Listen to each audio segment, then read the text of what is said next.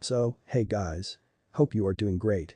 Welcome to Just a Shinobi 2.0. So, this is the story about what if Naruto was dragon and phoenix summoner. I am sure you will love this what if. And if you did, please hit the subscribe button for more awesome videos like this. Check out my other videos, share with your friends and enjoy them. Check out the description. Comment down your opinion. So, without wasting any time, let's see today's what if. Chapter 1.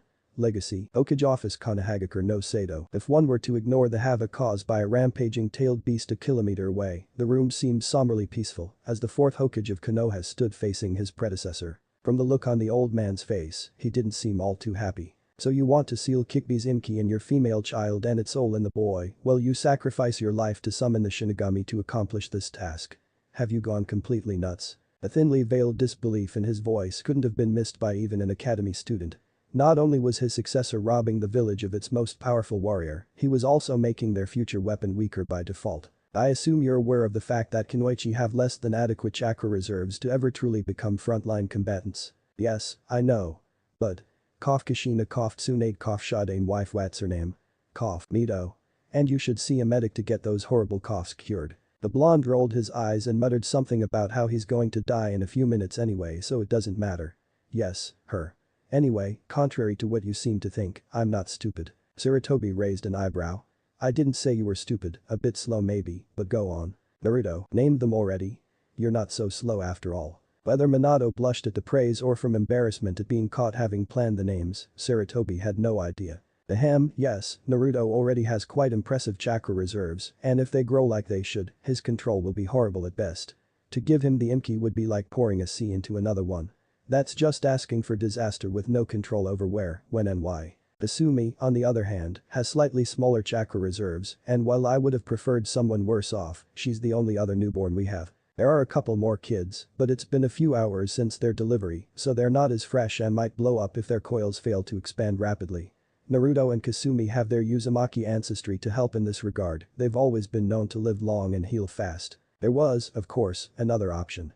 Minato could easily take the Kikbi with him into the Shinigami's stomach, but that would rob Konoha of a weapon potentially more powerful than Minato himself, something he found completely unacceptable, especially in his absence. So it wasn't even mentioned in the discussion. For people who would find this procedure wrong, the excuse of Kikbi being too powerful to be held for eternity in the Shinigami's stomach was always there. Of course, usually it would be doubtful to consider a newborn child as a better container than a deity, but their absolute trust in their leading figures would prevent them from looking too critically into the situation. The truth remained that the Shinigami would never swear loyalty to the village like a child. Can't we do something else? Sarutobi grumbled something under his breath that could have been like oh I don't know, maybe your wife can do the sealing instead. Dottie decided not to mention this however, as someone as brilliant as the Yondaime Hokage simply couldn't have not considered an obvious option like that. Minato shook his head in defeat, making the older man sag into his chair.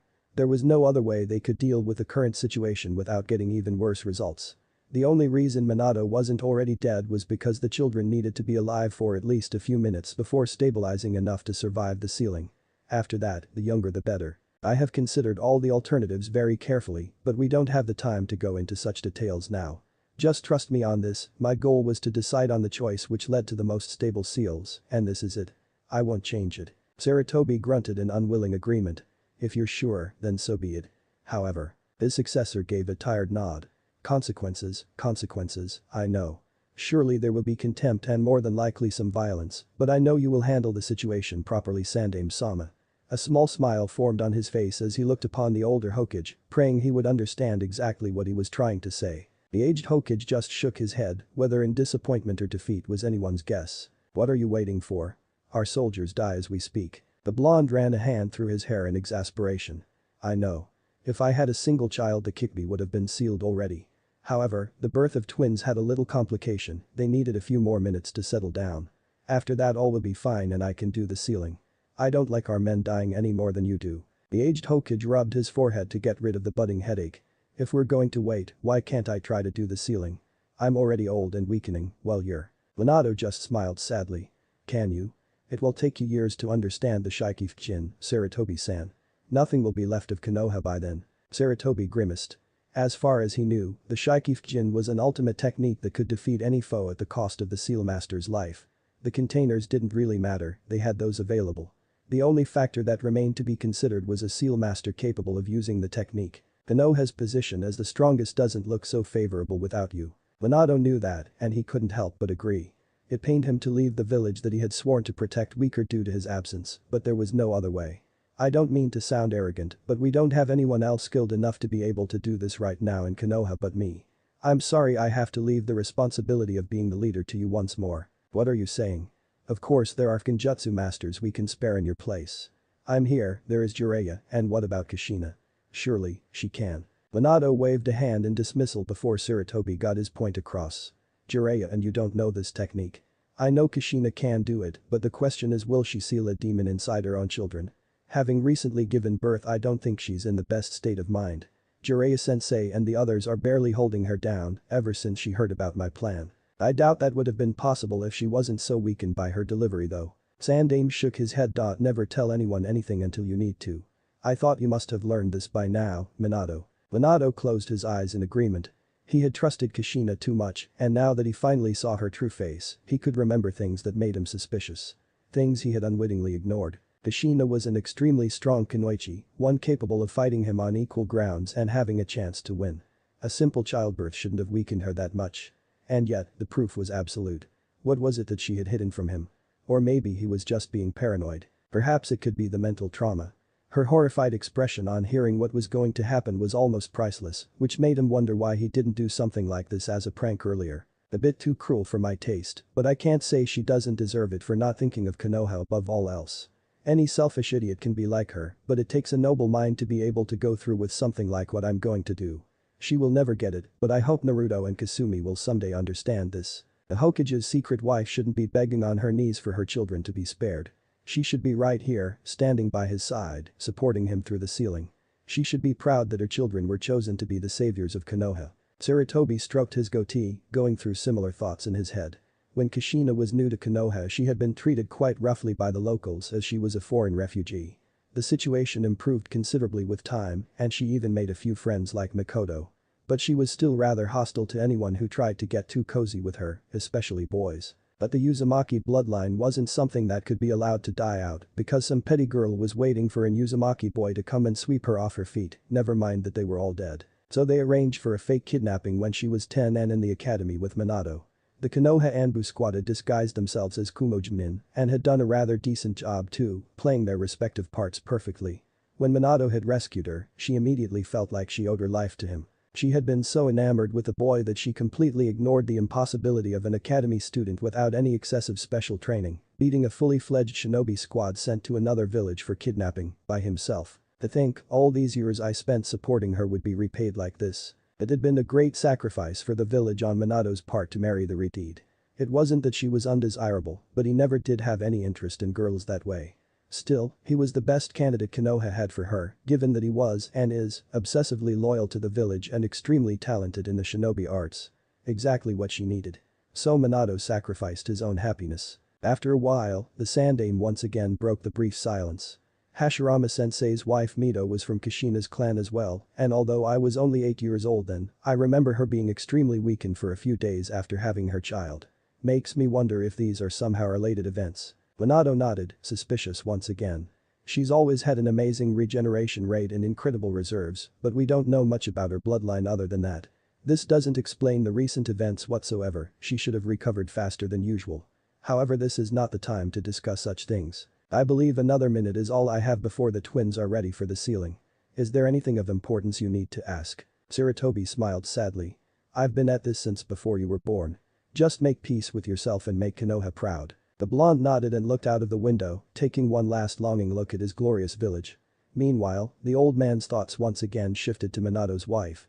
Kushina and her clan had always been extremely secretive. If it weren't for the fact that Minato had saved her from the kidnapping during their academy days, she would never have betted him later on. Though, ever since then, she considered him the best chance she had at finding love. Not to mention saving one's life forms a trust that cannot be easily broken. It's about time. Konoha shall mourn your loss. Minato smiled. While the village might be weakened with me gone, I have full confidence in my people. They will not fall, Konoha will never fall. I'm sure Kushina will train the twins to be strong. Just make sure they grow up knowing what's right, Sandaime-san, and they will serve as a good replacement for me. Namikaze grinned as he said that, being one of the very few people who had seen what Sarutobi Hiruzen was capable of. So many dreams he had didn't matter anymore. He had been looking forward to watching his children grow and become powerful servants of Konoha, to see his village rise further above all others than it already was. But once again the immediate needs of the village came first. If he had to give up Kushina's or their children's life for it, along with his dreams, he would, without hesitation. It doesn't matter if they agree to it or not, it doesn't matter if his heart tells him not to do it. The Sandame sighed in disappointment. It was a lose-lose situation. On one hand Konoha gets destroyed by the Kyuubi, and on the other hand his successor meets an untimely demise. Farewell Minato.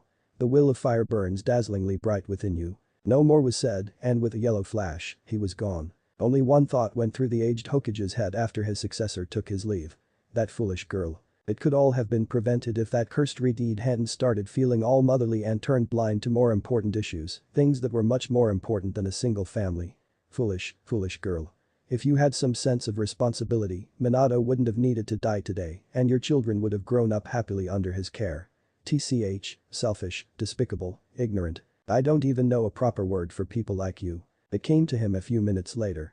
Traitor. And it was certainly applicable, given Kushina did betray the village by trying to hinder Minato from saving it. They were lucky she was too weak to carry out her will. Sandame closed his eyes. Someday you will learn that true strength comes not from the countless hours of training, but from the will of fire. That's why you couldn't stop Minato today, and will never be able to bring harm to Konoha for as long as the sun rises from the east. But by the time you realize this, it will be too late. I only hope your children don't follow in your footsteps, they have a lot on their plates. What was Kushina's problem anyway? All villages except Konoha had always done this, it was nothing new. The power of human sacrifice increased their war potential greatly, creation of Jinchuriki was simply too good a deal to pass up on when it could be taken. Not to mention it was an emergency and their only viable option. He winced at the deafening roar that came from near the village gates. He would have gone to help, but it would have made no difference. Not against the Kyuubi.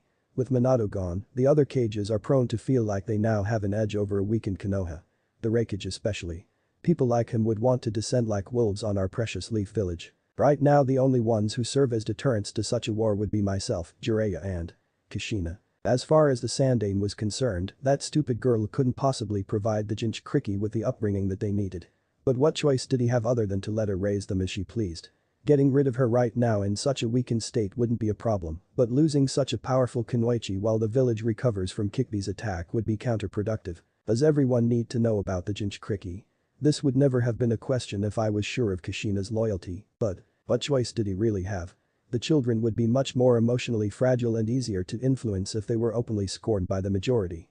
If he didn't do this then his words may fall on deaf rebellious ears, already full of Kushina's disgusting lies and treachery. This way, he could easily make them want to prove themselves to the villagers and ensure their loyalty to the Leaf. This was something that wouldn't have been necessary if Kushina's loyalty to Konoha wasn't in question, but after all she had done tonight, Sarutobi found it exceedingly difficult to trust her with anything.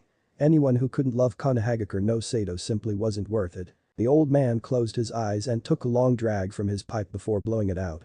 He idly chuckled at the stray thought of how his son had taken inspiration from his smoking habits and created quite a few innovative smoke and ash-based ninjutsu, though technically they were kaiten. I hope you do what is right, Kushina, for it's not just your own future that's going to be decided based on their upbringing. 5 years later the Hidden Leaf Village, pit-pat on they walked from one place to their lot. On the streets of Konoha, a little red-headed girl and a boy with spiky blonde hair could be seen walking towards the Uzumaki compound at a relaxed pace. Both of them appeared to be 5 years old at most. As they moved from place to place, people stopped doing what they were busy with to stare or glare. Both of them showed signs of becoming highly alluring given a few years. The girl had long flowing red hair that reached her mid-back and a cute face with glittering ocean blue eyes. Her skin was fair and she was wearing a sky blue dress that reached the middle of her thighs. The boy next to her was of the same age. He had spiky blonde hair, a slightly more angular face compared to his sister, but their eyes were identical. His skin was lightly tanned and the boy's expression seemed to indicate thoughtfulness. He wore strangely cut black shinobi pants and a dark blue shirt. The contrasting red spirals on the back of their dresses marked them as two of the few survivors of the once feared and almost forgotten Uzumaki clan from the land of whirling tides. While most people would find both of them very cute, the citizens of Konoha would rather not find them at all. But these people, while not the kindest souls around, refrained from causing the children physical harm. Maybe it was because they feared the mother of those kids, Whirlpool's Red Death, or maybe they were just too lazy to actually do anything. No one knew for sure. One would think the duo would shrink back or be disheartened by this treatment, but the reality was quite the opposite. The girl giggled. We do this to spite them, and they're so stupid. Stupids, can't figure it out. They in fact didn't actually need to go anywhere. Their daily routine to visit the academy gates wasn't because they longed to one day attend it, but because it was funny to watch the villagers frothing all over themselves.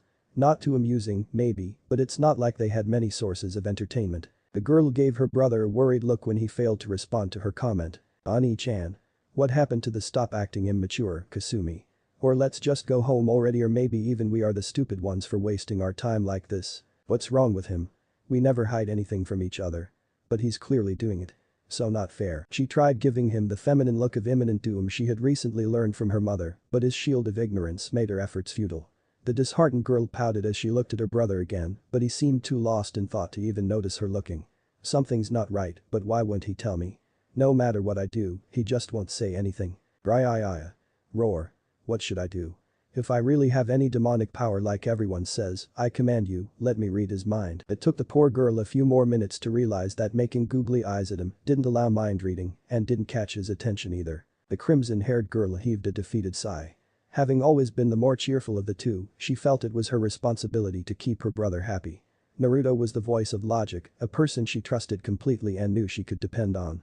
Whenever she couldn't understand why something worked like it did, he explained it, always. Their mother was mostly away on missions so that they could have as much money as possible saved for any future crisis. Not to mention she always bought their food, clothes and almost everything else from outside Konoha. From within the village the risk of poisoning was too high, not to mention everything was overpriced for them. Kushina could use her skills as a ninja to buy their supplies from within, but why feed people who hate your guts? That's the reason she gave them anyway. Her brother thought there must be some deeper and more conspiring reason. At first she had been upset when her mother stopped spending time with them after their third birthday, but Naruto had explained that while they were pretty rich by normal standards, Kushina had spent most of her collected wealth to nurture them to the best of her ability for 3 years. She then had to start taking up missions again, despite her reluctance to leave Naruto and Kasumi alone. Kasumi had pouted at the fact that her mother shared their financial status with only her brother, and not her. She must think I'm too stupid to get it. But stopped grumbling about it too often after a while. They knew that the village leader, the Sandame Hokage, would pick the welfare of the village over the three of them any time. Not the best kind of guy when the aforementioned village is the cause of most of their troubles in the first place. One would wonder how children so small could think so poorly of a seemingly kind old man, especially considering the fact that even their mother had considered him a well-wisher at first. To answer that one would have to know of a particular eye-opening event about 2 years ago, but that's for another time. Kasumi shook her head to clear it of stray thoughts. Her brother didn't like to see her crying. Ani-chan, are you sure you're okay? You've been awfully silent today. I'm fine, Kasumi. Thanks for asking, but you don't need to worry. I just have a lot on my mind. He gave her a reassuring smile as he said that, easing some of her worries. Her response came out habitually. Like what? She never had given much thought about what was and was not appropriate to ask others, at least in her brother's case. She just assumed that she could help with her brother's problem. The redhead tilted her head towards the blonde, expecting an answer to help the boy in his problem. Unfortunately for her, Naruto seemed to be firm in his decision to not tell her. It's not something I can tell you now. Maybe later. She was a good girl, but not quite mature enough to handle the kind of situation he was dealing with. Even if he did tell her, all it would result in was a worried sister and, if Kasumi told their mother about it, a pissed-off mother. A very pissed-off mother.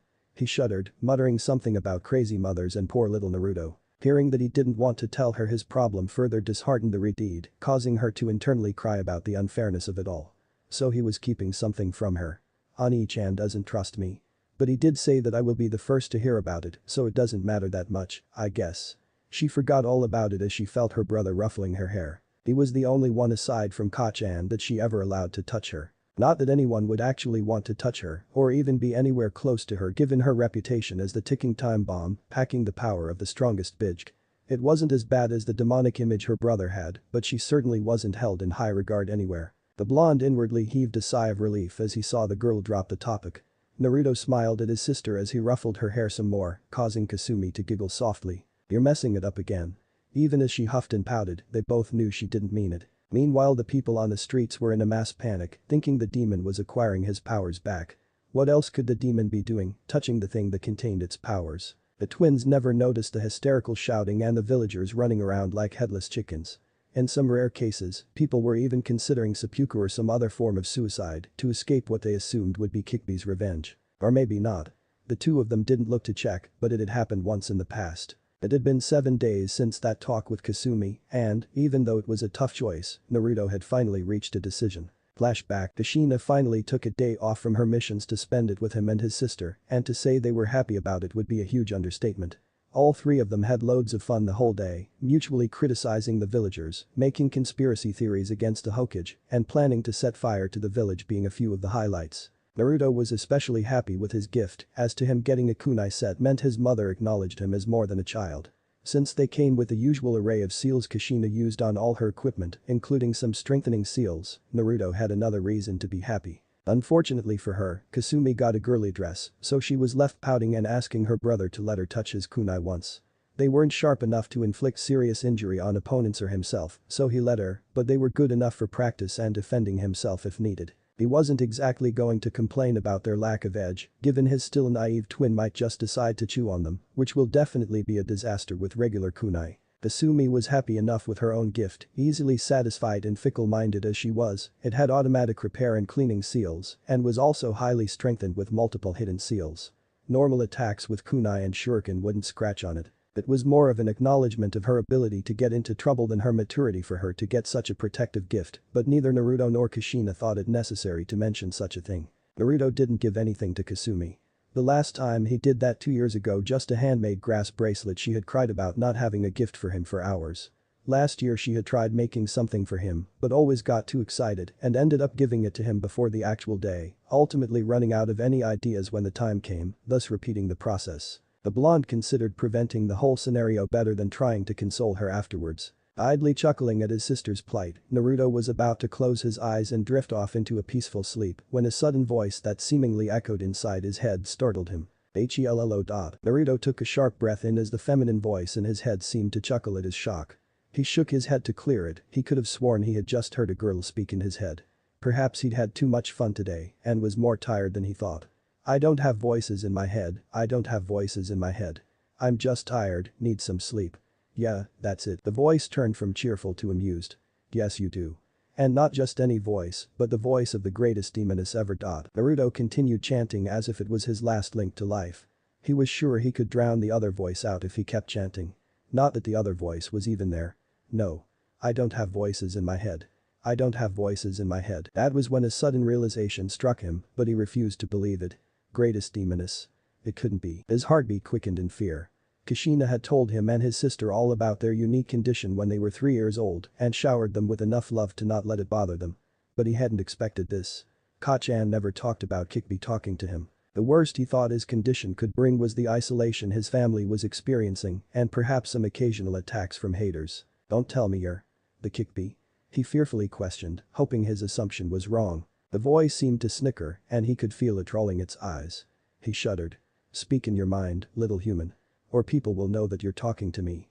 The voice sing-songy mirthfully. Naruto couldn't help but shudder at the thought of the Kikbi speaking like that. It was unfathomable. The voice scoffed. How many other souls do you have sealed in you? Of course it's me, you pathetic human. Needless to say, Naruto did not like being called pathetic, whether it was by the almighty holy villagers of the greatest undefeatable village of sunshine and rainbows no Sato, or by a monstrously large and supremely powerful demonic entity of doom. Fine. What do you want? Naruto surprised himself by his rather harsh demand, but didn't ponder much on it. Kachan had told him that the Kikbi was powerless inside him, so he knew he was safe. He found it strange that Kikbi's voice was so girly, but it wasn't entirely unexpected. After all, no one said that Kikbi was a male. He felt her smirk, once again shuddering at the weird sensation. How was it that he could feel her facial expressions? Straight to the point, eh? Well. I want you to know that since you need to be strong in order to defend yourself and those 2 females you seem to cherish, how about I give you some help? Naruto could practically feel how much the demoness wanted him to accept her offer, so of course he was a bit suspicious. If he made the wrong decision, who knows what might happen? Even meteors raining out of the sky wasn't out of the equation. Whatever made you think I want your help? And, more importantly, why would you want to help me? He couldn't deny that he wanted to get stronger to protect his mother and twin and defend himself as well. But he won't accept an offer of power that will later come back to bite him in the rear, and this one seemed like just that. Even Kasumi wouldn't fall for something like this, and she was the most naive person he knew, given he knew a total of 3 including himself, that wasn't saying much. Meanwhile the demoness was inwardly cursing herself. She could already feel a massive headache coming from all kinds of explanations she will need to give.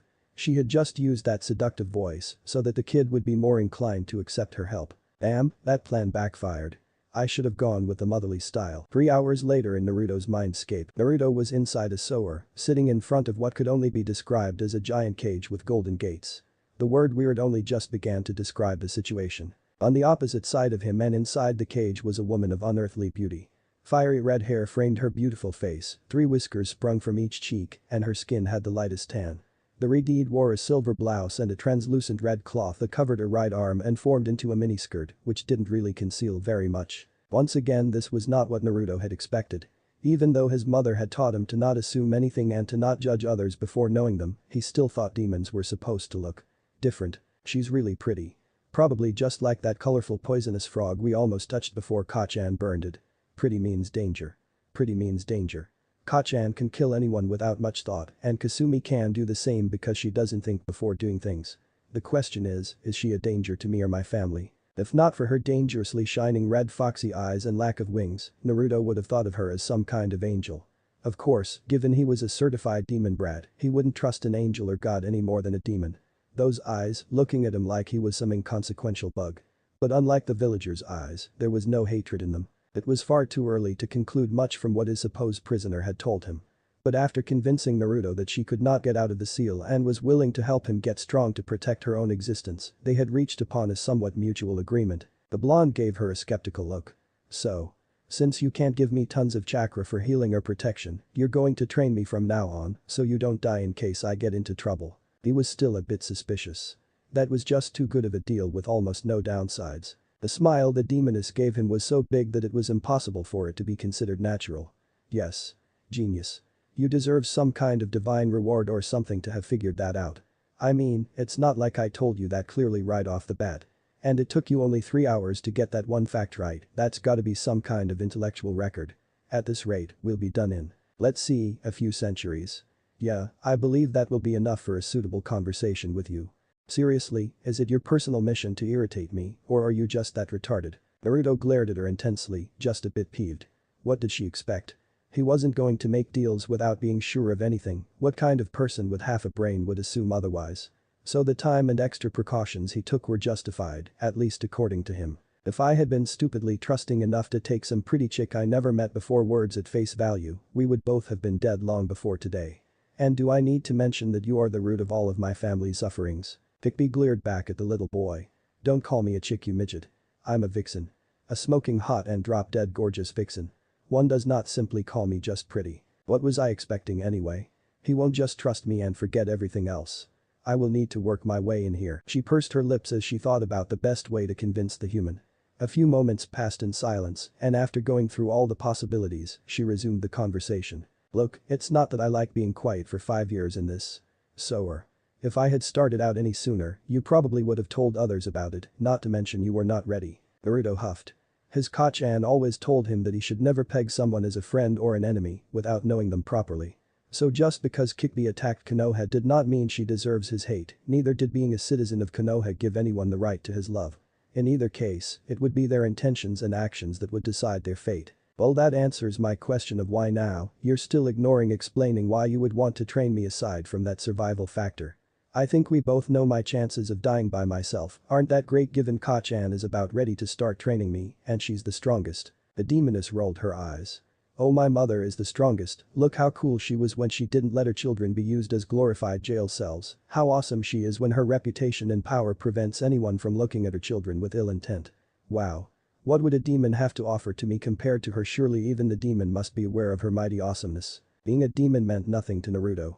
To him, demon was a fancy word villagers like to give to anything they hate.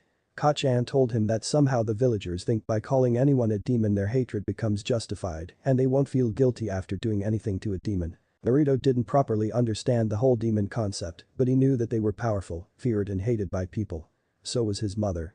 She was powerful and feared as an outstanding ninja and hated for housing the demons. So Kikbi was way off mark if she considered Naruto to be influenced by that word. Whatever. Mock me, mock my mother. I don't care what you think. I do not trust you yet since you seem not to want to give me a real reason, but fine, I'll accept your training. That of course made Kikbi furious. How dare a puny little human take her offer as though he deserved it and not even thank her.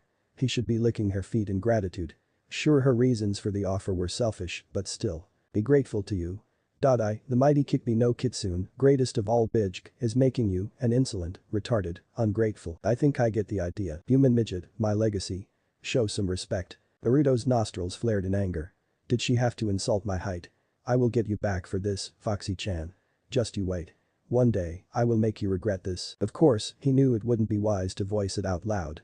You don't really look that impressive, and let's not forget you're pretty much powerless and defeated right now, and have been that way for years. Kikbi huffed indignantly. Ooh. Naruto rolled his eyes at the demon queen.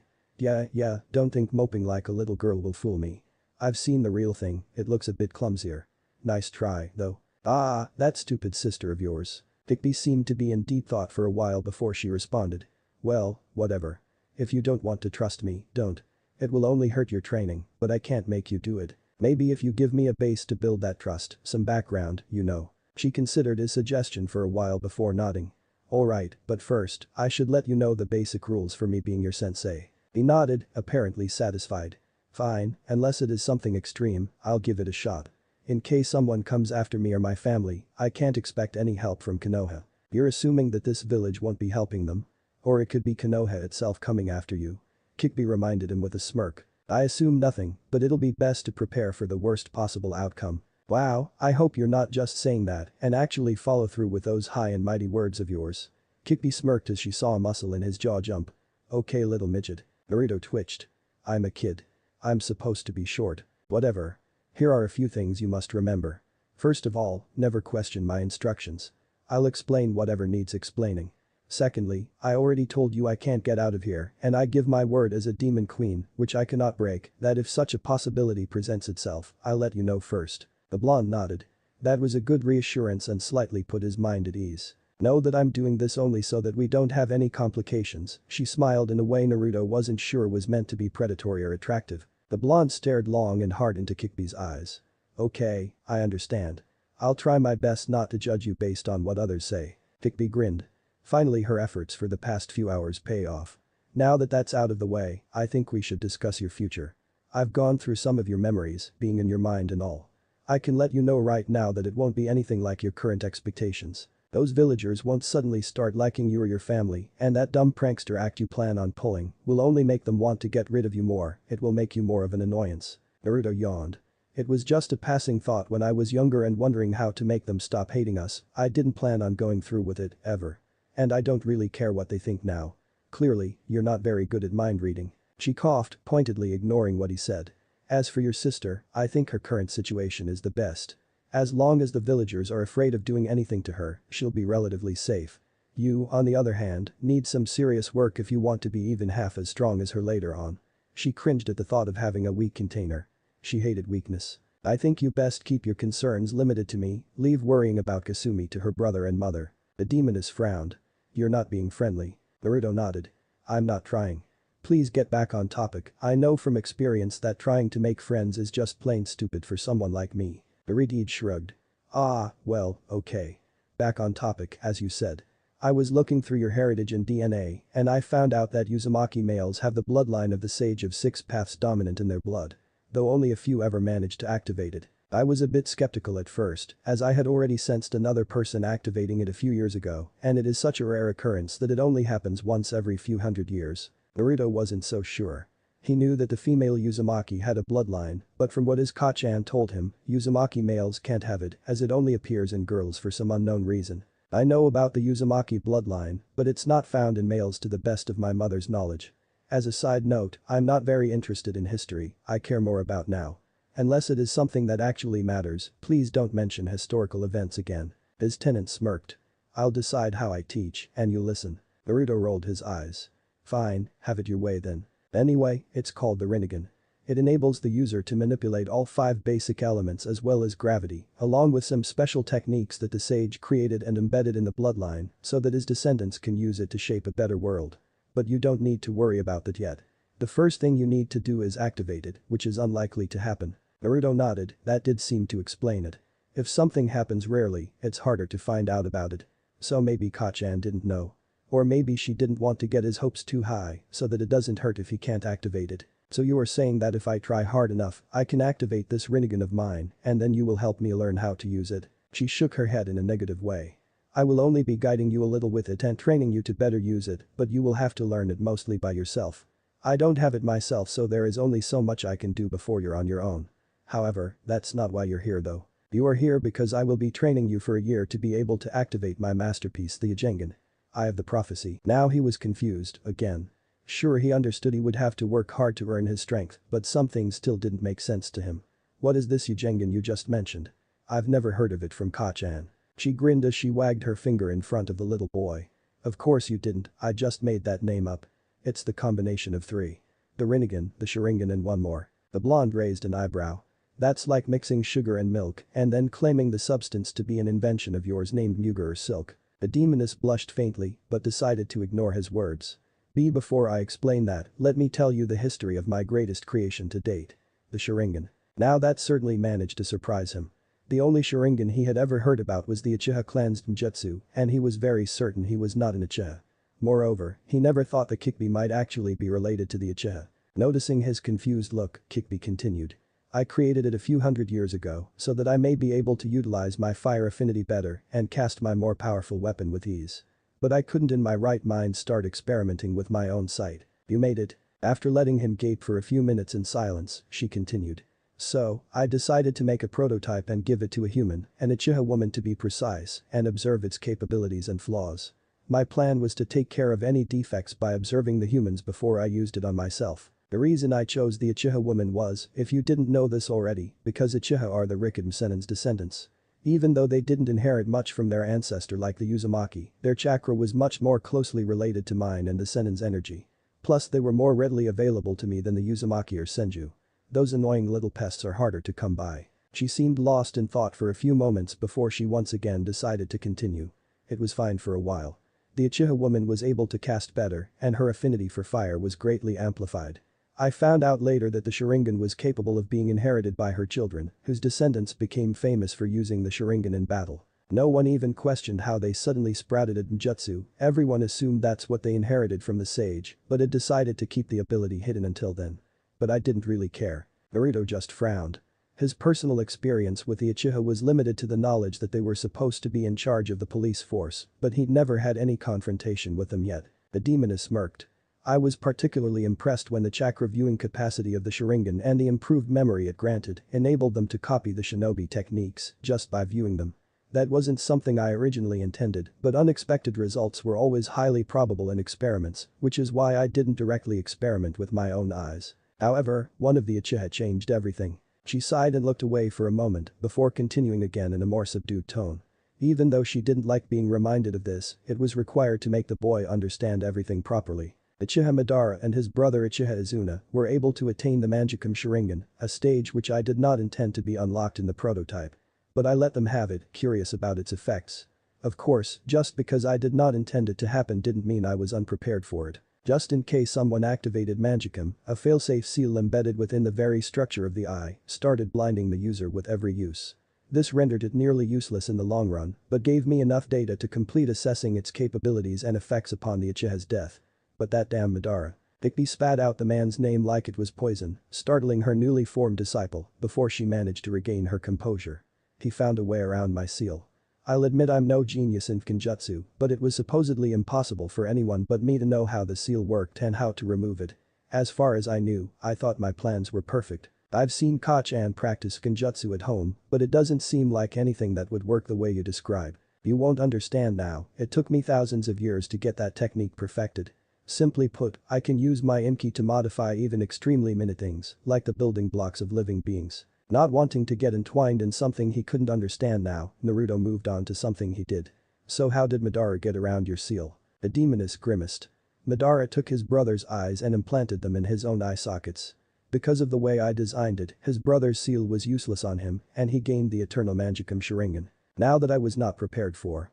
I mean, not only did both the siblings Madara and Izuna attain Mangekyou, but Madara found a way around the blinding seal which prevented his eyes from getting weaker with time. The eternal Manjukum Sharingan strengthened his eyes to a level where he was able to obtain some of my powers, including eternal youth. I could not just let someone use my powers like that, so I decided to end my observation and eliminate the failed experiment. Even though Naruto was extremely smart for his age, he still didn't understand some of the things the vixen was telling him, but he got the basic idea. Madara was already on Naruto's worst scum list, right above Minato Namikaze himself. These were the guys who would kill their brothers, sisters, sons, and lovers for their goals. Madara's goal was to obtain more power, and Minato's goal was the protection and strengthening of the village. Having his own father at least by blood condemn him to such a life was much worse than having some random person do it. The sigh escaped his lips. So is that why you attacked Konoha? Bigby frowned, which Naruto thought was because she was yet again reminded of the supposedly bad incident. He sympathized with her. No, I had no idea where he was. I can only get in Uchiha's memories after their death until I was sealed here, and no one I got the memories from at that time had any idea of Madara's whereabouts. I had no choice but to wait for Madara to show himself. It was on the day of your birth that he killed an Uchiha while sneaking in and out of Konoha. When I found him running away a few miles away from this village, I told him his history and proceeded to take what was rightfully mine. It's not like he could have struggled much against me. I let my guard down though when he didn't protest at all and willingly let me remove his left eye, and then he cast a powerful blow on me to save his right Sharingan. I was able to break out of it, of course, but that momentary lapse was all he needed to escape. I got a sample of the bloodline back, but I did not like being tricked by a pathetic human. I was pissed off. So to relieve some frustration, I went on a rampage. I eventually ended up in the nearby village of Konoha. Again, I was not expecting a mere human to be able to summon a being stronger than me, and it just had to be the Shinigami. He already hates me. She pouted. And then I ended up here. In your dirty little mind. It took him a moment to absorb everything she said, and then he finally caught up to her last words. I don't have a dirty mind. It's a sower. The blonde grumbled but decided not to retort. It wouldn't hurt to be at least on semi-friendly terms with a voice in his head. He had no fetish for headaches. So you attacked Konoha because you were pissed off. That was why thousands of humans died by your hands. I mean paws. Or tails. Something. She shrugged. Pretty much, yes. She didn't understand what was so wrong with killing all those idiots, not like they wouldn't have died in a while anyway. Humans were like that.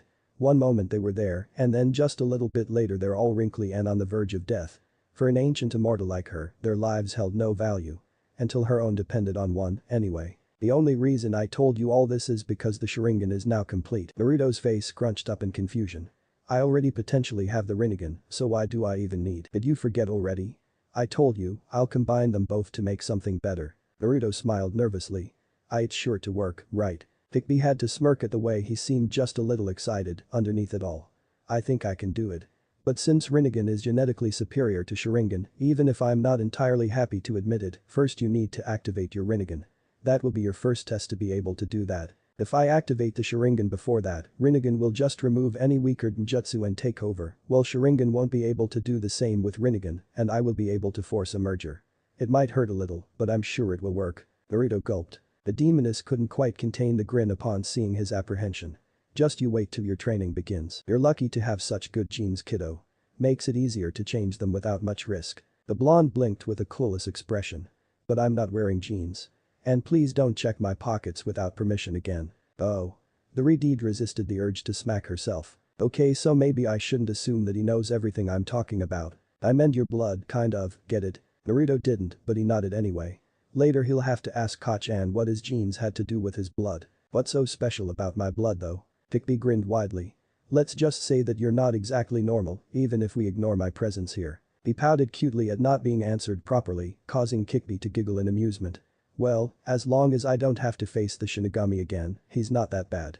She shuddered. So, what do you think I should aim for? The demoness gave him a nonchalant shrug. Meh, be as strong as possible so you don't die. No, I mean, aside from that. I don't want to fight for them, they hate me. Kikby's melodic laughter filled his mindscape. Naruto thought that it resembled his mother and sister's beautiful. When you're strong, people will want you to be on their side, and if you're not with them, then they'll want you dead. Konoha is no different. You will fight for no one but yourself if I have anything to say about it. I see. I suppose you're right in a way. I'll fight for. Now wait just a second. What? Don't run before you can crawl. I'll fight for this. I won't let anything happen to them. Blah blah, I don't want to hear it. As you are right now, you're useless and pathetic. You're fighting no one and are worth nothing. First, you train and grow strong, then you can think about what you want to do with that strength. Got it? The blonde grumbled. Yes. I get it. Looking at the supposedly demonic entity, he couldn't help but shiver. The resemblance she held to his mother was frightening. Flaming crimson hair, melodic voice and beauty that made any other girl look like a dirty piglet in comparison.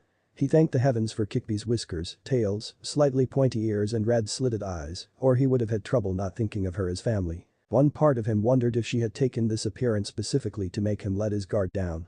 But he put that aside for now. This is a lot to take in, do you mind if I think about it alone for a few days? Sure, I'll be waiting. Kikbi leaned back as she relaxed a bit once he disappeared from the mindscape. To be honest, the possibility of being dragged into Shinigami's stomach when her vessel died terrified her. She wasn't about to let Naruto die ever. Or at least until she found a way out. And flashback, it wasn't much of a debate, really.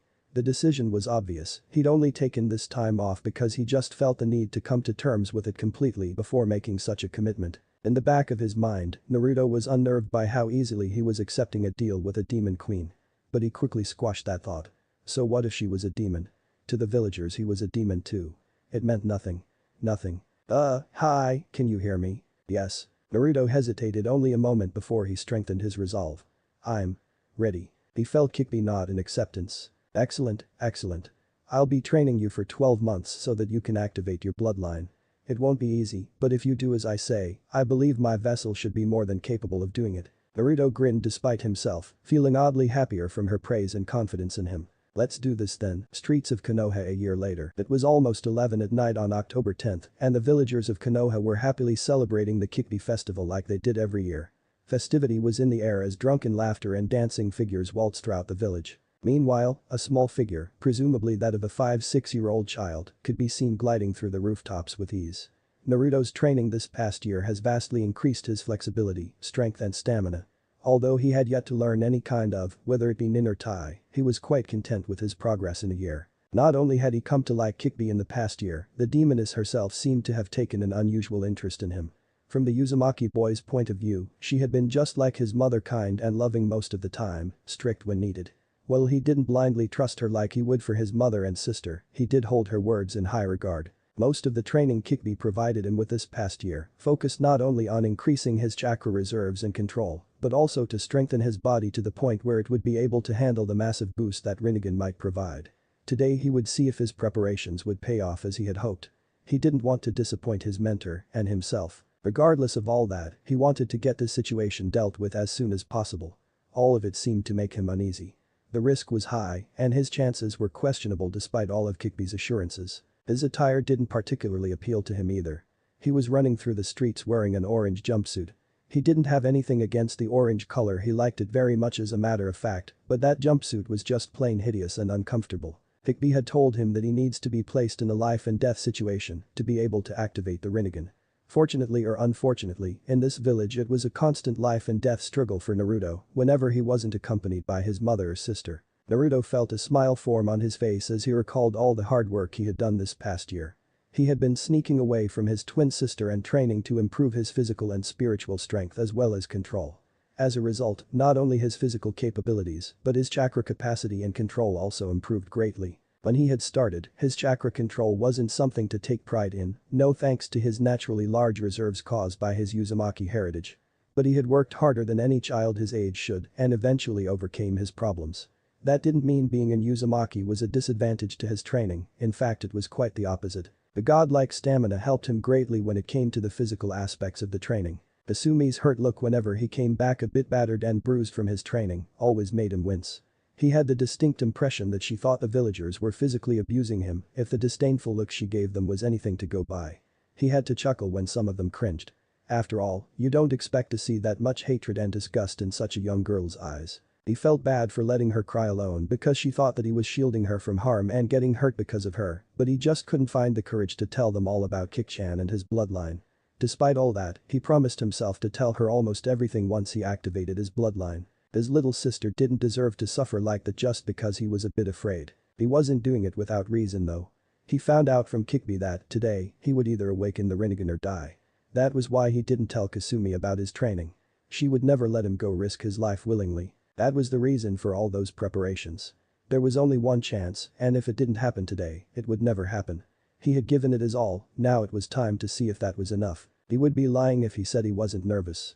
In fact, he was so close to pissing his pants right now that Kikbi was considering delaying the test for another year. Naruto. Get a hold of yourself. You're ready, trust me. I wouldn't let you do this if you weren't. You know I don't like the idea of dying either. That calmed him down a bit. After all, she did have multiple millennia worth of experience and she didn't want him to die. Or rather, she didn't want to die. But then again, one person popped all those ideas like a water balloon is popped by a needle. Madara did fuck up her plans plenty of times. That name made her blood boil. Not that she had any, it was all Imki in her soul, but that was beside the point. He was planning on naming his kid Madara if he had one. That will teach her for all that torture she calls training. The blonde shivered as a chill ran down his spine. Why do I feel like I just signed my own doom? 30 minutes later, Naruto was pissed. No, scratch that, he was furious. When he had left the compound, he expected a giant mob ready and waiting for him to help activate his bloodline.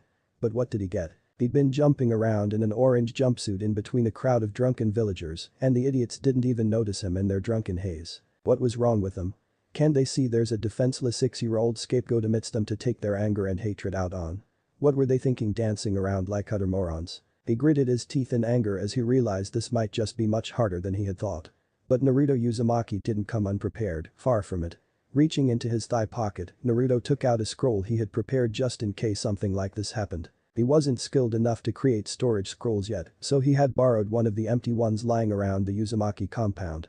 A small application of chakra and out came a number of banners and costumes. Grinning, Naruto put the Styrofoam devil horns on his head, which he had handcrafted himself. He then wrapped a belt around his waist that conveniently had 9 orange tails attached, glittered for extra measure. To top it all off, he held up a huge banner supported by 2 long sticks. The slogan "The demon brat's here, let's finish what the Yondaime Baka started." Along with a picture of a childishly drawn 9-tailed fox wiggling her ass displayed proudly in bright red color. One by one, people noticed it and gaped.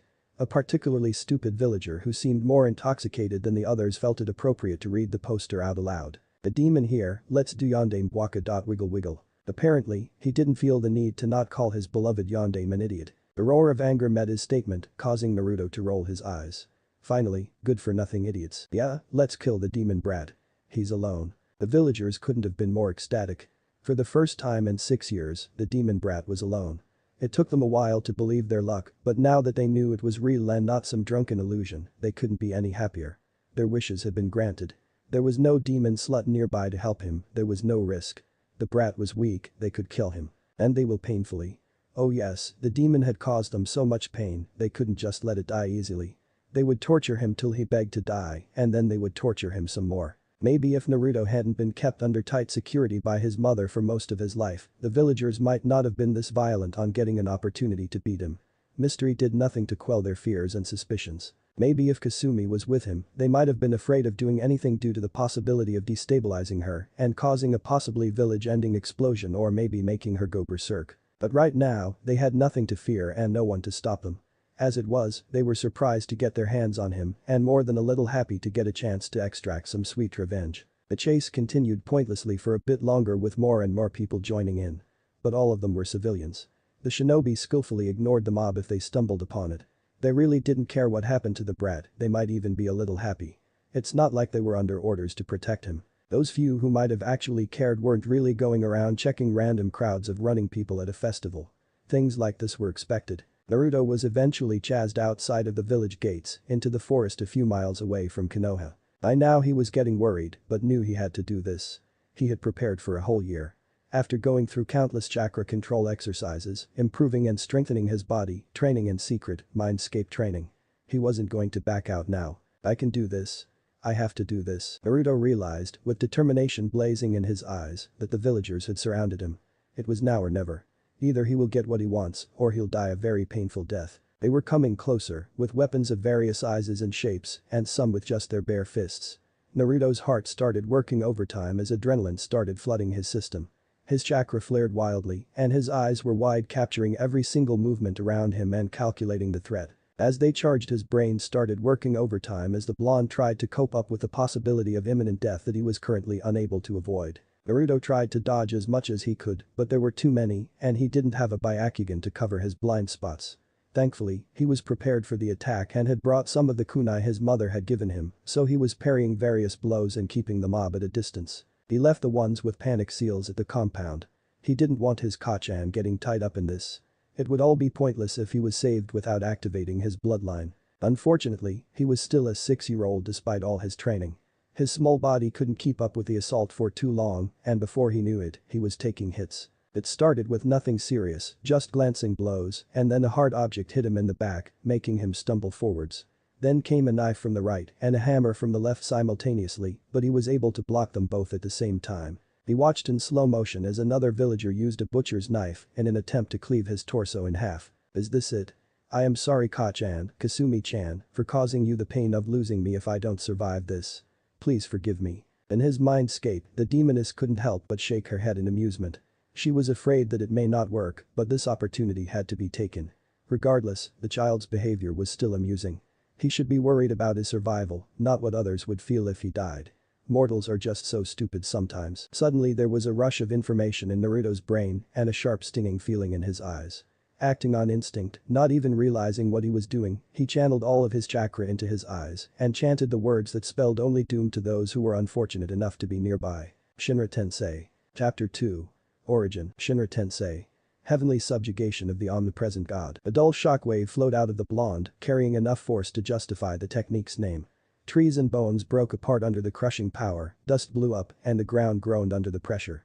Backbones snapped like twigs and organs burst like balloons. It all happened so fast that none of the villagers had a chance to even comprehend their imminent doom. Not even Kikbi had been expecting the destructive power that had suddenly burst forth from the small blonde child and had torn everything around him asunder. The villager who had been holding the butcher's knife and had tried to cleave Naruto in half was blown back by a power so great that, for a moment, he felt as if a deity was crushing him like a bug in his fist. Life bled out of his eyes as he suffered more pain than he had ever thought possible, even more than what he'd been hoping to inflict on his victim. The feeling of having one's organs getting crushed from within, combined with a massive shockwave that rippled throughout his body, proved to be too much for his brain to handle. Everyone within 20 meters of the boy suffered similar fates, whereas others who were further away from the area didn't get hit hard enough to liquefy their internal organs, thus surviving the initial blow. Unfortunately, just because they survived the initial blow didn't mean that they would survive the one that followed. The survivors, along with various stones, both sharp and blunt, were harshly flung away by the force of gravity itself. None could hope to survive when the planetary force itself is against them. The people in the mob felt their bones being crushed, backs being snapped, internal organs hemorrhaged and pierced by their own weapons until their body and mind could take no further. Their deaths were far more horrific and painful than those who had died before them. Agonized screams filled the air as they struggled to move, breathe, speak or just stay alive. Slowly, their painful whimpering and moans came to a stop as they succumbed to eternal darkness. Even as the last one of them died, he managed to gasp his dying words out in hopes of causing the blonde boy some emotional pain. "Why you monster? You really are a demon." The dying man conveniently ignored the fact that he was about to brutally torture a small child and died thinking of himself as one of the purest beings to grace the planet. Unfortunately for the now dead man, Naruto wasn't paying any attention to anyone around him, dead or dying. He had more important matters to attend to. That was too close a brush with death than what was expected. He had only been that close to dying once before and had absolutely no intention to face it again. The blonde still had the vivid memory of the park incident 3 years ago. If it wasn't for his Kachan, he would have been dead, and who knows what would have happened to his sister. Naruto shook his head in an effort to vanquish the unnecessary thoughts from his mind. The 6-year-old let his eyes skim around and did a quick body count to see if he had missed any culprits whom he would have to deal with personally, but before the boy could finish that thought he was interrupted by Kikbi's soft voice in his head. Even though she was surprised by his technique previously, she had seen too much and been around too long to lose track of her objectives because of such surprises. She had already finished her preparations for the Sharingan implant and didn't want to take any chances by waiting any longer than necessary. "Just give me a moment, Naruto. I need to implant the Sharingan in your eyes to make it fully compatible with your Rinnegan while it's still forming." That was the last thing the blonde heard before his world went black. 7 hours later, Kasumi felt as if her legs were on fire as she dashed past the trees that seemed to envelope her surroundings at speeds her small body shouldn't be able to carry her at. As she ran through the forests, her eyes darted in all directions worriedly searching for her brother. Today was their birthday, and like every single day the past year, he'd gone missing once again. It had become so usual that normally she would just worry herself at home and not go looking for him. But in her heart she knew that her brother was in danger, and that scared her to no end. She just knew what she was feeling was true, and if her Ani-chan was in danger, she had to get there as fast as she could. Ah-chan is going to return from her mission soon. Please be okay, please. Breathing heavily, she sprinted once again in the direction where she could feel her brother was at. Whether it was because they were twins or because they contained parts of the same entity, she didn't know, didn't care. Even as her 6-year-old body screamed in pain of overuse, she continued to run in his direction. The only thing she could think of was to get to her brother as soon as possible. Tears trickled down her face as she stopped dead in a clearing. The scene she had stumbled across could only be described as a massacre, with hundreds of mangled corpses lying in a giant crater. The corpses that were closer to the center seemed as if an Akamichi had sat upon them, squished, their internal organs exposed in a disarray. The little girl was almost about to pass out from the display of blood and gore. But she held herself together in hopes of finding her brother and saving him. Her breathing grew ragged as her eyes fell upon her brother's body in the dead center of the crater, but she somehow managed to stay conscious, hoping against hope. Kasumi knew that the possibility of her brother surviving what none of the others had without taking any damage was next to impossible. Not with this level of disaster. So at the very least he must be injured, all the more reason for her to hurry. In the daze, she made her way through the corpses towards the only one that mattered to her. As she got close she let out a relieved breath. His clothes were torn and a layer of blood coated his skin and tatters of clothes. It was clear to her that he was attacked and cut up quite badly. But he was breathing. Whoever made you suffer, Ani-chan, I will. Never forgive. Never forgive. She shook his shoulder in an effort to wake him up, but he didn't respond. After 10 minutes of constantly trying to wake him up, Kasumi was still on top of her brother, shaking him repeatedly. She wasn't strong enough to carry him all the way back to the compound and was afraid that if she made a mistake his injuries might end up even worse. Finally her efforts yielded results, in the form of a small groan from Naruto. Ani-chan, wake up. His sister's voice somehow managed to reach him even with the huge headache he was experiencing. Naruto lay there on his back, with Kasumi sitting on top of him, shaking his upper body in an effort to wake him up. She was worried and furious at the same time, worried for her brother's well-being and furious at herself for not being there for him. It had been an entire year since he had just randomly started to disappear from around her and returned with bruises and other small injuries. It wasn't anything life-threatening, but it was enough to concern her every time she saw him like that. She didn't know what was happening to him. Kachan never noticed as she wasn't around most of the time, and for some reason Naruto seemed to heal much faster than what should be possible. By the time Kashin arrived, Naruto was already back to perfect health. Kasumi often sobbed. Naruto's current condition was more than enough proof for Kasumi to know she was right. He was constantly being abused by the villagers while she herself never once got touched. He was enduring it all alone, while his selfish sister enjoyed a life of comfort. She was safe at the cost of her brother's safety. What kind of sister am I? I should have been there for him. She only blamed herself for not being strong enough to share his pain or to make it go away.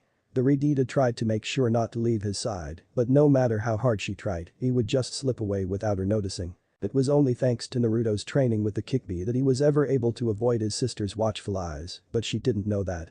To her, it seemed as though she was careless and ignorant for leaving her brother alone like that, and by the time she found him again, he looked like he had been through a paper shredder multiple times. The fact that he refused to tell her what happened only solidified the girl's belief that he was being. Ugh.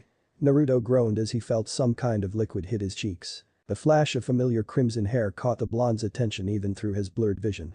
What the hell was his sister doing here? Wasn't she supposed to be in the compound doing? Wait, she didn't really do anything much without him, and this was their birthday. Shit, is she crying? What in the world happened to Kik-chan? Naruto questioned mentally, still feeling somewhat disoriented. Sorry Naruto. You passed out due to the pain of fusing the Rinnegan and Sharingan together, as well as having chakra exhaustion from your technique. It's been 7 hours. I think your sister got worried and decided to search for you. She must have been looking for you, how she found you though is beyond me.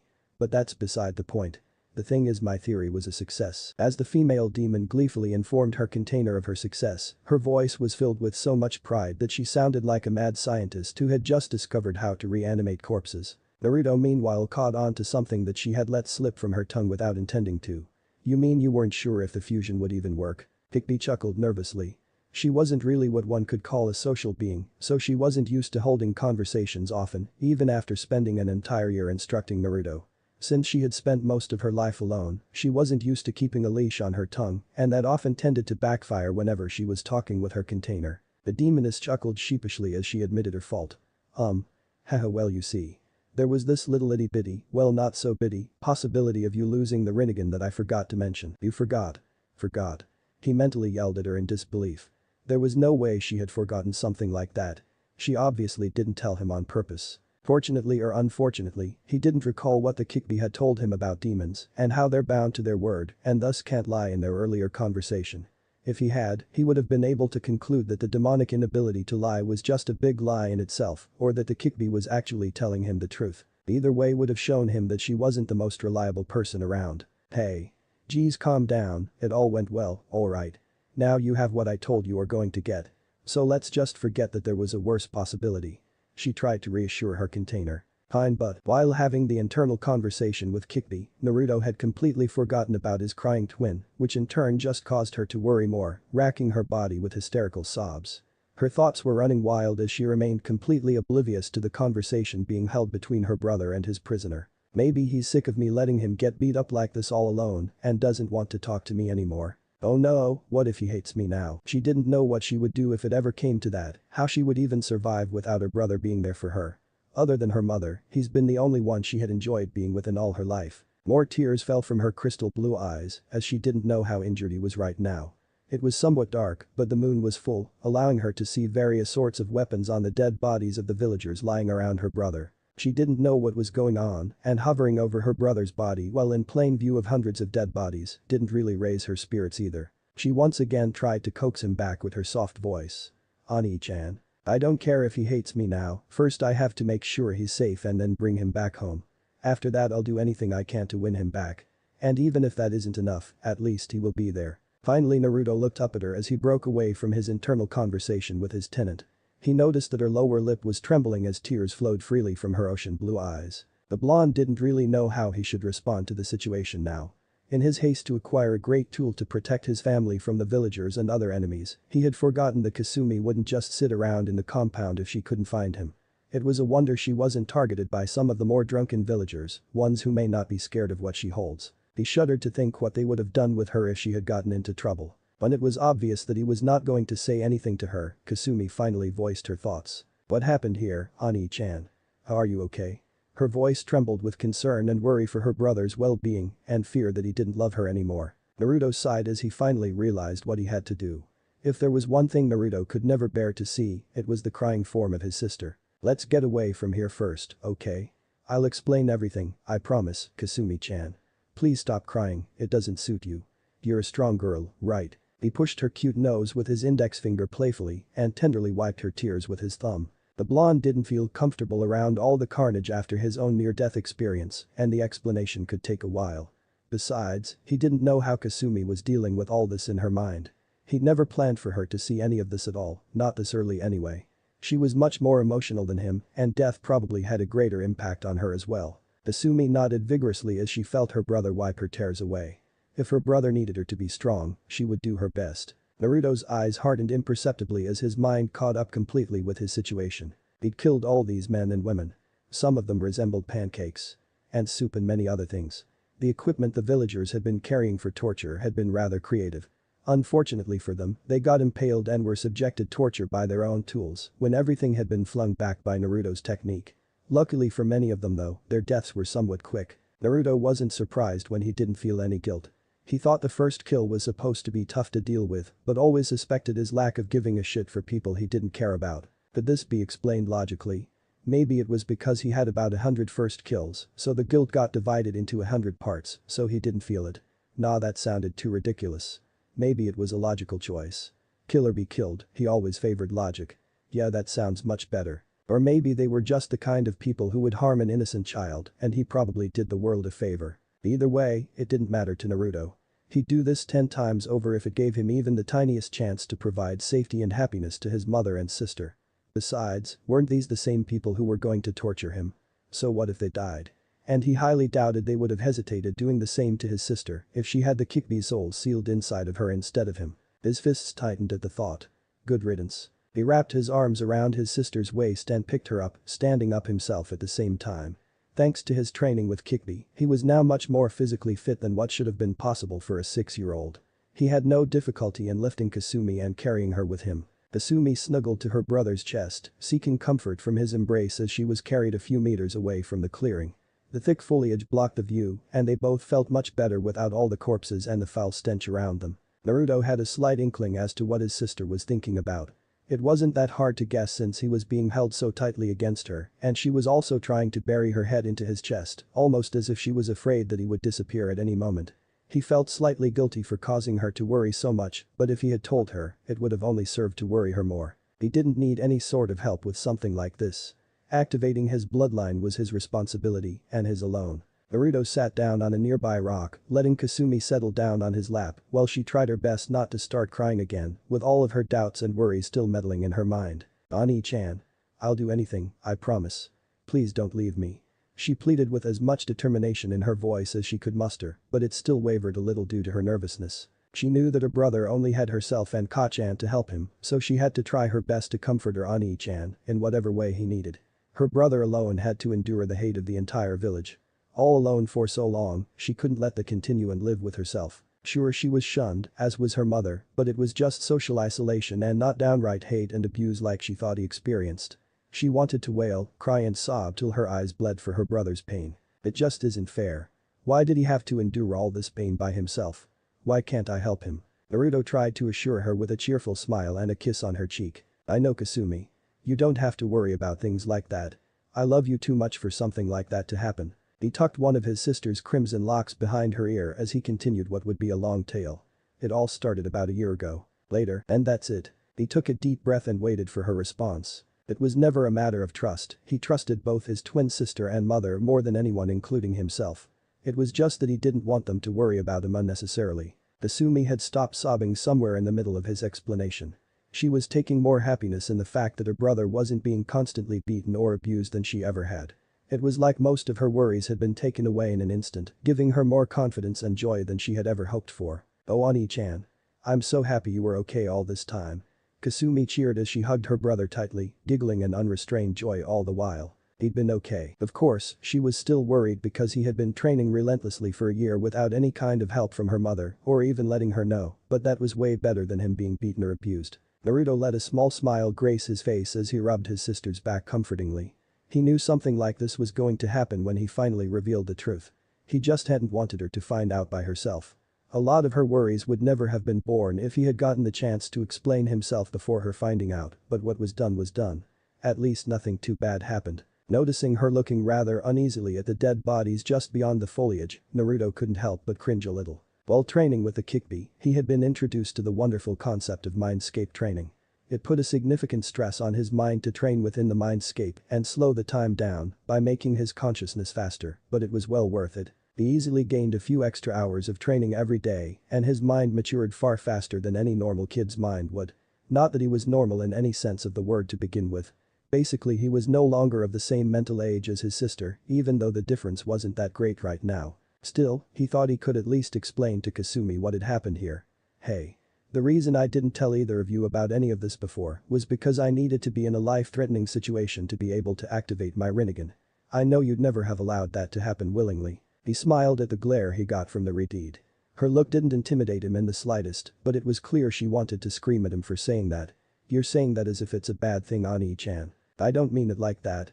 You know what I mean anyway, and I hope you understand. Her gaze softened as she nodded. So, I went out for a little walk in the park. Those dead bodies you saw earlier were of the civilians who thought that I was defenseless and tried to kill me, and since you weren't there they were not scared either. And no, it's not your fault.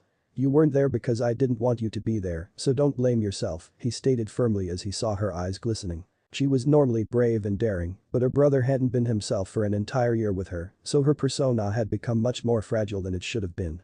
Now that she knew what had really happened, she should go back to being her old self, but it might still take a while. They chased me out here so that, first of all, no one would come to my rescue, and, secondly, maybe if I had somehow managed to stay alive, I would have died due to the lack of medical attention. Kasumi shrank back at that, the very thought of her brother dying scared her. Just when I was about to get skewered by kitchen utensils and whatnot, my Rinnegan activated, and somehow I knew how to use this move called the Shinra Tensei Almighty Push, which basically throws everything around me away with great force. Since I'd never used it before, I poured almost all my chakra into it, which caused me to pass out from fatigue.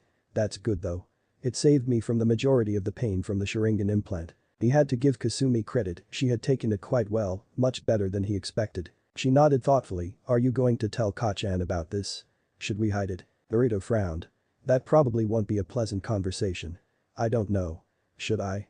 I mean I trust her and all but I am not sure how she will take to me talking with a Kikbi, let alone her being my sensei. Asumi looked uncomfortable for a while before she gathered enough courage to voice her thoughts to her brother.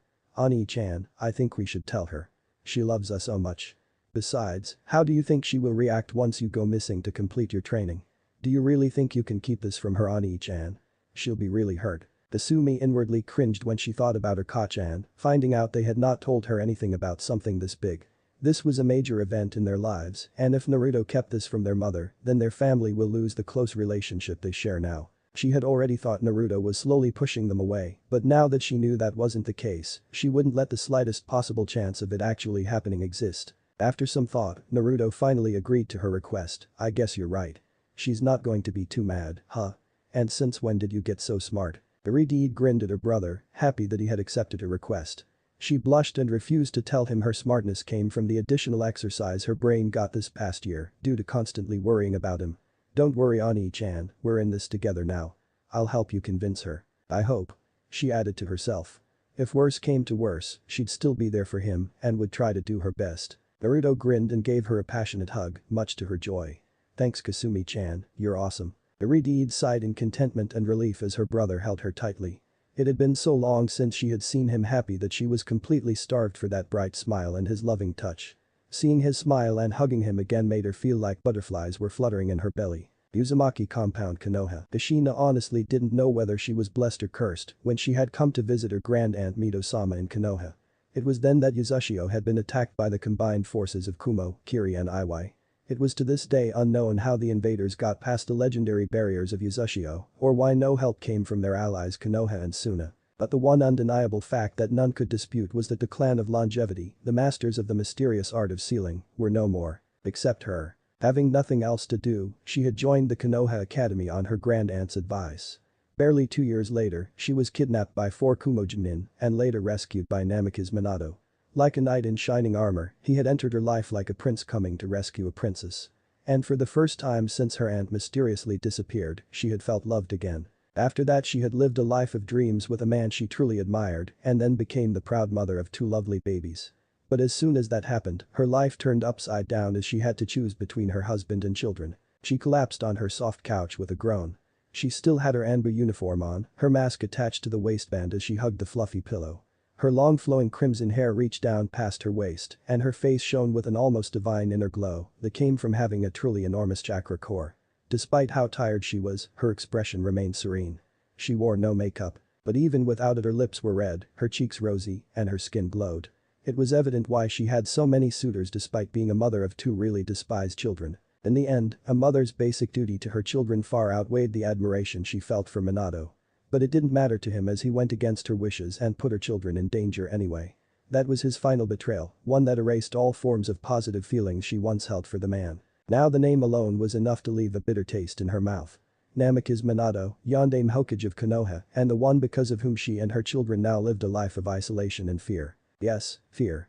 The normally fearless Kunoichi Uzumaki Kushina was afraid. Not for herself, but for her children. Every time she wasn't there with them, there was a constant nagging worry in her mind whether or not they would be safe when she got back. The only thing that protected them in this village was a genjutsu she had put around their compound, but aside from that, they were defenseless. She knew the workings behind the Shikifujin, it was in Uzumaki genjutsu technique after all. She knew Minato could have avoided sealing the Kikbi into anyone altogether. The demon would have been locked away within the Shinigami if Minato wanted. But no, he wanted his beloved village to have a weapon and a scapegoat. Konoha needs something truly powerful after me. After all this. He had said. And she wasn't strong enough to stop him. Her fists clenched in anger and self-loathing, but then a single thought calmed her down. A sad smile graced her face as she thought about her 2 little twins. She may not have been able to protect them at that time, but she could love them as much as they needed right now until the day she died. And she vowed that she would. The only reason she convinced herself to stay alive and fit was for her 2 little bundles of joy. They were truly a blessing in her otherwise extremely depressing life.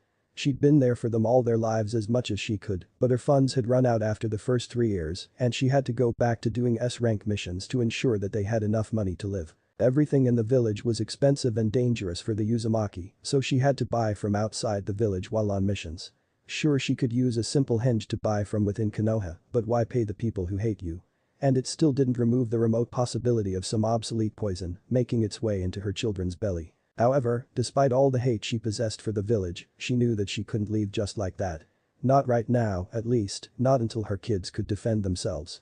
After that she had no intention of staying in Konoha any longer. She was confident in her skills and knew that she could probably beat the Sandaime Hokage in a one-on-one battle. But that wasn't the problem at all. The problem was one of her kids, or maybe both of them, getting injured. Even fatally during one of the Hunter Nin parties if she decides to take the path of missing Nin. She would never forgive herself if that happened. No, she couldn't leave the village right now and endanger her children. That would have to wait till they grew strong enough to defend themselves. Then maybe they could finally be free. She pushed those thoughts aside from her mind. Konoha always brought up rather unpleasant memories. Even after constant attempts of abuse, most of which failed thanks to her presence.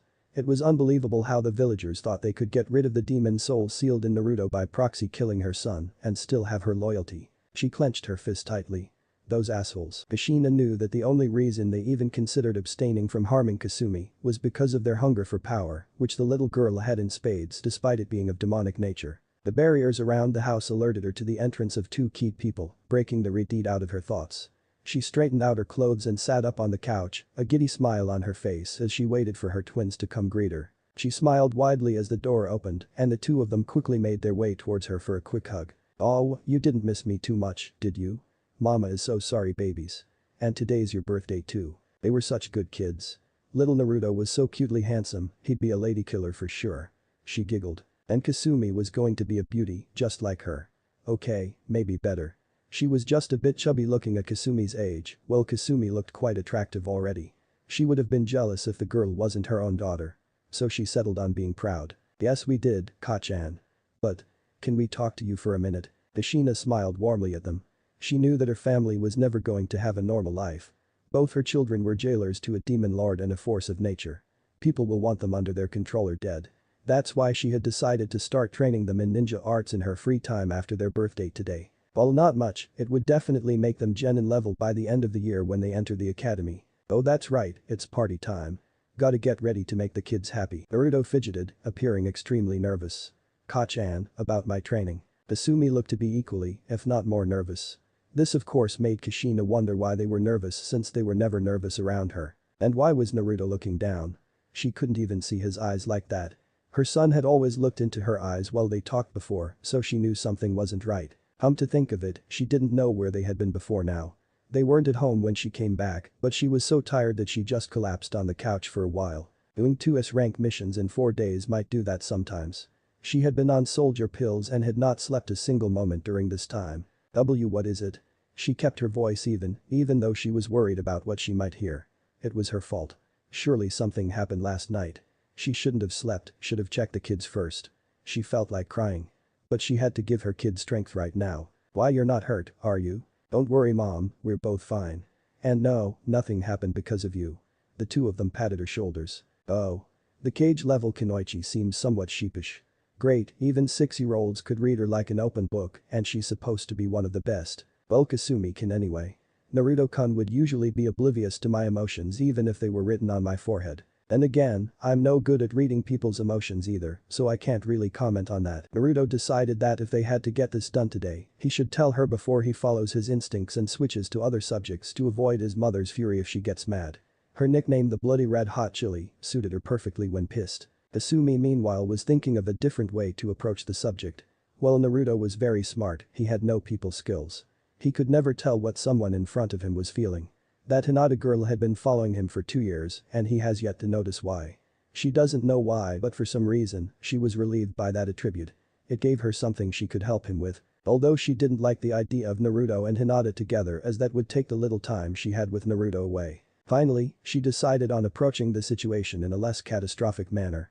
It wouldn't do to say, "Hey mom, Ani-chan has been talking to Kikbi and he's going to leave us to train." Ha-chan's reaction might be funny though.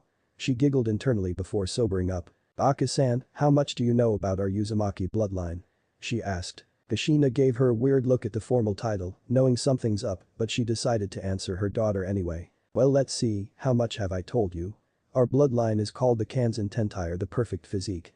To the best of my knowledge, no one has ever been able to utilize it to its full potential. While Yasushi Agakure was still standing, I'd seen Uzumaki who were able to slow down their aging process, living almost twice of what is considered a normal life. Some had blood so pure that consuming it would completely heal even the more lethal wounds from battles. Some were able to regenerate entire body parts, provided that they had enough chakra in their system and the body part was non-vital. I'm able to regenerate body parts by the way, but you already knew that, nah? She smiled sheepishly as she saw them both shudder. Both of them had totally freaked out when their mother came home with just one arm. Like she did on any other day, she went to bed and told them not to worry. They were both worried of course. Even though they were only 4 at that time, they knew that entire limbs can't be grown back by even the most advanced medical techniques. That had been proven wrong when the next morning they found her making breakfast with both of her arms like normal. There wasn't even a scar anywhere. Kushina continued once she saw the twins understood. The mastery of these traits varies from one female to another. Sadly enough, no known male Uzumaki has ever been able to utilize the Kanzen Tentai bloodline. But all Uzumaki females have one of these traits. Mastery varies from person to person. Some can live for 120 years, while others go as far as 200. Some can regenerate only fingers, while I myself can regenerate entire limbs. And there have been legends which speak of an Uzumaki maiden whose blood could bring back anyone from the brink of death. She chuckled wryly. That rumor had cost us dearly, and many greedy people have been out for Uzumaki blood since then. Both children nodded their heads at the information. They were somewhat impressed by the potential of the bloodline and saddened by their clan's loss, but none of that really mattered right now. Naruto knew he needed to be the one to tell his mother the truth. He would never hide behind Kasumi and be a coward. Ah-chan, I need you to let me tell you everything, and once I am done you can let me know what you think, okay? It was not normal for either of her kids to talk to her so seriously unless the situation called for it, so Kushina responded with a nod of her head. Her curiosity towards their attitude was kept at bay for the time being. Ah-chan, I've been talking to the Kikbi for a while now. Kasumi winced as her mother abruptly stood up. Please mum, before you freak out please let him explain. Kushina calmed herself down with a few deep breaths before nodding. Naruto continued, his voice gentle as if to soften the blow of the words. She's not that bad really. While she doesn't think of humans as more than cockroaches, she doesn't hate them either. And since her life depends on me she wants to help me stay alive. She may be a demon, but there's nothing wrong with her helping me as long as we're all safe, right? She does have millennia worth of knowledge, and this is what she told me about the Uzumaki bloodline. He paused for the dramatic effect. Neither of the girls knew too much history about their bloodline, and getting it from a millennium-old source was rather tempting. While Kushina was a bit worried about the Kikbi's interference with her son's life, she had heard that the demons could talk to their containers and sometimes help them to prolong their own survival. Of course, before this there hadn't been many soul-binding seals used on containers, and a demon would simply be released once the container dies. Finally Naruto decided that they'd been kept in enough suspense. As opposed to what you've told us, the male Uzumaki do have a bloodline. But it's so rare that it only activates once every 100 years, it's called the Rinnegan. Because of its rarity it is mostly dismissed as a myth. According to Kikbi, the Uzumaki have gained most of the 6-Path Sage's powers, and since he was also the container of the Jikbai, the inheritance is considerably enormous. The Kanzen Tentai bloodline can grant eternal youth to those who are able to master it. You were accurate on the 3 classifications you described, but what you said about different people having only one of these was not entirely true. If a female Uzumaki is able to master the bloodline, she can regenerate any body part except the brain and has complete control of her age. That doesn't mean she's immortal of course, even the deities can be killed. And it doesn't matter if they've mastered Kanzen Tentai or not, if the opponent is tough enough, then they're as good as dead. Long ago, Kikbi fought one of our ancestors, one with complete control of her bloodline. She was tough to take down, but in the end, the fight with the Kikbi had left her so exhausted that the girl didn't have enough chakra to regenerate, and as a result she was killed. Kushina was a bit overwhelmed by all of this information, but she successfully maintained her composure thanks to her years of being a kunoichi. That was very informative, Sachi-kun, but what was it that you wanted to discuss about your training? I don't see how this relates. History is interesting to know sometimes, but it's not something a shinobi really needs to know. The blonde nodded and over the next 10 minutes explained to her some of what he had explained to Kasumi. His mother was silent for a while as she contemplated Naruto's words, breaking the silence only when she was sure she understood everything. So what can the Rinnegan do? Kushina asked. Well, even Kikbi doesn't know everything about it, but since she doesn't have much else to do with me, she's analyzing my bloodline and will tell me when she finds out anything interesting. In an instant Kushina was in front of him, holding his shoulders, their faces so close that he was surprised not to feel any contact. She's messing with your body. It's fine mom, please trust me. Let me finish. She snarled. It's not fine. Hear me out, you whore, if my son loses one hair on his head, I'll change the seal to make the rest of your pathetic little life so miserable that you will regret ever talking to him. Ha-chan. Listen to me. Taking her silence as a go, Naruto continued, knowing his mother was disturbed by what he said and needed to be distracted. What I know for now is that this enables the user to control all 6 elements, including gravity.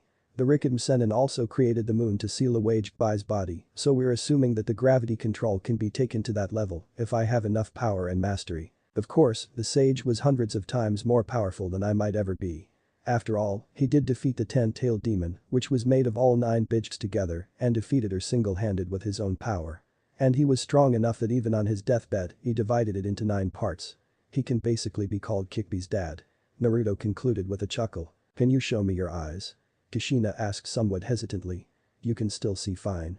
I can always give you mine if it's blurry, they will grow back. Naruto finally looked up at her straight in the eyes. Unlike the other ninjutsu, the Rinnegan couldn't be deactivated at will. Once someone acquires it, their eyes are permanently changed to the blue-gray ripple pattern of the Rinnegan. His version was a bit different though. It had a slightly bigger central black pupil. He channeled some chakra into his eye, his cornea became red, and a single tomo surrounded his pupil. There's no need for Ka-chan, I see more clearly than I ever have. Kushina lost herself looking into his eyes. The beautiful blue eyes her son once had now seemed to tell her with one gaze that either she shall follow him or be destroyed. They practically exude power, so much power. Meanwhile, Naruto was already feeling exhaustion coming to him. While his reserves were twice as large as those of a genin despite being only 6 years old, they were still too weak to power his eyes for long durations.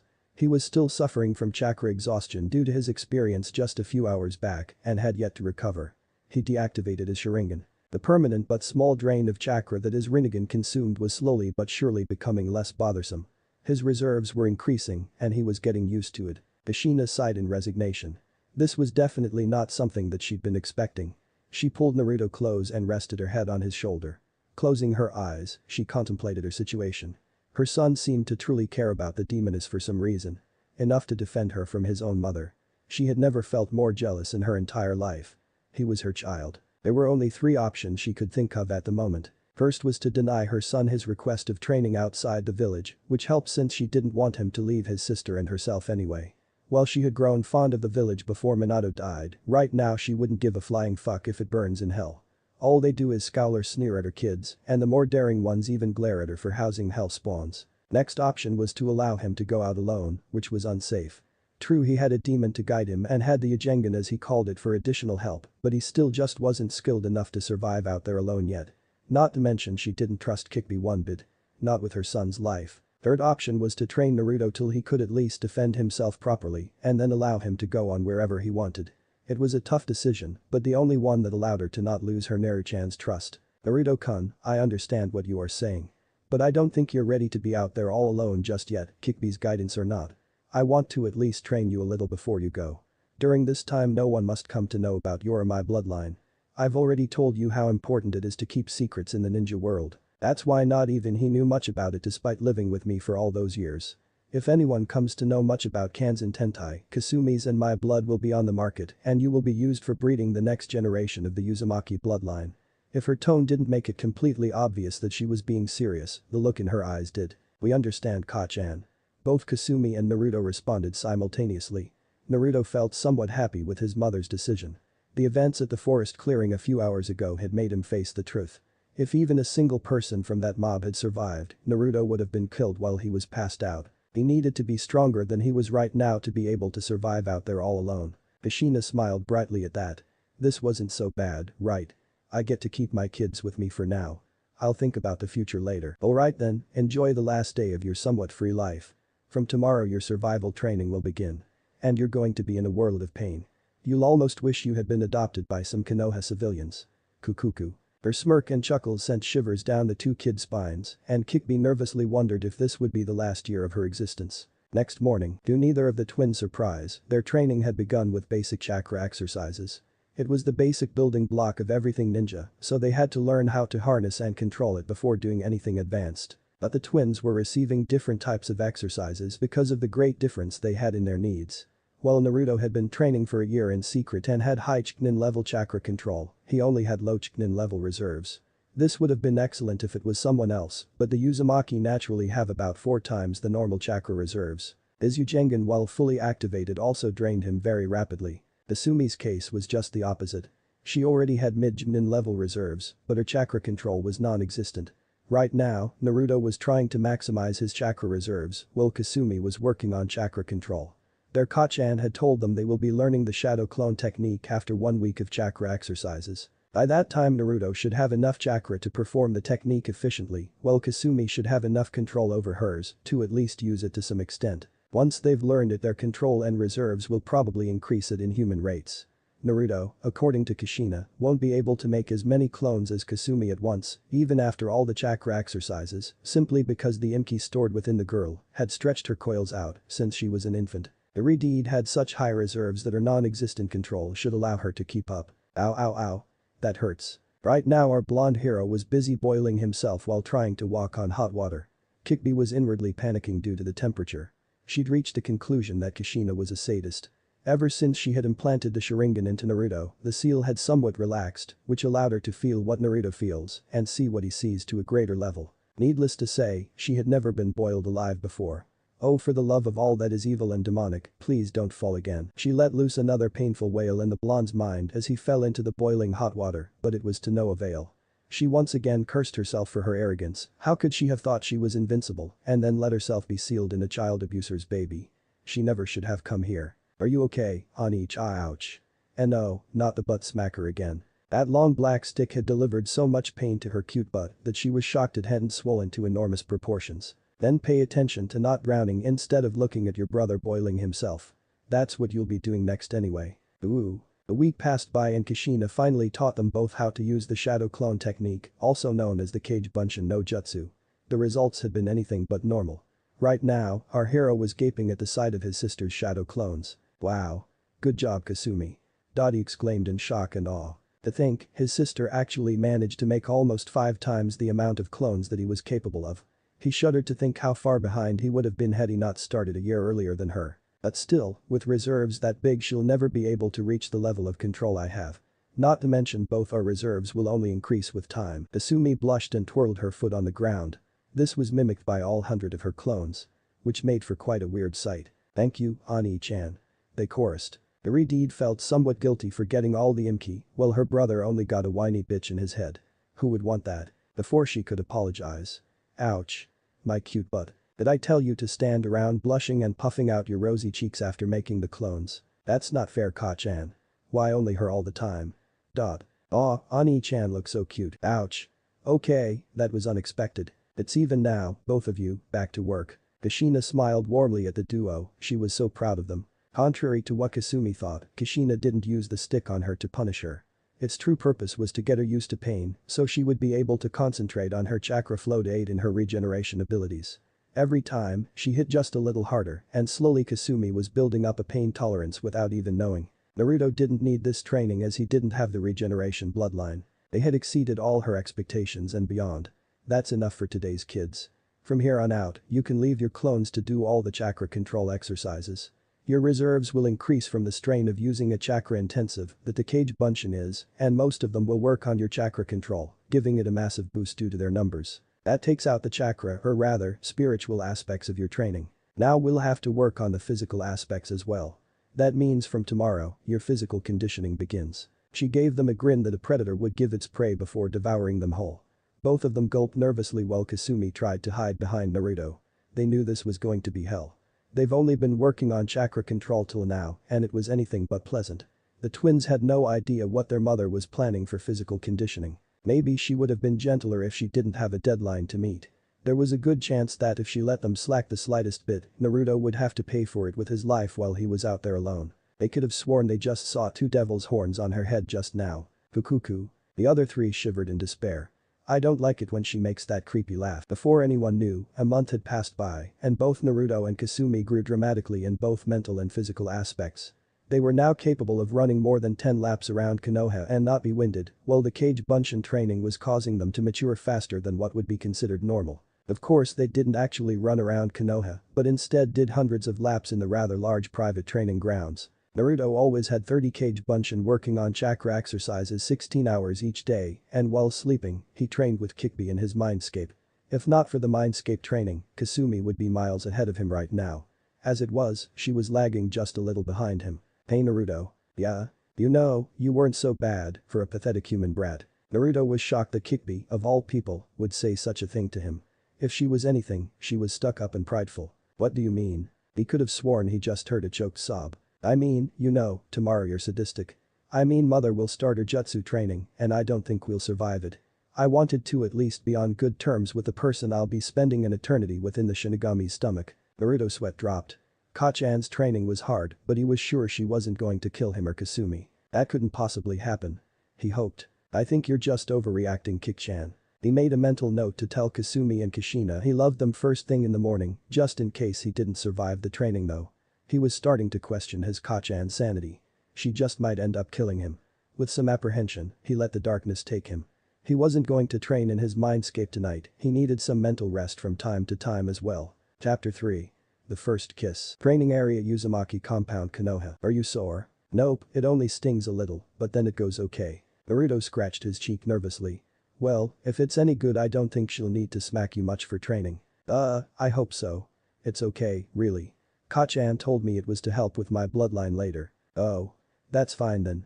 I thought she did it because she liked the sound and your reaction. My reaction? Yeah, you go like ouch. My cute butt. Of course I know it's cute, but you don't have to say it all the time, do you? Asumi gaped at him for a moment before huffing and looking away.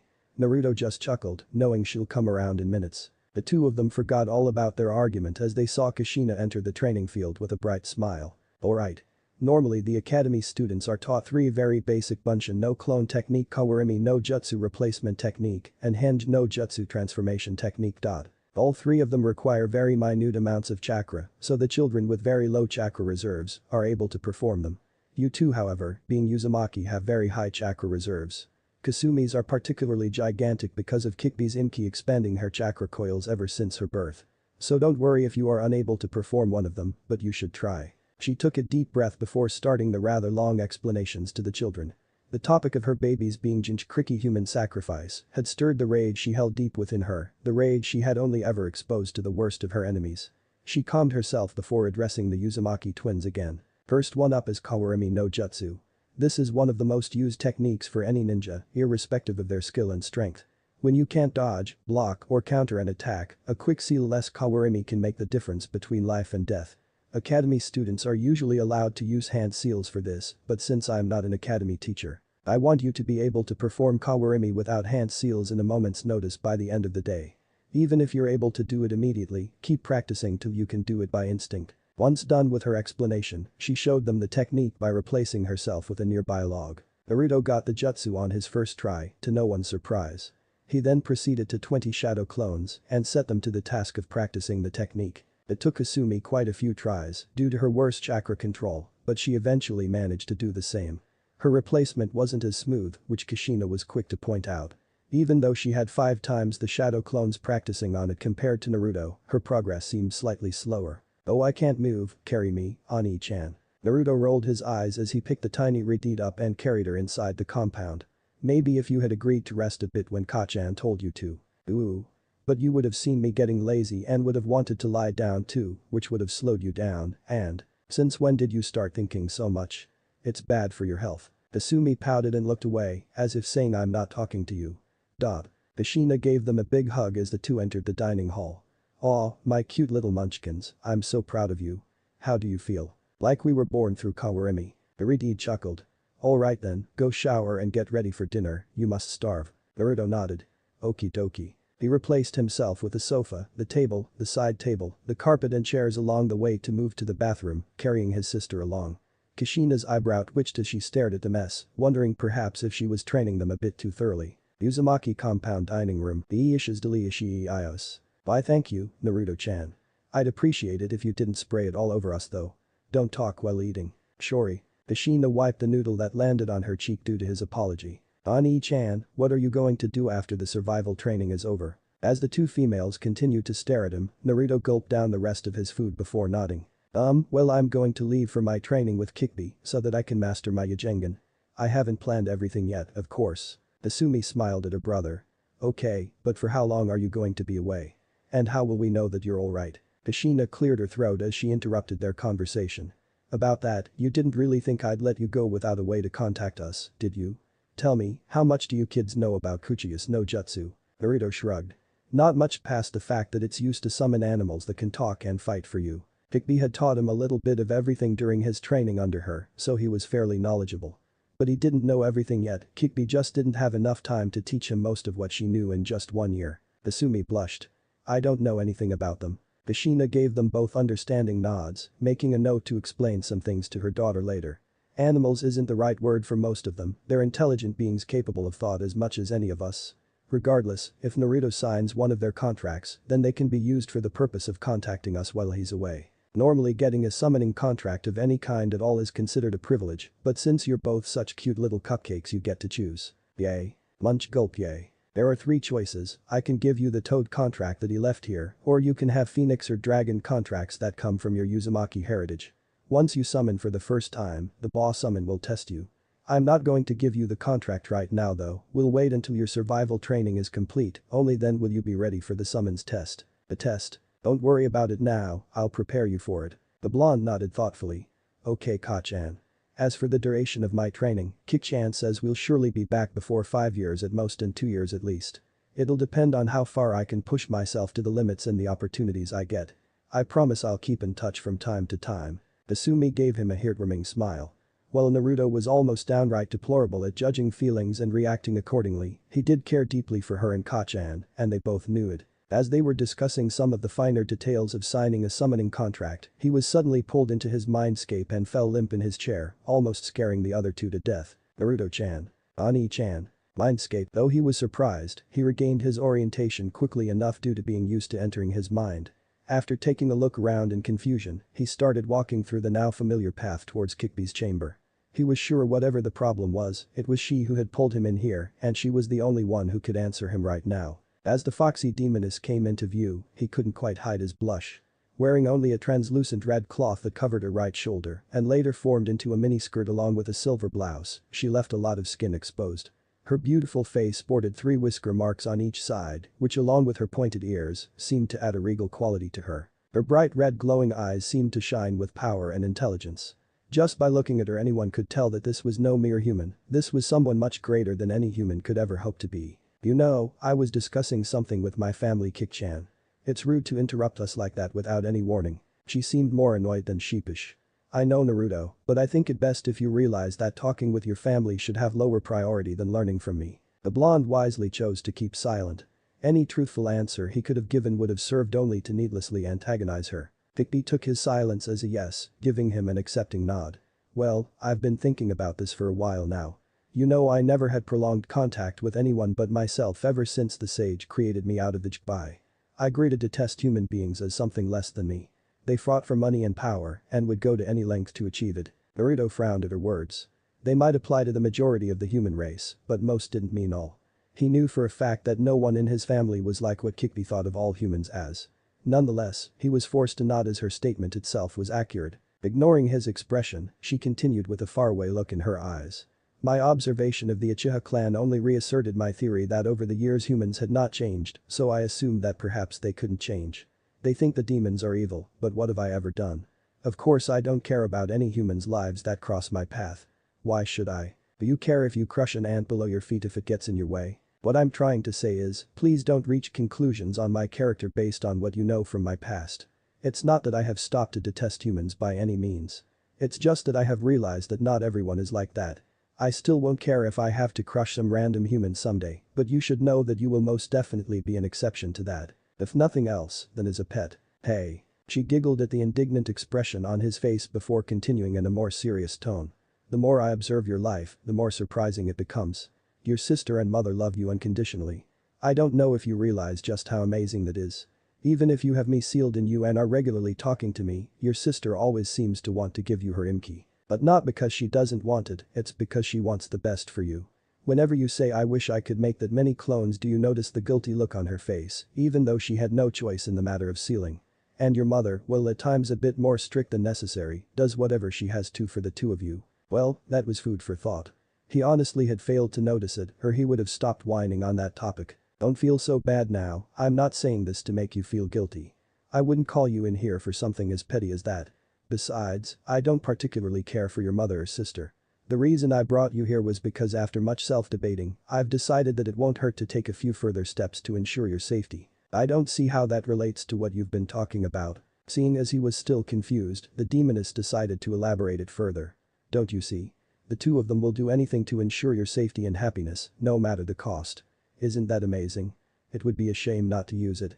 Given that your sister is almost always following you, most of the enemies you face will have to face her as well. So no offense, but she's another powerful tool that you could use against your enemies. While Naruto nodded at her to continue her explanation, on the inside he made a note to remind her never to mention his mother or sister as tools to be used, ever. To conclude, I think it would be in our mutual benefit to refine the tool that could prove to be extremely useful later. Hikbi-san, I know she probably doesn't mean anything to you, but could you stop calling her that while I'm here? If she was surprised by his interruption, she didn't show it. In fact, it looked like she had been expecting him to interrupt. I'm perfectly aware of what she means to you, and I know that you will protect her as much as she protects you. That's another reason for me to do this. I don't want her inability to defend herself hindering your progress. His eyes narrowed as his concern for his family started to outweigh the trust that he had developed for his mentor. What exactly is this that you plan to do? The fox demoness smirked. Given that she contains my Inki, it wouldn't be too hard for me to implant the Sharingan in her eyes. That should give her a considerable boost in battle prowess. Naruto relaxed a little as he realized she wasn't planning anything too bad for his sister. Does this involve any risks? Not that I'm aware of, I think it should be perfectly safe. He smiled. I see. Well, I don't agree with your opinion of using her to simply protect myself. There's no reason for me to not let you give her the ninjutsu. Given that she accepts it, I don't mind. Hikbi chuckled. This is a gift, boy. I'm doing you a favor here, you should be more grateful, don't you think? I might not be so inclined to help you in the future if you don't change that attitude to me. Naruto blushed in embarrassment. Well, he didn't like thinking that Hikbi might intend to harm them, mostly because she had no reason to. Kasumi and Kushina will always be his first priority. They were the main reason he accepted Hikbi's help. To protect them was his responsibility. He won't allow anyone to harm them, even if he had to be suspicious of someone he didn't want to be. Sorry, Kik-chan. Back in the outer world, the two Redeeds breathed out in relief on noticing he was noticing them again, and that he had noticed them noticing he was noticing them noticing that he was noticing them again. Ani-chan. You spaced out on us. Kasumi pouted. Naruto chuckled nervously. I'm sorry. I was discussing a deal.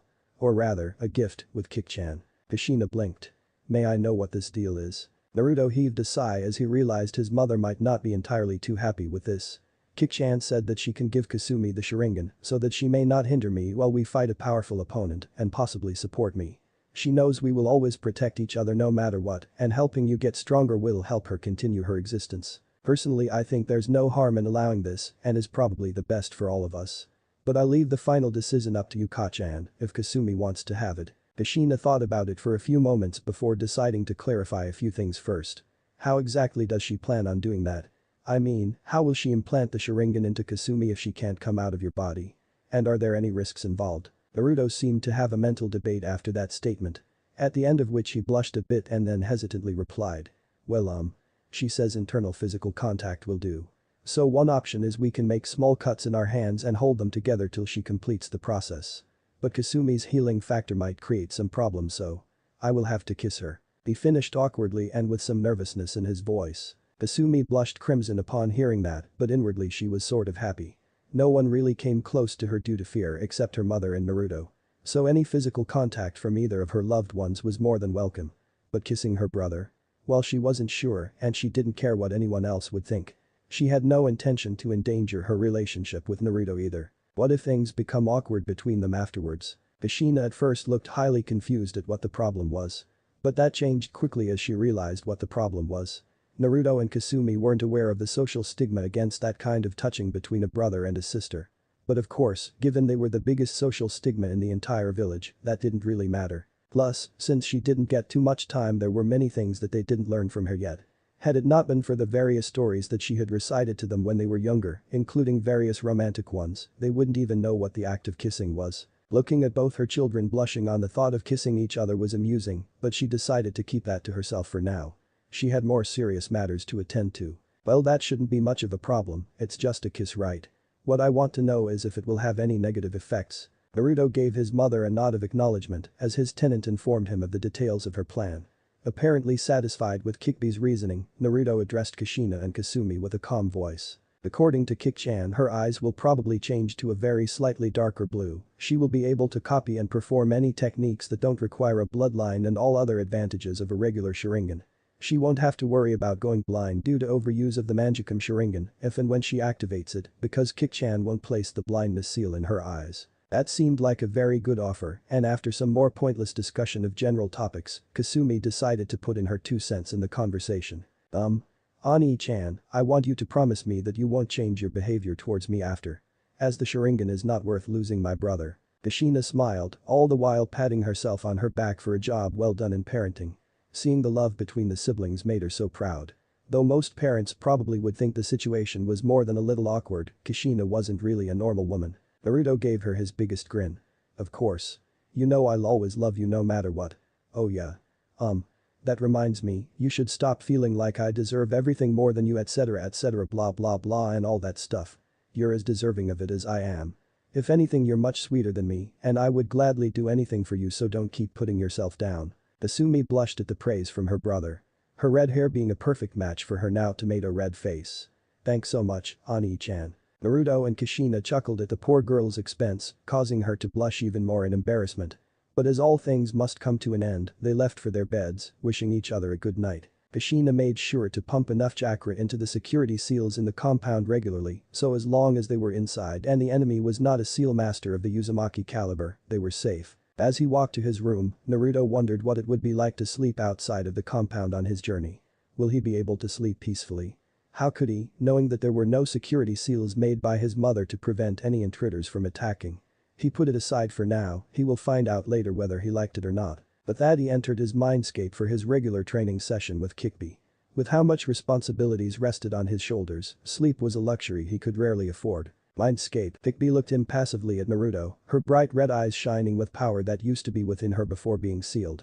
Hello again, Naruto, are you ready? He nodded with determination as he answered, yes. When he had asked how the Sharingan is supposed to level up, she told him that in the prototype version, it was supposed to be under extreme stress, but since she's supervising his training personally, she'll do it for him, but only till the 3rd level. After that, he'll have to pass some tests if he ever wants to obtain the Mangekyou or the Eternal Mangekyou Sharingan. In the case of Kasumi, she's going to level it up a few days after the transfer, and then when Kikbi deems her worthy enough, she may or may not gain the Mangekyou or the Eternal Mangekyou forms. If Kikbi was completely serious when she told Naruto the conditions for her to obtain them, he believed it would be better for her if she never did. However, the problem with the Eternal Mangekyou is that it technically renders the females unable to have children. They can enjoy the pleasures of flesh, of course, but their bodies will become completely frozen in time, and thus pregnancy will be impossible. As the saying goes, everything has a price. Given how much his own Ka-chan treasured them, he figured one day Kasumi too would want to have children to treasure. Here it goes. Once the process of leveling up his ninjutsu began, he felt his eyes gathering almost all of his chakra and then consuming it. He soon passed out after that. The next morning, Naruto woke up feeling slight pain in his eyes. Once he opened them, he groaned at the level of brightness the room had. Realizing that he had his Ujengan fully activated, he deactivated the Sharingan part of his eyes and walked over to the mirror in the bathroom. Once there, he reactivated his Ujengan completely, watching with glee how his rippled eyes with red iris now had 3 black each. He decided to share the news with his sister first. Hopping off to Kasumi's room, he found her sound asleep. She looked so peaceful that he almost changed his mind to wake her up. Almost, but not quite. Wake up, sleepyhead. Kasumi's face crunched up in annoyance as she turned over, snuggling up in her warm blankets. GRR. 5 more minutes, Ani-chan, please. Oh well, I just thought you might want to see my ninjutsu after Kik-chan improved it. But I'll just go train now, see ya. She immediately shot up, making the covers fly off her. She was wearing pajamas that had small chibi versions of Kikbi on them, which made Kikbi snort. The Fox Queen sweat dropped as she witnessed this from Naruto's mindscape. Wow, I feel flattered. Whether people from Konoha liked it or not, the Kikbi no Imko was a legend people all over the world were in awe of. As such, it wasn't rare to see merchandise dedicated to the Fox Queen outside of Konoha. Of course, no one dared to bring or use it inside the village's walls due to the hatred of the people within. Nothing that even remotely resembled the Fox Queen was tolerated in the Hidden Leaf. Everything with her markings on them was burnt or worse, not that she particularly cared. Regardless, much of what the Uzumaki family needed had to be shopped by Kushina from outside Konoha on her missions due to overpricing and refusal to sell to the demon whore, as well as Kushina's own pride, not letting her buy from within the village. It won't be too hard to just change, but she didn't want to pay the people who hated her children if she could avoid it. Meanwhile Kasumi stretched and yawned. Once done she looked into Naruto's eyes to see what changed. Their faces were mere inches apart, but she didn't seem to notice as Naruto's eyes seemed to hypnotize her. After examining his eyes for a bit she felt herself getting somewhat dizzy by the 3 spinning tomo in each of his eyes. They looked so good in his eyes, yet so very dangerous. And the ripples gave her the chills. If she hadn't known it was Naruto who had them, she would have fainted from fear. They look pretty. She complimented him in her normal perky tone. His face instantly took on a horrified expression as he yelled back at her, futilely trying to convince her otherwise. No. Not pretty, they look badass, or cool. Kasumi looked at him oddly for a few moments before she broke into giggles. Okay. Whatever you say, Ani-chan. He patted her head fondly, hoping against hope she never repeated it in front of their Ka-chan, before a sudden thought made him pause. Well about your Sharingan. You see, I talked to Kik-chan about it and she told me that it'll be a long and exhausting process as she will have to access your body and alter your DNA while being restrained by my seal at the same time. I'll be helping her of course, but still it's best if we wait till the night time so we can sleep and recover afterwards. She gave a mental pout but decided not to show it to her brother. Grr. He always calls her Kik-chan now. Hope she's worth the trust Ani-chan is putting in her. Despite her thoughts, she smiled and nodded enthusiastically. Sounds good to me, Ani-chan. He grinned back at her as he ruffled her crimson hair playfully. The girl leaned into his touch. Now we should get to training. We don't want to keep Ka-chan waiting too long, do we? Let's keep her happy to minimize the amount of blood and sweat we will end up with. Uzumaki compound training area. Alright kiddies, since you already know Kage Bunshin no Jutsu and the regular Bunshin no Jutsu needs too little chakra for you two to be able to execute it with your Uzumaki reserves, we'll skip it and move on. Kasumi, you make 3 Kage Bunshin and instruct them to practice this technique while Naruto, you send one, but watch this with your Jutsu active. It'll be very useful in the future even though it's an extremely simple technique. If you keep practicing the technique until your clones dispel themselves, you should be able to do it without hand seals. As soon as they had nodded in assent, Kushina made a single hand seal. Henge no Jutsu. Transform. The puff of smoke and there stood Minato Namikaze, back from the dead and ready to sacrifice more children for the good of the village. The kids appeared to be impressed. Not by the difficulty of the technique, but by how useful it could be if they were to change their appearance to someone else so easily. The twins stifled a laugh as Kushina in Yandame's disguise started beheading babies left and right. All of them were Kushina's shadow clones Hengo to look like babies. The word certified baby hater on the back of his cloak instead of Konoha's yellow flash didn't help either. After a while Kushina finally got tired of making the Yandame sacrifice babies and instructed the twins to carry on with the training. They immediately obeyed and sent out their shadow clones to go learn the seal-less henge. Kushina sighed as she continued with her speech. Now that the 3 academy techniques are out of the way, we can move on to the real training.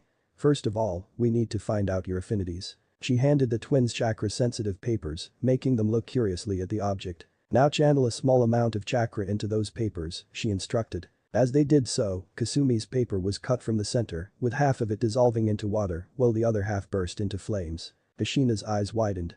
Well, that's nice. Not only do you have the affinity for wind, one of the rarest things around this area, but you also have 2 additional affinities that are natural enemies: water and fire. I don't think I've ever seen anyone with those 2 together other than myself, and my fire developed only much later. Not only that, but your water affinity is so strong that instead of the paper getting wet it completely dissolved into water. Very impressive if you ask me. You're like me in that aspect. Now Sachi-kun, it's your turn. She signaled the blonde to go ahead. As Naruto channeled some chakra into his paper, it was immediately cut hundreds of times by wind blades. Then the small paper pieces floated into the air and separated into 4 small clouds. One caught fire, another crumbled to dust, the next one got wet, and the last of the paper wrinkled with lightning, sparking between the pieces. Kushina resisted the urge to face palm.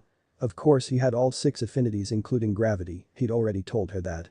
What a waste of chakra paper, but then again it was a good show. Okay, I'll tell you that was not entirely unexpected. Based on my observations though, we found out that you have the strongest affinity for wind as the paper got shredded first, then gravity, fire, earth, water, and lightning respectively. We'll start your elemental training keeping this in mind. But that she gave Naruto leaves to cut in half for the rest of the day with his shadow clones, while Kasumi was doing both water dancing and leaf cutting exercises as she had more than enough shadow clones. But Naruto had his Ujengan to help speed up the process. Unknown to him there was another force helping his progress. Kikbi had been watching the strange genes intently for quite some time now, and now she was fairly certain that soon enough they'll activate completely and remove all her doubts. At night, well, are you ready? Naruto sported a slight blush on his face and seemed quite nervous. Kushina and Kasumi were both in his room. Kushina had agreed to supervise the process in case something went wrong. Since it was supposed to take about an hour, Naruto will be lying down on the bed with Kasumi on top of him. As opposed to the process with Naruto, Kasumi won't be experiencing much pain, if at all. This was mainly because of two reasons. One, she didn't already have a ninjutsu, and two, she had her to heal her during and after the process. Another advantage the Imki offered was to make the process an almost assured success. Since it was Kikbi's Imki, the new genes will recognize it and assist in the process of implanting the Sharingan. I think so. She finally answered, blushing furiously. Kushina rolled her eyes at the shivering and nervous Kasumi and an equally nervous Naruto. Without any further warning, she pushed Kasumi into his bed and onto him and instructed them to begin. Just start already, we don't have all night. And this will take an hour after you start. Doing as his mother told him to, Naruto gently brought his lips to Kasumi's till they met. He pulled back, surprised by how soft his sister's lips were. A groan from his mother alerted him to her annoyance at his hesitation, and he immediately leaned in again, licking her lower lip and demanding entrance just like Kikbi had told him. Kasumi hesitantly opened her mouth and Naruto's tongue pushed inside. Kasumi gave a mental sigh at the action, his tongue was a little rough against hers, and the friction felt somewhat nice. She felt one of his hands wrap around her waist, while the other held her head, pulling them closer together. She allowed herself to be lowered so her brother could rest in the bed properly. Not knowing what else to do, she started sliding her tongue against Naruto's, occasionally sucking on it to see if any was left out and if she could pull more in. Her brother was surprised at first, but since it was pleasurable, he decided to return the favor. They continued their gentle make-out session, each having their own thoughts. Wow, so soft and nimble and so sweet. I know why it tastes like ramen, but why is it rough? Lost in their kiss, neither of them noticed the red inky forming around her eyes, swirling and mixing with her natural blue chakra. They continued kissing lovingly until Kikbi reminded her container about the situation an hour later. It's been a while since I finished. You can really stop now so we can get started with your mindscape training. By the way, your mom is giggling like a pervert.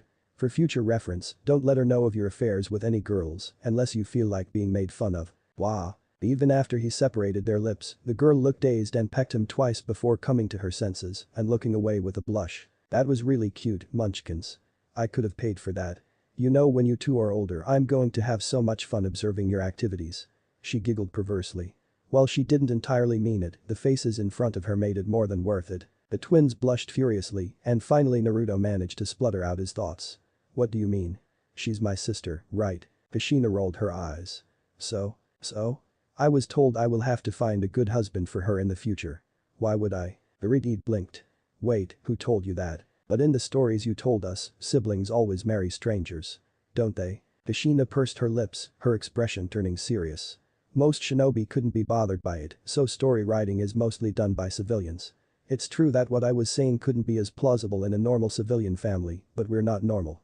How do you think all the bloodline clans survive? One of the good side effects every bloodline has is it prevents the DNA from mutating even if new one is not added into the combination for many generations.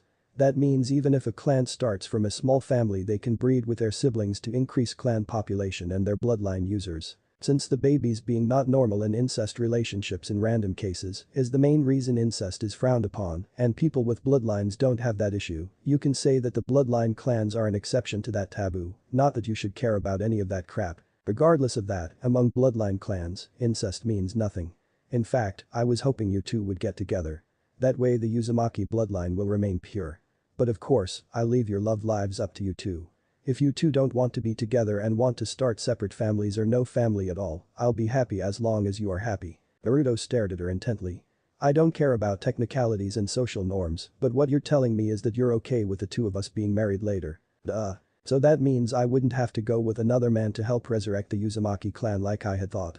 Having to live with some stranger later on in her life like in the stories had always been something she considered scary and distasteful. Given how most strangers treated her family, she didn't want any of those people living with them. But if the person she spends the rest of her life with was Naruto, there was no way he would ever hate them and she knew he loved her unconditionally, even if it was perhaps only as a sister. Naruto on the other hand was having a war with himself.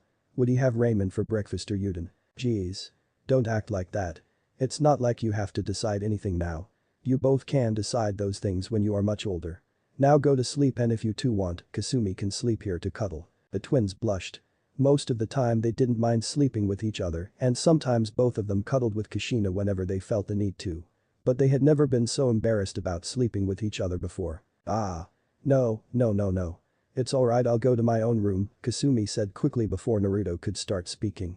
While she was embarrassed too, she knew she was going to feel hurt if Naruto said he didn't want her to be with him after what happened. Apparently Kasumi had beaten even the shyest of girls on the Who Can Discover the Most New Shades of Red contest today. The only good thing was she didn't faint. She walked to the door only to turn around and eyed them both suspiciously. "Ani-chan, Ka-chan, if anyone else comes to know about this." They both shifted nervously under her narrowed gaze and chuckled in relief when she was finally gone. While Kasumi was usually cheerful when within the family, in front of others she was cold as ice. If anyone heard of her blushing like a tomato, her image would be ruined forever. Once her unapproachability was gone, her life would definitely take a turn for the worse. Then months passed by and the twins trained relentlessly, day and night without much rest, to an extent where it began to worry Kushina. First 7 months were mostly nature manipulation, while the latter dealt with more physical techniques. Kasumi had already mastered water manipulation thanks to her godlike control over water, as well as hundreds of shadow clones. She could now make up to 500 clones without draining even half of her reserves. Currently she was working on wind and coming along nicely thanks to the Namikaze family scrolls in the compound. The Namikaze all had an affinity for wind, so over the course of time, they'd acquired a large collection of wind manipulation exercises. They weren't that well known or powerful a clan and didn't produce any outstanding shinobi till Minato Namikaze came along. But by then Minato was the only one left of the Namikaze. The only thing to remember them by was the fact that most of them completely depended on Photon. If someone was to go through their training setup as described, one could very well gain the ability to fly with wind manipulation alone. Of course it won't be very practical without the huge chakra reserves only the Uzumaki or the Jinchuriki possess. But that's something Kasumi had in spades. Naruto on the other hand, by some miracle, was able to master his wind element. Both the girls were astonished at the rate he seemed to grasp the workings of elemental manipulation. It was as if he had a bloodline that granted him not only the ability to manipulate all elements, but control them as if he had a godlike mastery over it. From the second week of his training, he was able to do almost anything with the wind. But the more complicated the process, the more chakra it took. The tougher manipulations took a lot more chakra than what should be possible. Their answers had come in a very unconventional way. Naruto was not happy about it. Flashback. "Hey, Kasumi-chan, Ka-chan. Could the two of you come here for a moment please? I have something I wanted to tell you." Kasumi, who was trying to cut a tree in half using wind manipulation, turned around to face her brother and slowly walked towards him, curious of what he wanted to tell her. Kushina had taken a temporary leave from the Hokage to train her children. Miracle of miracles, Sarutobi actually let her. She had been off duty for about 10 months now. They had enough money saved from all the S-class missions Kushina had completed beforehand, so it was okay. "Alright, don't freak out now." Before he could continue, a single word whispered in his mind stopped him. Tsukiyomi. All three of them found themselves in a red and black world with a crimson moon shining overhead. Looking around they noticed another redhead with unearthly beauty and immediately knew who she was. Naruto sighed. "You should have let me finish explaining first, Kik-chan." "Relax Naruto-chan, I just had some things I had to tell you all and discuss." "I thought this would be the best way to do so," she answered him nonchalantly. "You don't look like what I imagined," Kushina muttered, checking Kikbi's rather unexpected human form. The fox demoness could only raise a brow in amusement. "Well, what did you expect? This is my miniature form. Without enough Imki I can't change into my demon fox form. So unless I get unsealed or somehow gain back my Imki I'm stuck in this form permanently." "Oh, it's okay. I like this version of yours better, lower probability of me getting crushed by a giant paw. Besides, your furry butt looks huge in your fox form. You gotta work on your figure on that one." By now Kikbi had a huge tick mark on her forehead. "Well thank you very much for the compliment, you bitch," Kikbi makes out through gritted teeth, earning her glare from Naruto. Now as I had already told Naruto-kun here. Whoa, hold it right there. What do you mean Naruto-kun? Is there something going on that I should know about? Don't forget that he's just a kid right now and I want his virginity intact till he at least tells me he's got someone he loves.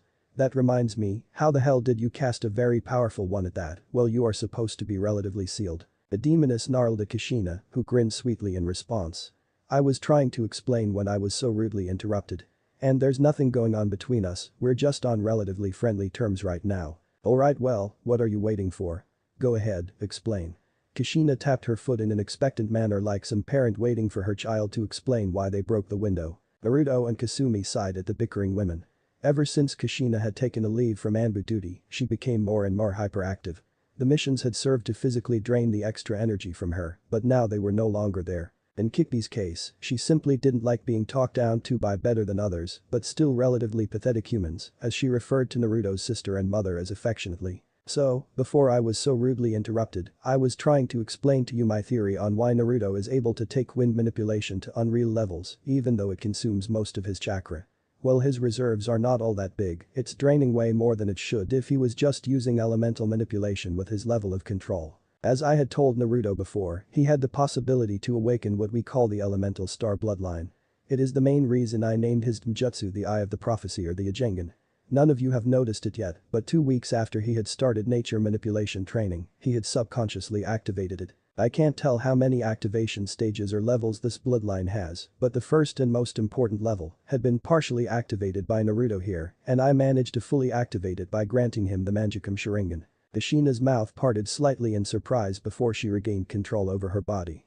Kasumi had no idea what the Mangekyou Sharingan was, but assumed it to be the next level after the 3 Tomo stage. You gave me the Mangekyou?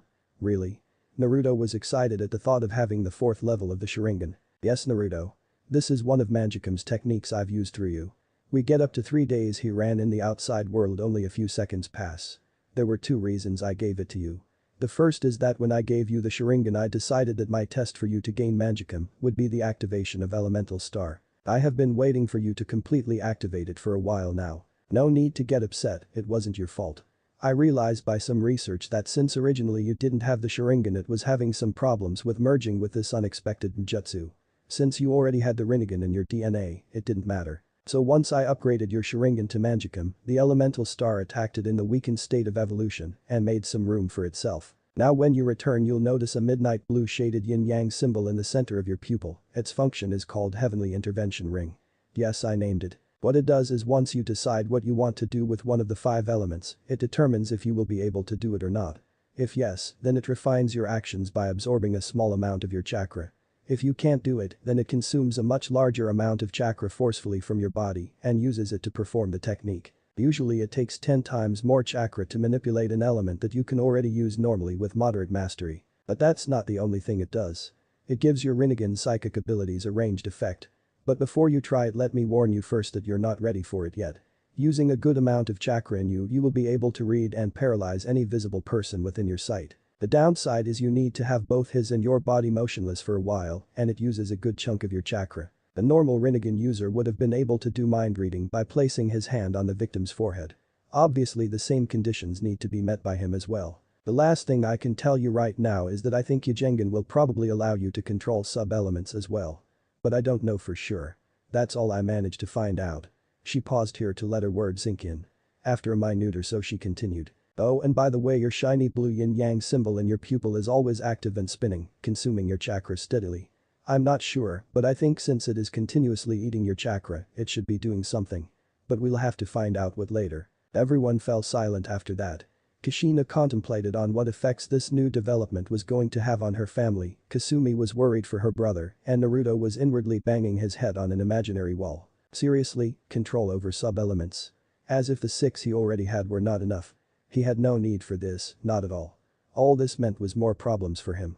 Though mind reading seems very useful, his enemies will greatly increase if knowledge of him possessing a supposedly non-existent legendary bloodline gets out. Finally, Naruto broke the silence.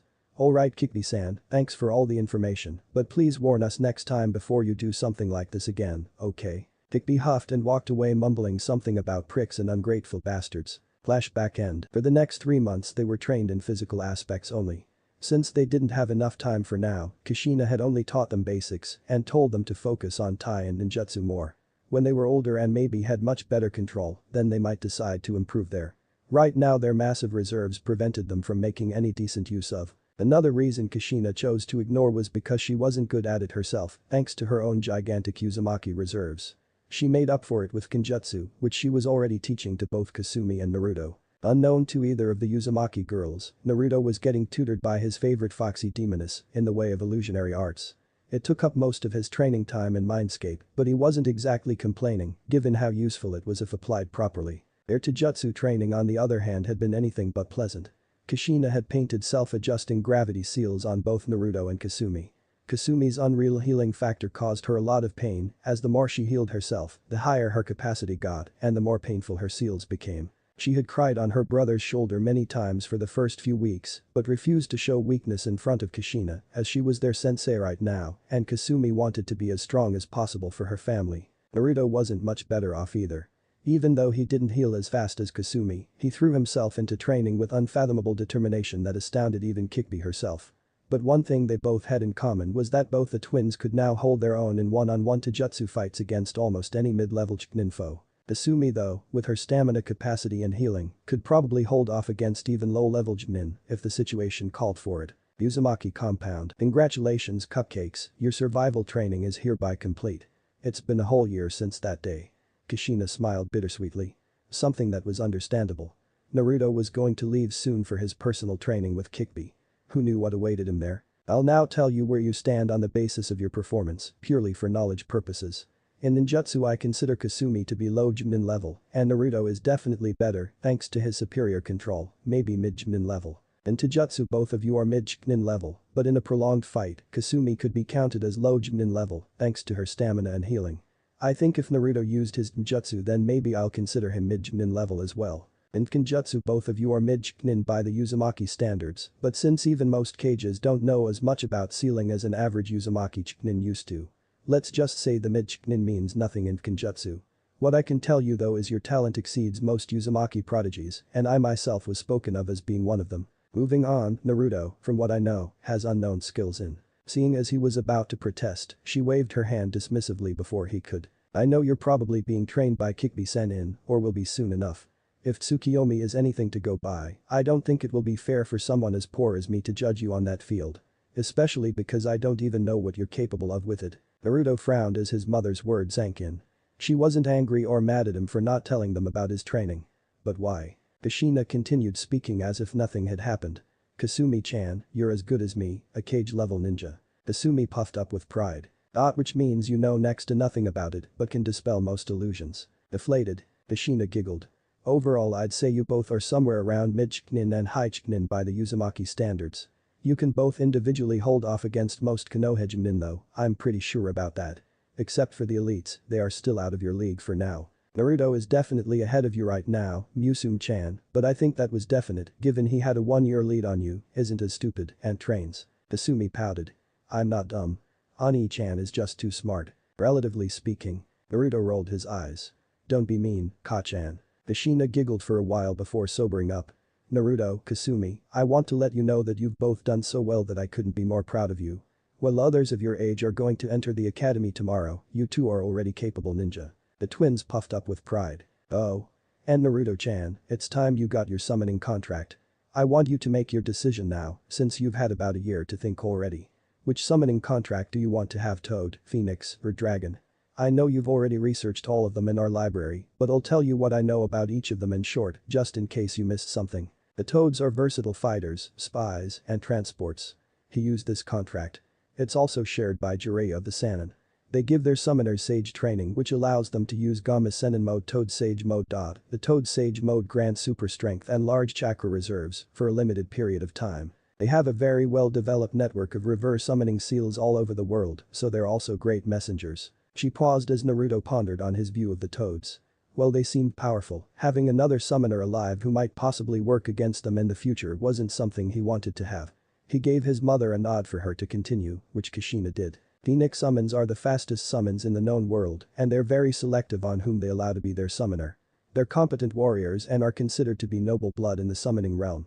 They teach their accepted summoners the ability to dissolve into and reform from fire and summon flames that cannot be put out by anyone but another Phoenix contract wielder. It is said that the Phoenix fire rivals the flames of Amaterasu. Naruto grinned. Well, that sure provided a good alternative to the Toad summons, but he won't decide on anything until he's heard all his options. The Dragon summons are considered as the elite warriors among summon clans. They're quite a bit slower than the Phoenix summons, but their strength in battle is unrivaled. Piercing a dragon's scales is considered a great accomplishment in and of itself. Legends say that the Dragon Ball summon can hold her own against a lesser bitch. Their summoners can also learn the ability to cover themselves in dragon scales for a limited period of time, during which they become nigh impossible to kill unless you find a way to get through those scales. This was the contract signed by our last clan head. Chapter 4. Acquaintance. Uzumaki Library. Hidden Chamber. So? Which one will it be, Naru-chan? Phoenix, dragons, or toads? And before you ask, no, you can't have more than one of these contracts. Naruto genuinely considered all three of the options before coming to a proper conclusion. The toads were the worst choice because of there being another summoner alive who was both a senior summoner and a potential enemy for all he knows. That left him with only two choices, the phoenix and the dragon.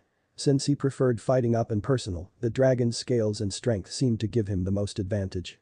Besides, he preferred combat-type summons than the delicate nobles that the phoenix seemed, even though they might be powerful. He honestly believed the phoenix would suit his sister better. Making up his mind, he answered his mother's question with a firm resolve. Well, no offense to the toads or phoenix summons, but I believe that for me the dragons will be better. I already have some good attacks, and the dragon's defense will really help me, and since they are the best fighters of these three, they will be the best choice for getting me out of tough situations. Phoenix seems good too, but they seem more offensive type with no proper defense abilities. Phoenix Fire sounds cool and all, but I really need something like those dragon scales to help me last more during tough situations and give me a good defense. Kushina nodded in acceptance at his choice.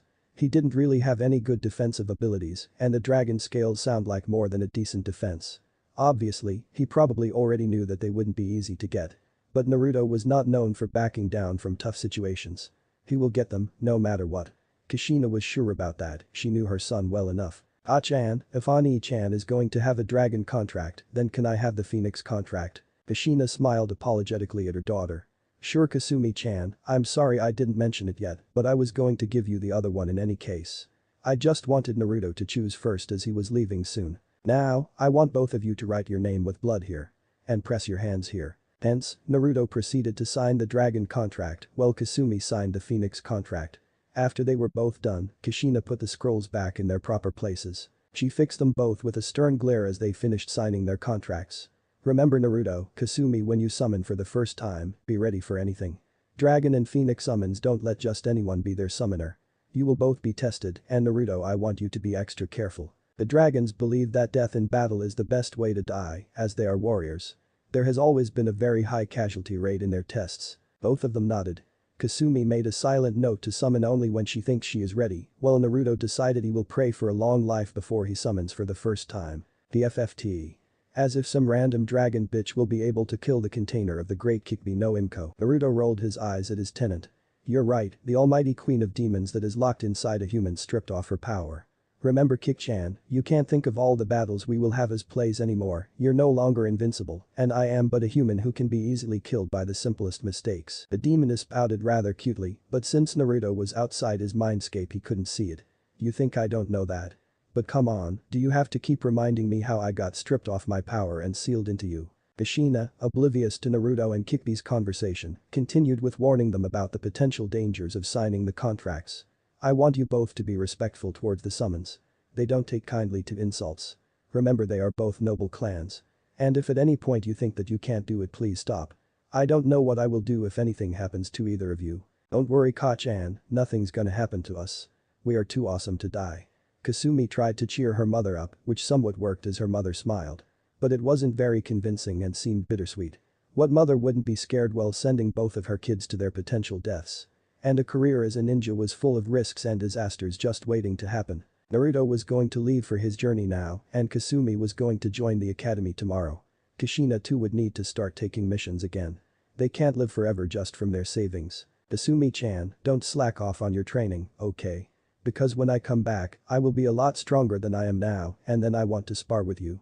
Naruto winked to Kasumi. He honestly didn't want to leave them both, but he had to get stronger. And Kikbi had absolutely refused to train him any further within Konoha. Something about some of her techniques being very unconventional and attracting too much attention. Up until now, Kasumi had been avoiding thinking too much of being without a brother. But it was unavoidable now, when he was just about to leave. Ani-chan, please. Please just be safe, okay? You promise you will be back, right? You won't leave me, right? She pleaded somewhat desperately. He's going to be alone for years, or maybe he will find someone else. What if he finds some other girl and falls in love with her? Then they both decide to get together and leave me here. No, no, no, that can't really happen, right? I already told you, Kasumi-chan, you and Ka-chan are the ones I value more than my life. I will never even think about leaving you. You know that, right? He tried to reassure them. Kasumi visibly relaxed after hearing him, but still kept her pleading eyes on him. Why yeah, but. I will miss you, Ani-chan. Her voice broke as she finally gave up trying to restrain herself and flung herself around her brother.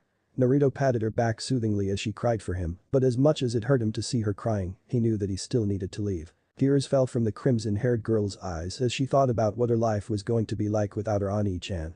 Now I am going to be all alone.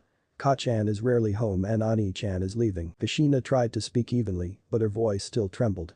I will miss you too, Neri-chan. Be safe and keep in contact with us. She still thought Naruto was too young to go off training alone, but she had prepared him as best as she could right now. Now all she could do was hope for the best. She could hold him here by force, but she didn't want to risk her own child hating her. Be safe, my little Neri-chan. I will trust you.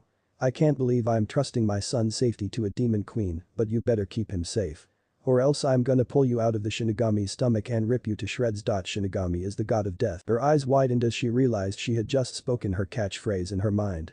She didn't want her kids to catch that bad habit from her, so she had never spoken about it for a few years now.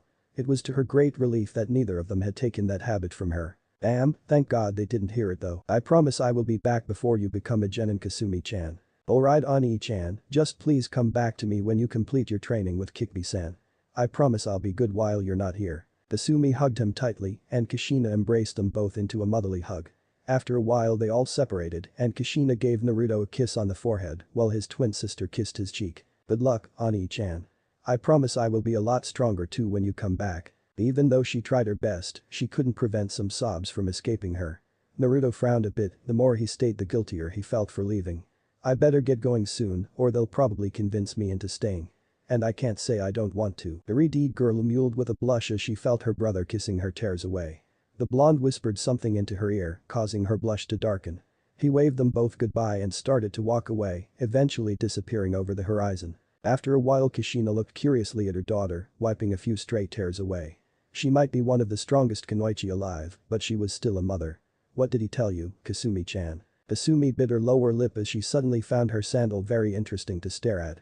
It's a secret. Kushina smiled as she shook her head, inwardly praying to whatever deities are watching over them that Naruto comes back to her safely. 5 days later, Konoha Council Room. Okage-sama. We have just confirmed that Uzumaki Naruto has betrayed and left the village. We demand that Hunter Nins be dispatched to take care of him. A civilian councilwoman, Haruno Rashi, screeched. Kushina glared at Rashi. What the fuck are you talking about?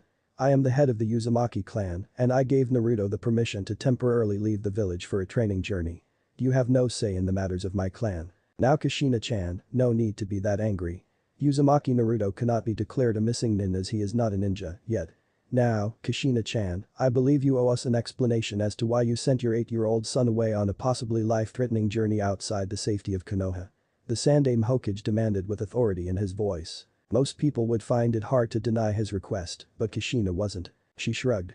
I don't owe anyone in this room anything, and I don't remember since when clan heads needed council's advice over clan matters. But if it gives you any relief, I can assure you that Naruto-kun will be back in the village after a while. The Sandaime curiously raised a white brow. A while? How long is that exactly? Kushina just settled for giving him a mysterious smirk. That doesn't concern anyone but me and my daughter. I don't remember anyone here being particularly worried about his health. Shimura-dan smirked. Despite what you may want to believe, Uzumaki-san, we are very interested in your children. Kushina could practically feel his hunger for power from the other side of the room. Iridid had always been wary of that old warhawk, he was almost as bad as Minato when it came to doing anything for the sake of Konoha. Kushina grimaced as she thought about it. And he's a certified baby hater like him too.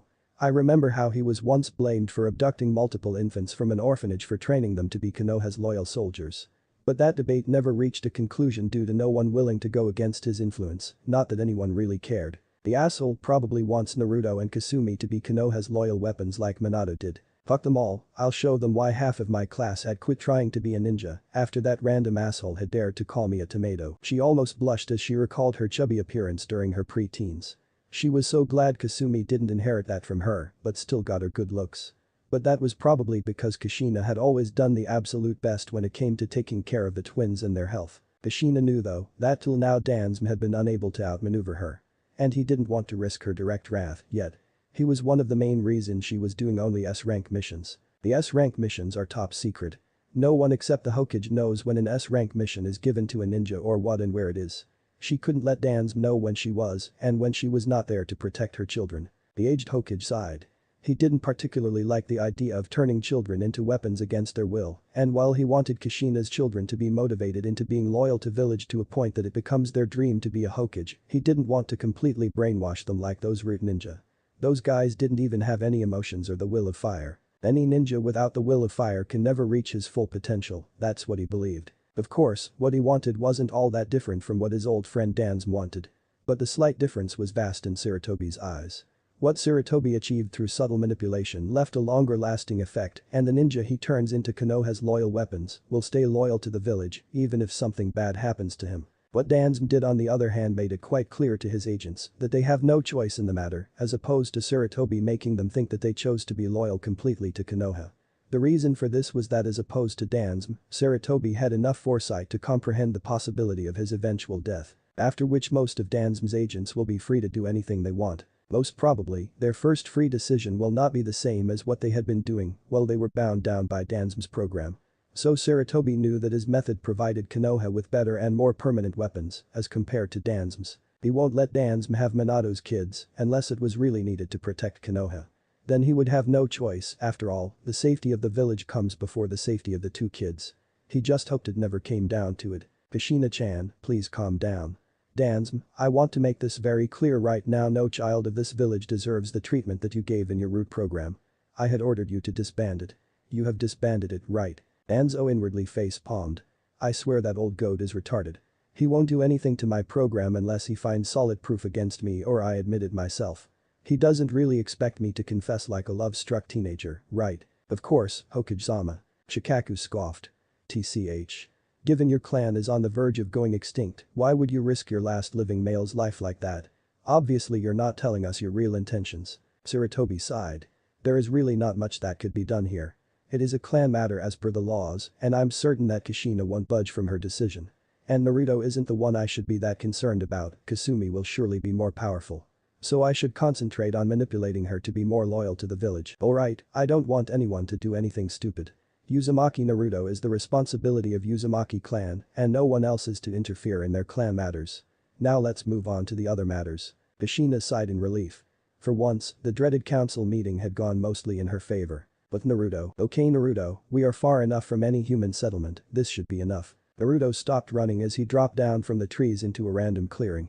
Okay, so what now Kikbi-san? Let's see, why don't we start experimenting with your Rinnegan bloodline? I want you to do that gravity technique of yours once again, but don't put too much chakra into it.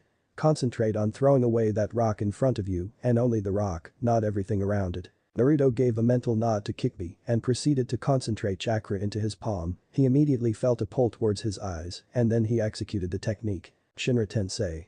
Almighty pushed divine judgment. Only the rock was blown away with a great invisible force, none of its surroundings were disturbed. HMPH. It seems you lack a lot of control. Your technique was perfected by your Ujengan, but it took 10 times more chakra than it should have. You can only do it once every 10 minutes and it will exhaust you completely after 5 tries. Damn. Naruto frowned. This technique was awesome and it sounded awesome too, but he needed to work on it. A lot. How can I improve it, Kik-chan? Well, let me think. To be able to perfect it, you need to find out your flaws first. But your Ujengan won't let you do it the wrong way. Isn't there a way I can tell that thing to stop fucking with my training? I wish I knew, you can probably do it when you have enough control over your bloodline. But I think I might have a solution. Remember I told you I felt another person activating the Rinnegan recently? Realization dawned on his face as his eyes widened. Oh yes. I get it. You want me to observe how he performs Rinnegan techniques and then I can improve mine. Iridied smirked. Yes, and if that fails then I'm afraid the only way for you to improve will be trial and error. In other words, keep doing it till your Ujengan stops correcting your technique, which will mean you have perfected it to the required level. The blonde gave her a nod as he accepted her words. Okay, let's get going then. Direct me northwest towards the rain country. Rain country 3 days later. It was raining. It always was, everywhere he went for the last 2 days. No wonder they call it the rain country. What else would it be called? Only a god can stop this rain. Well, we're here. Indeed we are, but we haven't found him yet. I guess I should keep training while we look for him, any ideas? Have you thought of reversing the pull of gravity from Shinra Tensei? Kikbi suggested. Shrugging, Naruto decided to give it a try. Almost immediately, information started flooding his memory and he felt like he knew a new technique. Bansham Tenon. Universal pull. The wooden branch of the tree he was pointing at broke from the tree and started flying towards Naruto. He immediately cancelled the technique. Unfortunately for Naruto, Kushina had not taught him all the laws of motion. So he got hit in the forehead by the wooden branch. Ow. Kikbi laughed at her container's plight. Ha ha ha ha. You beat yourself with your own technique. Naruto growled in frustration. Shut up. I cancelled the technique while the branch was still in the air. Then why did I get hit? You idiot. Imagine you are pushing a wooden cart down the road with great force. After you stop pushing it, will it stop by itself immediately? Naruto chuckled sheepishly as he realized his mistake. The fox demoness seemed silent for a while as she contemplated the new technique. This technique can be very useful if you are able to perform it right. You can kill a surprised enemy before he even realizes what happened. But you will need to be careful with this one, as you will be pulling things towards you. This will be very risky as well. Naruto paled a little as he realized that the training he would have to go through while perfecting this technique won't be pleasant. I can only imagine what would have happened if there was a kunai instead of that wood log. She chuckled lightly. Indeed. Now if you didn't notice, there was very little chakra flow towards your Yujengan when you performed Bansho Tenon, and it used very little chakra as well. I would say you can do this every 10 seconds for hours. However, that doesn't mean you have mastered the technique yet. You should be able to do it with both of your hands. And if it is possible, attract two objects towards each other instead of you, or maybe completely control the path of your target. Unless you are able to do all that, I need you to keep working on it while we travel. Not much, just use small stones for your practice while we look for your relatives. He gave her a mental nod. Okay. Oh, and Naruto, once you are able to do this completely and we don't find that person, then we should move on to the dragon summoning. After all, we can't waste too much time looking for just one person, we have to get back to your family within 5 years. Hi. Bansho Tenon. 3 weeks later in a valley near Omegakure. Naruto. Stop. What is it, Kik-chan? The demoness waited for a while in silence, as if expecting him to come up with an answer. Do you feel that? There are a lot of chakra signatures here, and they are very strong too. If I had to guess, at least 15 of them are high Junin level. And one is at least cage level. I need you to hide your presence as much as possible and investigate this. Naruto was honestly a bit scared being this near to so many powerful ninja, some of them might be capable of easily taking him down. Okay, with any luck they won't have any sensory type ninja. It will be impossible to feel my cloaked presence in the middle of so many high-level chakra signatures. 15 minutes later, Naruto was now looking at a very intriguing sight. The half-crippled man who he recognized as Danzo from his mother's description was standing on top of the valley with a man with more than cage-level chakra. He seemed to be the leader of all the Ainmnins in the valley, except those two who were standing down the valley. Whoever he was very strong. Alongside him stood at least 50 more ninjas, all higher than level, with at least 15 Anbu level among them. But they were not what caught his attention, oh no. What caught his attention was the red-haired man standing down the valley, or more specifically, his eyes. That rippled pattern around the pupil with bluish-gray shade was not something people get to see every day. Those were his eyes, his ancestors' eyes. If this person had those eyes, that means he was a relative. He was family. There was no way Naruto would let him die here. But what could he do? Don't forget that he has the Rinnegan, and he is much older than you, so he must know how to use it better than you. Such a person cannot be easily defeated no matter the number of foes. I think the only reason the fight is not commenced is because our enemy has a hostage. As if responding to her words, in front of the cripple there was a blue-haired girl on her knees with a kunai pressed to her throat. It was then that the man with a gas mask on his face started speaking in a menacingly calm voice. Nagato, if you kill Yahiko and disband the Akatsuki, then I will let you and Konan go unharmed.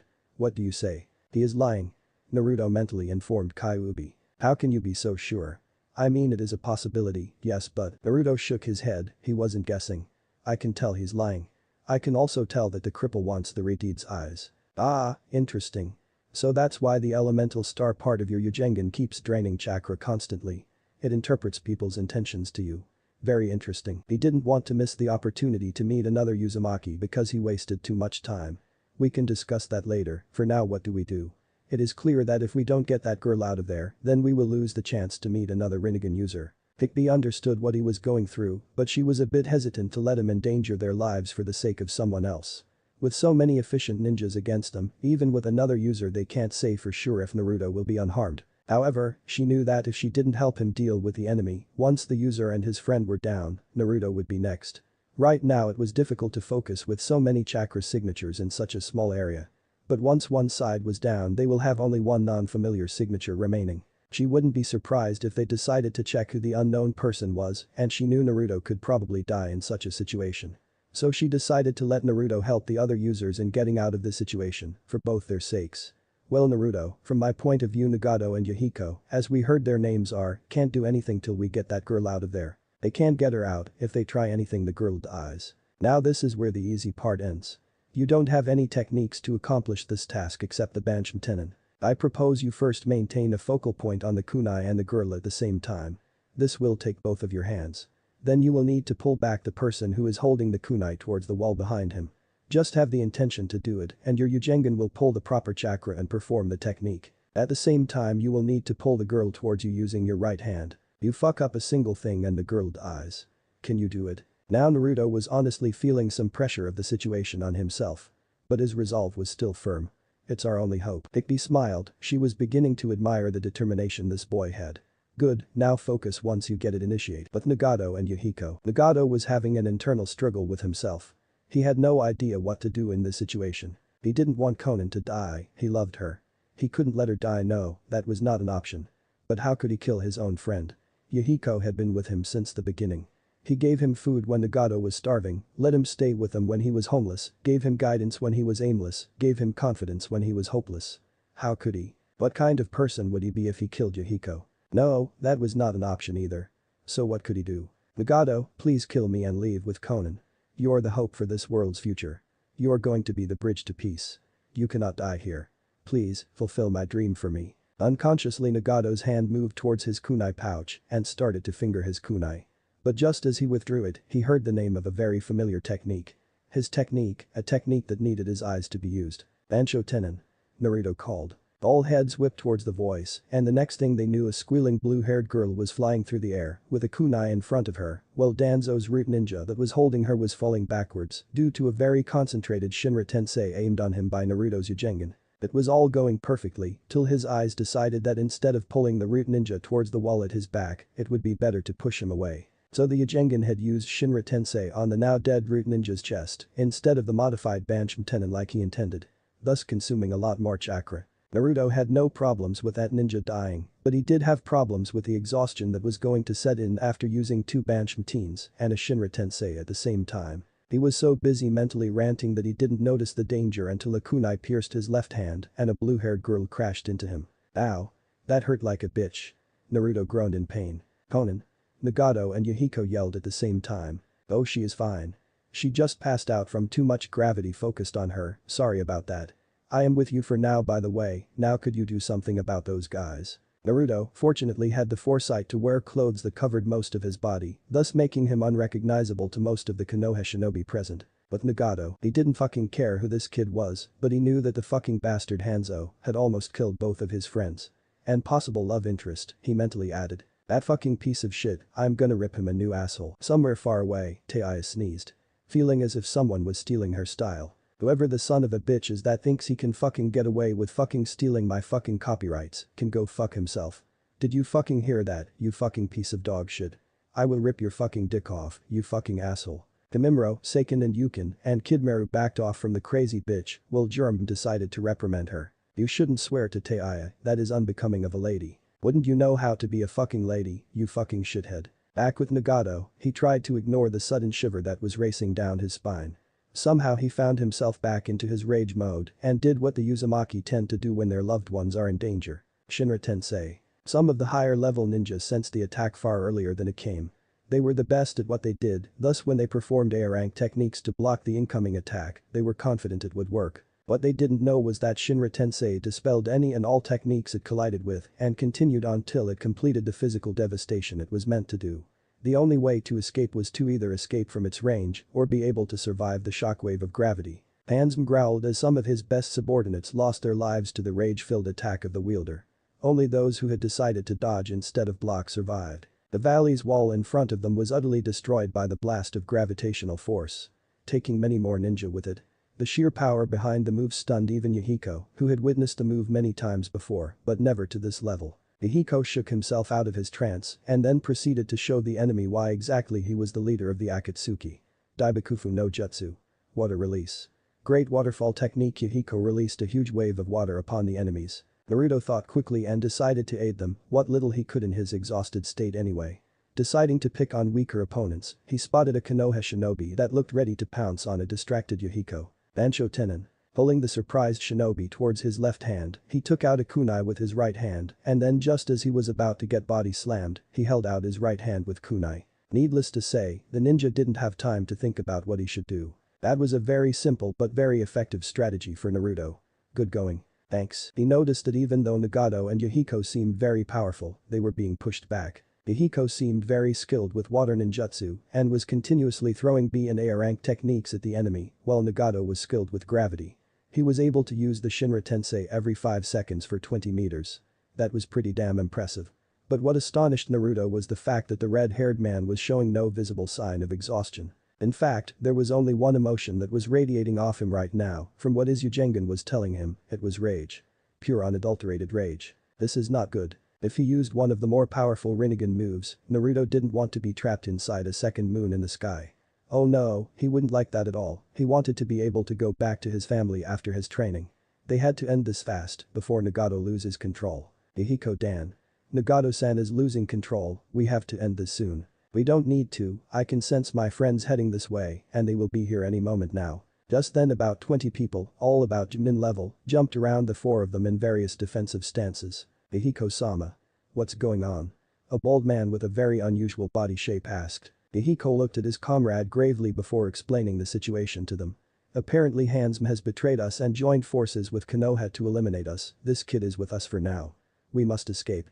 We're not ready to fight an opponent of Hansm's caliber yet. Hi. Even Nagato grunted in response, though Naruto could tell he didn't want to leave without killing all his enemies. With that the group started traveling in the opposite direction of Omegakure. Towards the Fire Country's border. Only half of the Anbu-level ninja he had brought with him had survived. Most had died in the first attack due to being unprepared, but after that they easily got out of the range of an attack they sensed couldn't be stopped. As they made a move to pursue the escaping group, Hansm held up his hand to stop them. Hansm. What are you doing? We can't let them go, you promised me I will get to keep that man's eyes. Dansm sneered at the legendary masked ninja. The salamander summoner gave the presumed cripple a cold glare. Shut up you old fool. I didn't plan on fighting their entire group. If your incompetent ninja had not let that girl go, we would have had only the Rinnegan user left to handle. And during his mentally weak state due to the loss of his friends, we would have taken him out easily. As it is now, I don't want to fight an entire group of A-rank ninja with Yahiko leading them. Especially when they have an enraged Rinnegan user on their side. Hansm gritted his teeth in annoyance. He knew very well that if Hansm and the rest of his men wanted, they could take down the escaping group. The reason Hansm didn't do so was because he knew he would definitely lose many more of his best men. But what about? Our deal is over. If you want the Rinnegan, you can get it yourself. They are out of my country and that is all I want. If they are not here, they can't cause a rebellion and I can do whatever I want.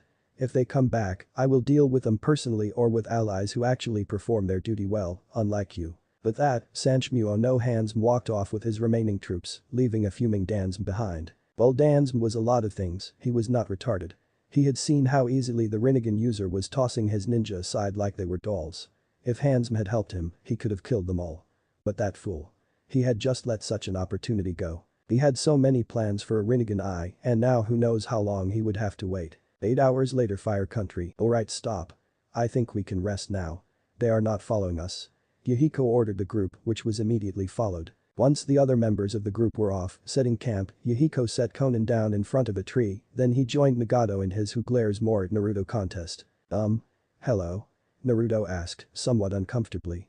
Geez, he saved these guys' asses and they are glaring at him. Ungrateful bastards. Now you know how I feel.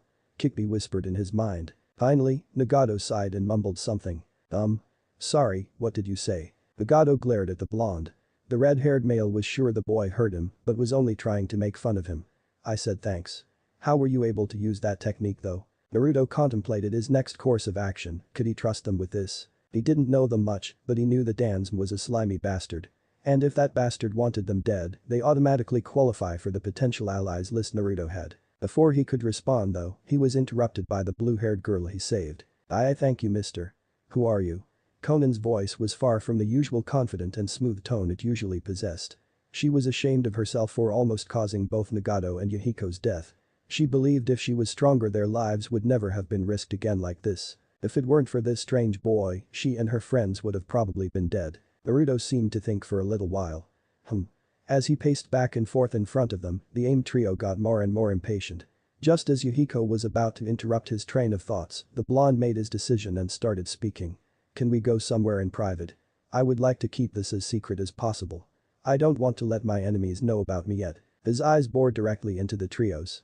Even with the sunglasses covering his eyes, the three could feel that he was completely serious. It hadn't exactly been a very hard decision, he had known before being in this situation that sharing this information was necessary if he wanted to learn Rinnegan techniques from the other wielder. They gave him a nod and started walking away from the rest of the group. Once they were out of hearing range, Naruto stopped, which caused the other three to stop as well. He slowly removed his sunglasses and exposed his eyelids. As he slowly opened them, two of the three witnesses gasped in shock, while Nagato's ninjutsu sharpened slightly. He seemed the least surprised by seeing the ripple pattern in Naruto's eyes. The older wielder had already come to the conclusion that Naruto had the Rinnegan as well. It certainly explained the sunglasses in cloudy weather and gravity manipulation. Yahiko and Conan, however, were shocked. They didn't know anyone else who possessed the same eyes as Nagato. You have the Rinnegan? Conan whispered. Naruto smiled mysteriously at her, earning himself a confused look. Yes and no. What do you mean? Yahiko asked, somewhat confused. Naruto sighed. He once again reconsidered if he should really do this. Then he thought, what the hell, you have to give some to get some, right? I mean exactly that, Yahiko-san. This is the Ajengan. Rinnegan is one of its parts. My original bloodline the Rinnegan was fused with Sharingan by its creator, Kikbi no Kitsune. Later on, I activated my transcendent bloodline, the elemental star. The Ajengan is what I call the result of these three fusing together. Yahiko and Conan were gaping. Out of all things they had expected, this was too much information. Nagato on the other hand. Where did you get those sunglasses? Nagato asked, excitedly. Yahiko and Conan snapped out of their stupor and started yelling at him for going off topic. What? Nagato pointed his finger accusingly at Naruto's sunglasses as he spluttered. I mean just look at them. Any normal pair of glasses would have given any ninja with a trained eye at least a slight glimpse of his eyes. Even with my Rinnegan, those glasses completely concealed his ninjutsu. Ah, these. Naruto said, looking at his glasses proudly. These are a gift from my sister, since we have a lot of Byakugan and Sharingan users in Konoha who would have been easily able to see through any normal ones, she got these made for me from Kachan. Not only do they cast a permanent shadow over my eyes while I am wearing them to look normal, they also create fake chakra pathways to mislead the ninjutsu users who can see through them. Awesome. Nagato was drooling, while Conan and Yahiko were looking at him strangely. Finally Nagato noticed their stares and answered their unspoken questions. Do you have any idea how hard it is to keep trying to hide your eyes from everyone? Most people who see mine either get scared, start worshipping me or they begin plotting against me to take them for their personal agenda. He deadpanned. Oh. I didn't think a simple pair of sunglasses were that important. Yahiko nervously replied to Nagato, who just grunted in response. Naruto chuckled as he decided to get to the point. These people seemed like they could probably get along with him. Nagato-san, now that we have broken the proverbial ice, let's discuss some family matters. But then Naruto started explaining to Nagato about the Uzumaki clan. 20 minutes later. So your mother was Uzumaki Shiki. Have you ever heard of anyone named Uzumaki Kushina? Nagato's eyes widened in shock. This boy knew his aunt's name. How do you know her? That was her sister's name. Really? She is my mother. I guess we are cousins then, huh? Naruto grinned. Nagato gave him an hesitant nod, not quite able to fully comprehend the aspect of having a living relative himself. I never thought I would get to meet any of my relatives again. Where is Kushina-sen then? And can I meet her? Naruto nodded as he didn't see any harm in telling him about it. She is in Konoha. And of course you can meet her, but not right now. Konoha is full of greedy bastards, and if they notice you there, with your rippled eyes in a showcase and all, they will start acting like hormonal teenagers in the girls' side of the hot springs. Nagato seemed a bit downtrodden at the idea of having to wait. Oh, so what do we do then? The blonde pondered on his words for a while before replying. Well, I initially was looking for you so that you can teach me how to better use my Yajengan. Then once I am a bit better with it I will take the summoning test. Once I pass it I will send one of my summons to tell Kachan about you. Then we can arrange a meeting. Does that sound okay? Sure, but be warned, I have never tried to teach anyone else anything, so I really don't know much about teaching. Nagato replied sheepishly. The blonde waved his worry off casually. Don't worry about it. I will watch you perform with my eyes completely activated. Just show me what you want to teach and tell me the things that you can't show in the open yet and I should be able to get the basic concept. From there on I will need to try on my own." That seemed fine with him, so Nagato nodded. "Well then, what are we waiting for, let's see what you got." The blonde gave him a confused look. "What do you mean?" The grin on Nagato's face was somewhat scary. "I mean, you have to spar with me." He only had the time to widen his eyes and say 2 words. "Oh shit. Let's begin, Shinra Tensei. I wonder if it is in Uzumaki tradition to torture your relatives and try to kill them." Kikbi mused as her container was flung back by Nagato's gravity attack. Hihiko and Konan immediately left to watch from a safer distance. Naruto meanwhile was in a world of pain. Never had he been on the opposite side of that technique. Nagato had managed to surprise and catch him off guard. It was a good lesson for Naruto, never let your guard down. "Okay, now that you are up, we can truly begin. Chibaku Tensei." Planetary devastation. The black sphere of concentrated gravitational chakra was thrown in the sky above Naruto. Nagato seemed a bit winded after using the technique, so Naruto was immediately on guard. Panic struck him when he was lifted up in the air, along with most of the ground around him, towards the sphere of chakra. By his estimation, if he was unable to break free from the technique, he would be squashed like a bug and his remains would be trapped inside an earth sphere. It seems this is the powered-down version of the same that the sage used to create the moon to seal Jubi's body. Fascinating. She wasn't concerned about Naruto's life, she knew Nagato had no intention of killing her container. And she had already grown somewhat immune to pain after the boiled bath she had felt during Kushina's training. Meanwhile, Naruto began going through his list of possible actions and only one seemed good enough to escape. He started pushing about 90% of his remaining chakra into his eyes and hands, with all his strength put in his last-ditch effort, he called out his technique. Shinra Tensei. A huge shockwave of gravity from the blonde disrupted Nagato's technique in a thunderous crash of titanic forces and pushed all the rocks and dirt away, leaving only a lone figure floating overhead. Hihiko and Konan seemed amazed at the massive devastation the 2 Rinnegan wielders were causing. Even more so considering the blonde was merely a child. When Naruto's concentration finally broke, he pushed most of his leftover chakra to his feet to minimize the damage from the impact of his landing. After that he blissfully passed out. "Don't you think you overdid it a bit?" Konan asked Nagato. Nagato was always sort of shy and hesitant when it came to harming anyone, this was not like him. The Rinnegan wielder sighed. "Konan-chan, I will be honest with you. When those bastards had us trapped at the valley, I realized what could have happened if I had hesitated even for a bit. We all would have died. I don't want one of the last remaining of my family to die like that. By the time we are done, I will make sure he is a hardened ninja who will use his powers to protect all that is precious to him and destroy everything that stands in his way without any hesitation or guilt." Konan and Yahiko were somewhat shocked upon hearing this. They always had to console Nagato that it was okay and they were doing it only to achieve a better world each time Nagato had to take a life. But this new Nagato, he just beat the shit out of his newly discovered cousin just to teach him a simple lesson. Do not ever let your guard down and never hesitate. After a while, Konan smiled. It seemed Nagato had finally understood what he was aiming for and what he wanted. Without any further words they picked a now unconscious Naruto up and went back to their camp. Chapter 5.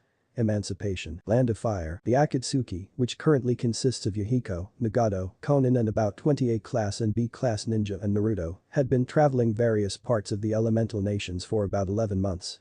This time was used for training, making new contacts, gathering spies and information they require to fulfill their future goals and other miscellaneous tasks. During this time, Naruto had managed to master Banshim Tenon to its full capabilities, he could now attract almost anything towards any other thing and do this with each of his hands simultaneously.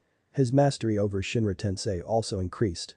He could now do it every 30 seconds for about 20 times a day. Though it's nowhere near Nagato's level, he is only 8 years old and has a lot of time to improve. Nagato had let him copy his Shibaku Tensei as well, but was forbidden from using it unless it's a life-death situation as it consumes too much chakra. More than Naruto could provide right now. Together with Naruto, Nagato had also managed to find and use yet another one of Rinnegan's abilities.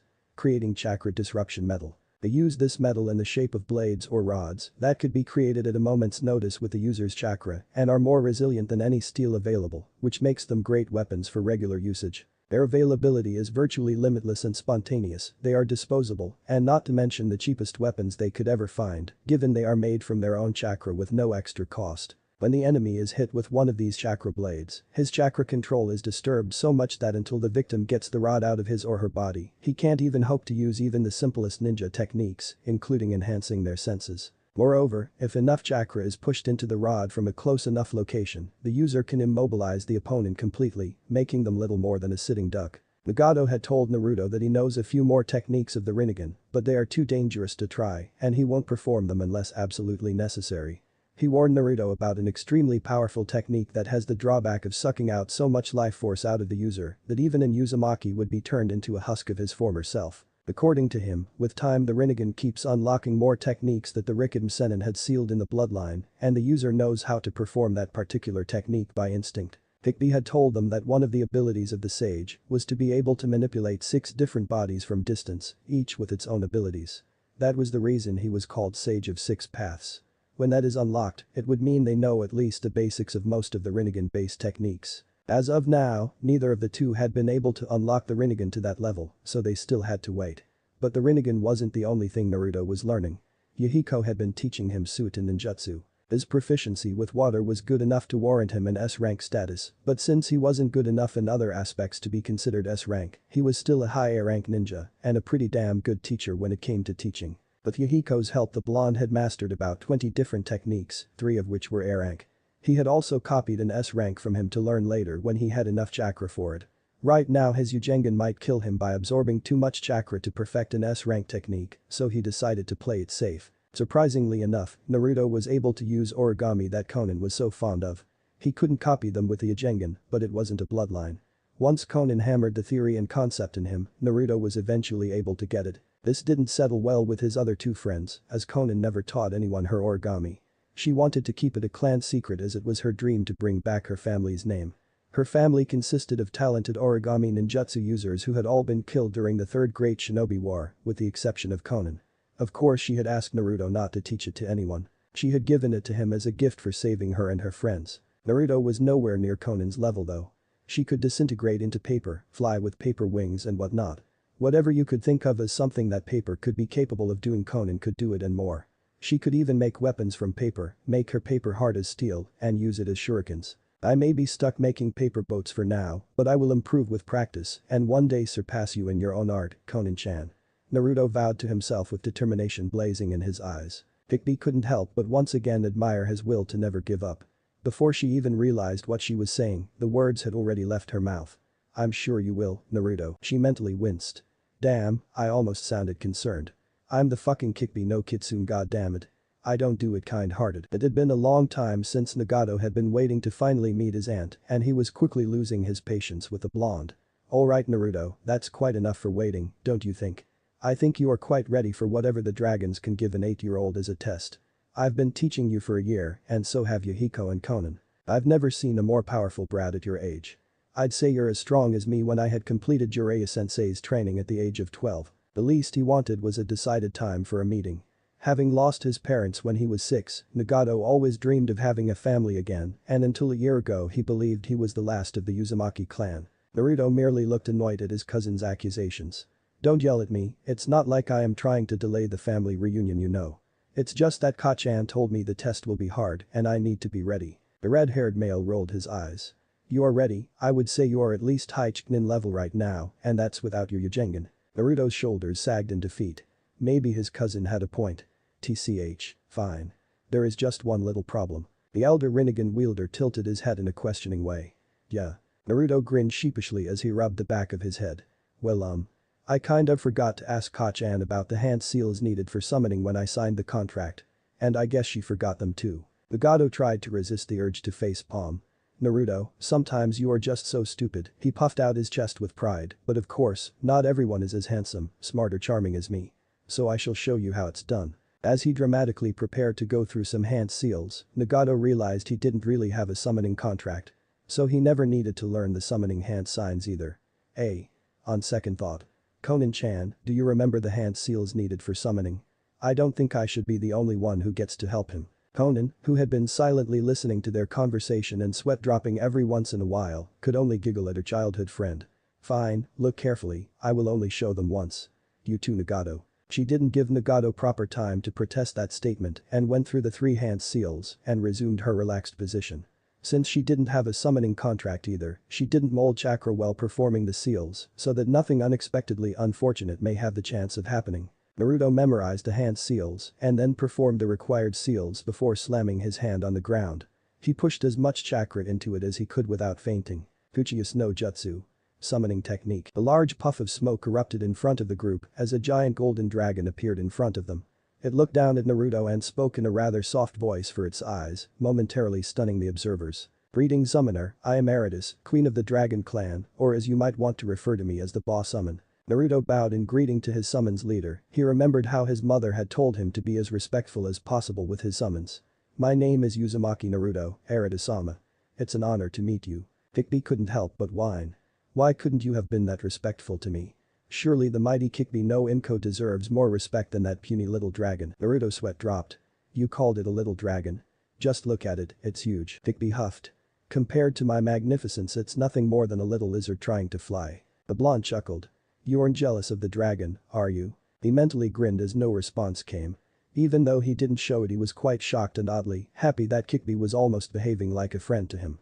An annoying friend, but a friend who's been with him through thick and thin nevertheless. Even if it was impossible for her to leave, there had been many instances where she didn't need to help him, but yet she did. For that he was grateful. The dragon seemed to nod her giant head in acceptance. "Nice to know you too, Naruto-chan. But before you could call our kind for your aid you need to prove your worth. Are you ready for our test? Kushina-chan must have told you the basics about us. Make no mistake. If you fail then we will not give you another chance.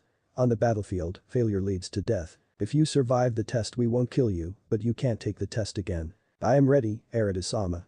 Naruto managed to reply with an even tone, even though inwardly he was very nervous. The dragon smiled, which was quite scary with all her giant pointy teeth on display. "Good. Now, your test will be to find the legendary sword of the dragon clan, the Rikjin. When our previous summoner died, the sword was lost with him. He was your maternal great-grandfather by the way, I think.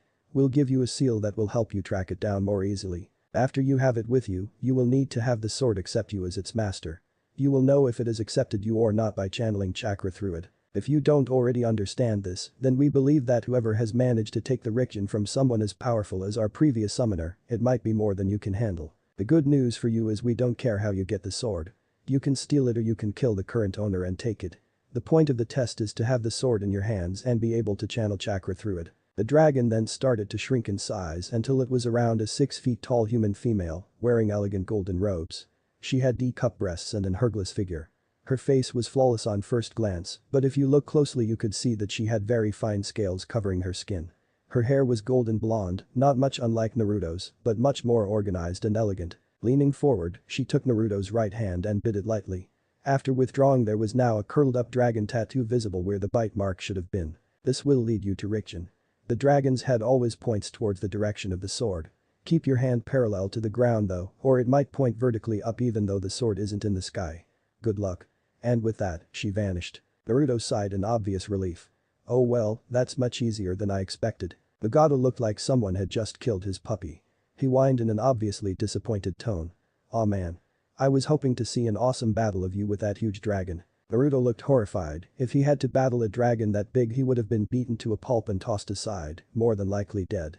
Thank Kami my great-grandfather lost his sword. Now I can find it instead of having to fight a fucking dragon. I could have beaten her in my full Bijk form, but you would have been completely useless against her. Kikbi mused. Not completely, I hope. The demoness gave him an equivalent of a mental shrug. Perhaps he could have annoyed her after all. Their greatest asset in battle is the impenetrable skin. Right now I doubt anything you can do would manage to more than scratch her. He gave her a sigh of defeat. Fine Kik-chan, I understand. His mental conversation was interrupted by his cousin's once again enthusiastic voice. What are we waiting for now? Let's get that sword so we can send a dragon messenger to your mom and arrange our meeting already. We will help you kill the unfortunate bastard holding, unless they hand it over peacefully. Since the boss said she doesn't care how you get it and the sword doesn't belong to whoever is holding it. Naruto nodded. Yes, we should start moving southeast according to the tattoo. Flashback end. And so they had been moving constantly from Rain Country towards Nami no Kuni since the tattoo was pointing in that direction. Right now they were somewhere in. Suddenly the group sensed a chakra spike and stopped. Obviously there were some ninja nearby, more than likely fighting each other. They had to decide whether to ignore it or get involved. It seems some ninja are fighting nearby. Yahiko commented. Nagato gave his friend a nod. It could be someone Naruto knows in trouble. We are within, and there has to be a Konoha ninja fighting there. Naruto wasn't so sure about that though. The only ones I care about from Konoha are Kasumi-chan and Ka-chan, and I really doubt they're here. Or it could be a bunch of missing nins. Conan added. Naruto sighed in defeat. Well, I don't have any friends in Konoha, I guess it could be Ka-chan, even if the probability is pretty low, and I would rather be safe than sorry. So I say we go check it out. There's no harm if we don't get detected. Others could only nod in agreement. With their decision made, Naruto, Nagato, Conan and Yahiko moved towards the chakra spike while the rest of the group stayed behind, ready to fight just in case their leaders needed backup. When they got to the clearing they saw a female, roughly around 20 years old, fighting at least a dozen missing nin from Kumagakure no Sado. At least 4 of them seemed nin level and 1 almost anbo level. There was also a girl tied to a tree without much clothes.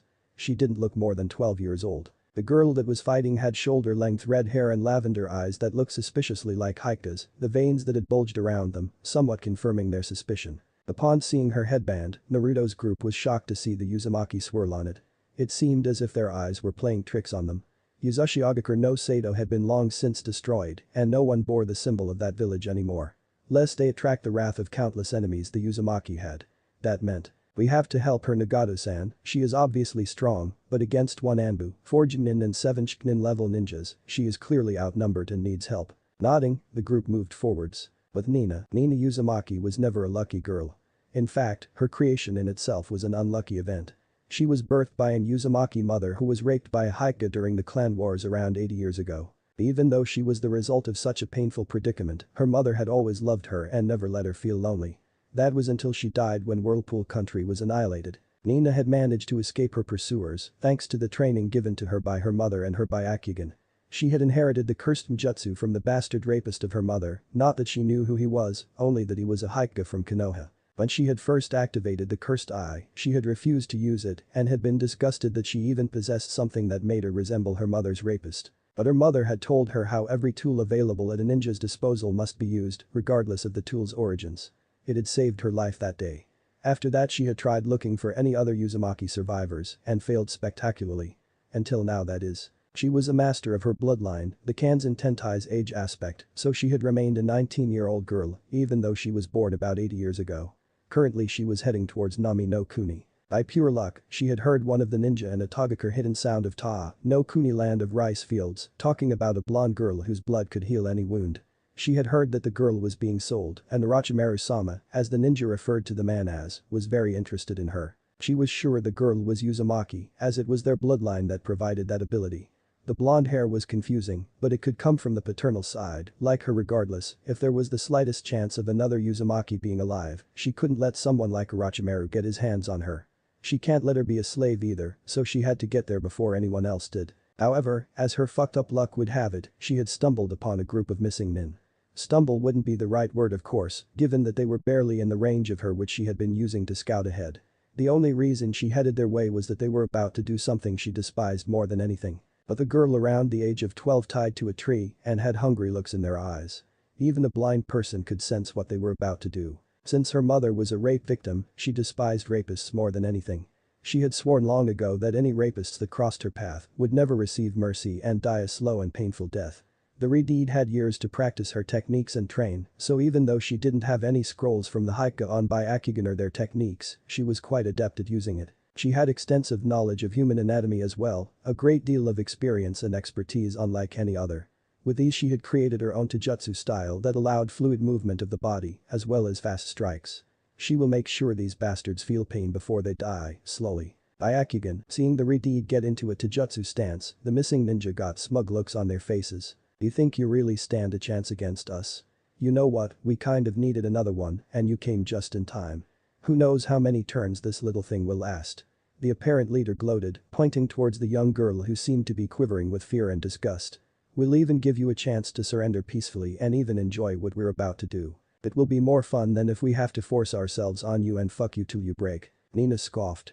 From what she could see, the girl was already pretty beaten up, but her underwear was still intact, so they probably hadn't draped her yet.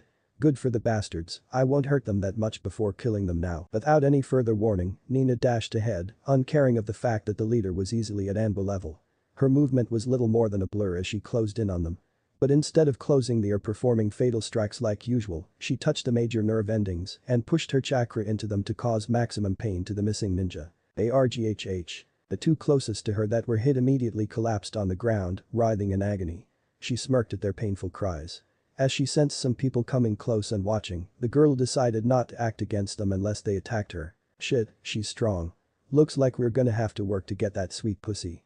But you know what they say, hard work yields the best results. Don't worry girlie, those two were just chknin when they defected and I don't think that has changed even today. The lackeys of the Anbu level missing ninja roared in laughter, displaying their agreement with their leader. It was also their way of boosting the confidence that had fallen slightly after witnessing the girl effortlessly take down two of their own. Unfortunately for her, the other missing ninja were now on guard and attacked her as a team. Her body slid gracefully to avoid their attacks, letting their swords, kunai and various other weapons dance around her body, sometimes almost grazing her delicate skin, but not quite. Naruto and his group watched the show silently, impressed by how flexible and graceful the Uzumaki Kunoichi seemed. Though, while the teamwork of the missing ninjas had flaws, all 10 of them seemed quite competent fighting together and were slowly but surely gaining the upper edge. The red-haired girl mentally cursed. In her rage over the act of rape, she had completely ignored strategy and logical thinking. Oh well, it wasn't like she had anyone to live for. But she wasn't going to let these bastards get her alive. And she was definitely going to kill many of them, hopefully winning. Naruto clicked his tongue as he saw the girl couldn't probably win unless she had something up her sleeve. Help me out here, I want to talk to that woman about her headband. Nagato could only smirk at his cousin. Same here, let's get rid of the eyesores first. Just as Nina was about to use one of her trump cards, the 4 people that she had spotted before jumped into the fray. Origami shuriken. 2 more chknin level ninja who were closest to the blue-haired girl collapsed as they choked on their own blood after their throats were impaled by the paper shurikens. The missing ninja who had been busy fighting Nina didn't notice the arrival of the new group until it was a little too late for the 2 who had died. When the opponents finally noticed them, the leader roared with anger and annoyance dripping from his voice, along with a slightly worried look on his face. Stay out of this you imbeciles. This is none of your business. We found them before you and we're going to be the ones who get to rape them first.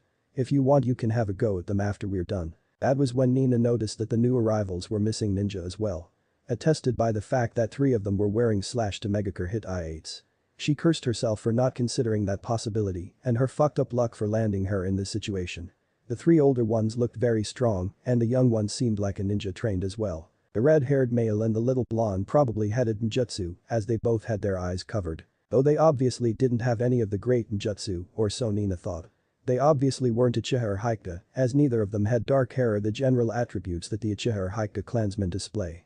Not to mention the fact that those clans were based off Konoha, so obviously no one from Rain Country could have those ninjutsu unless their situations were similar to hers. That left the Rinnegan, the legendary Eye of Samsara. But she was sure they didn't have it, no one after the sage had obtained it as far as she knew.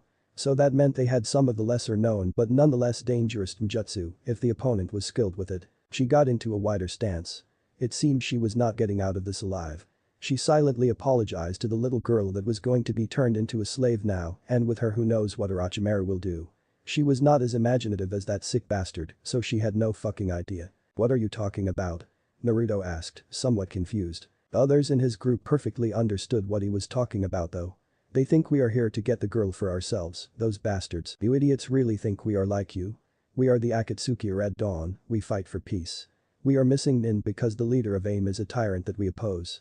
Yahiko was interrupted as Nagato placed a hand on his shoulder. No need to explain to Yahiko, they will be dead soon, so it's just a waste of time. Hearing that filled Nina with a flicker of hope, but she couldn't be sure they were with her yet. So she asked. Whose side are you on? Whose do you think?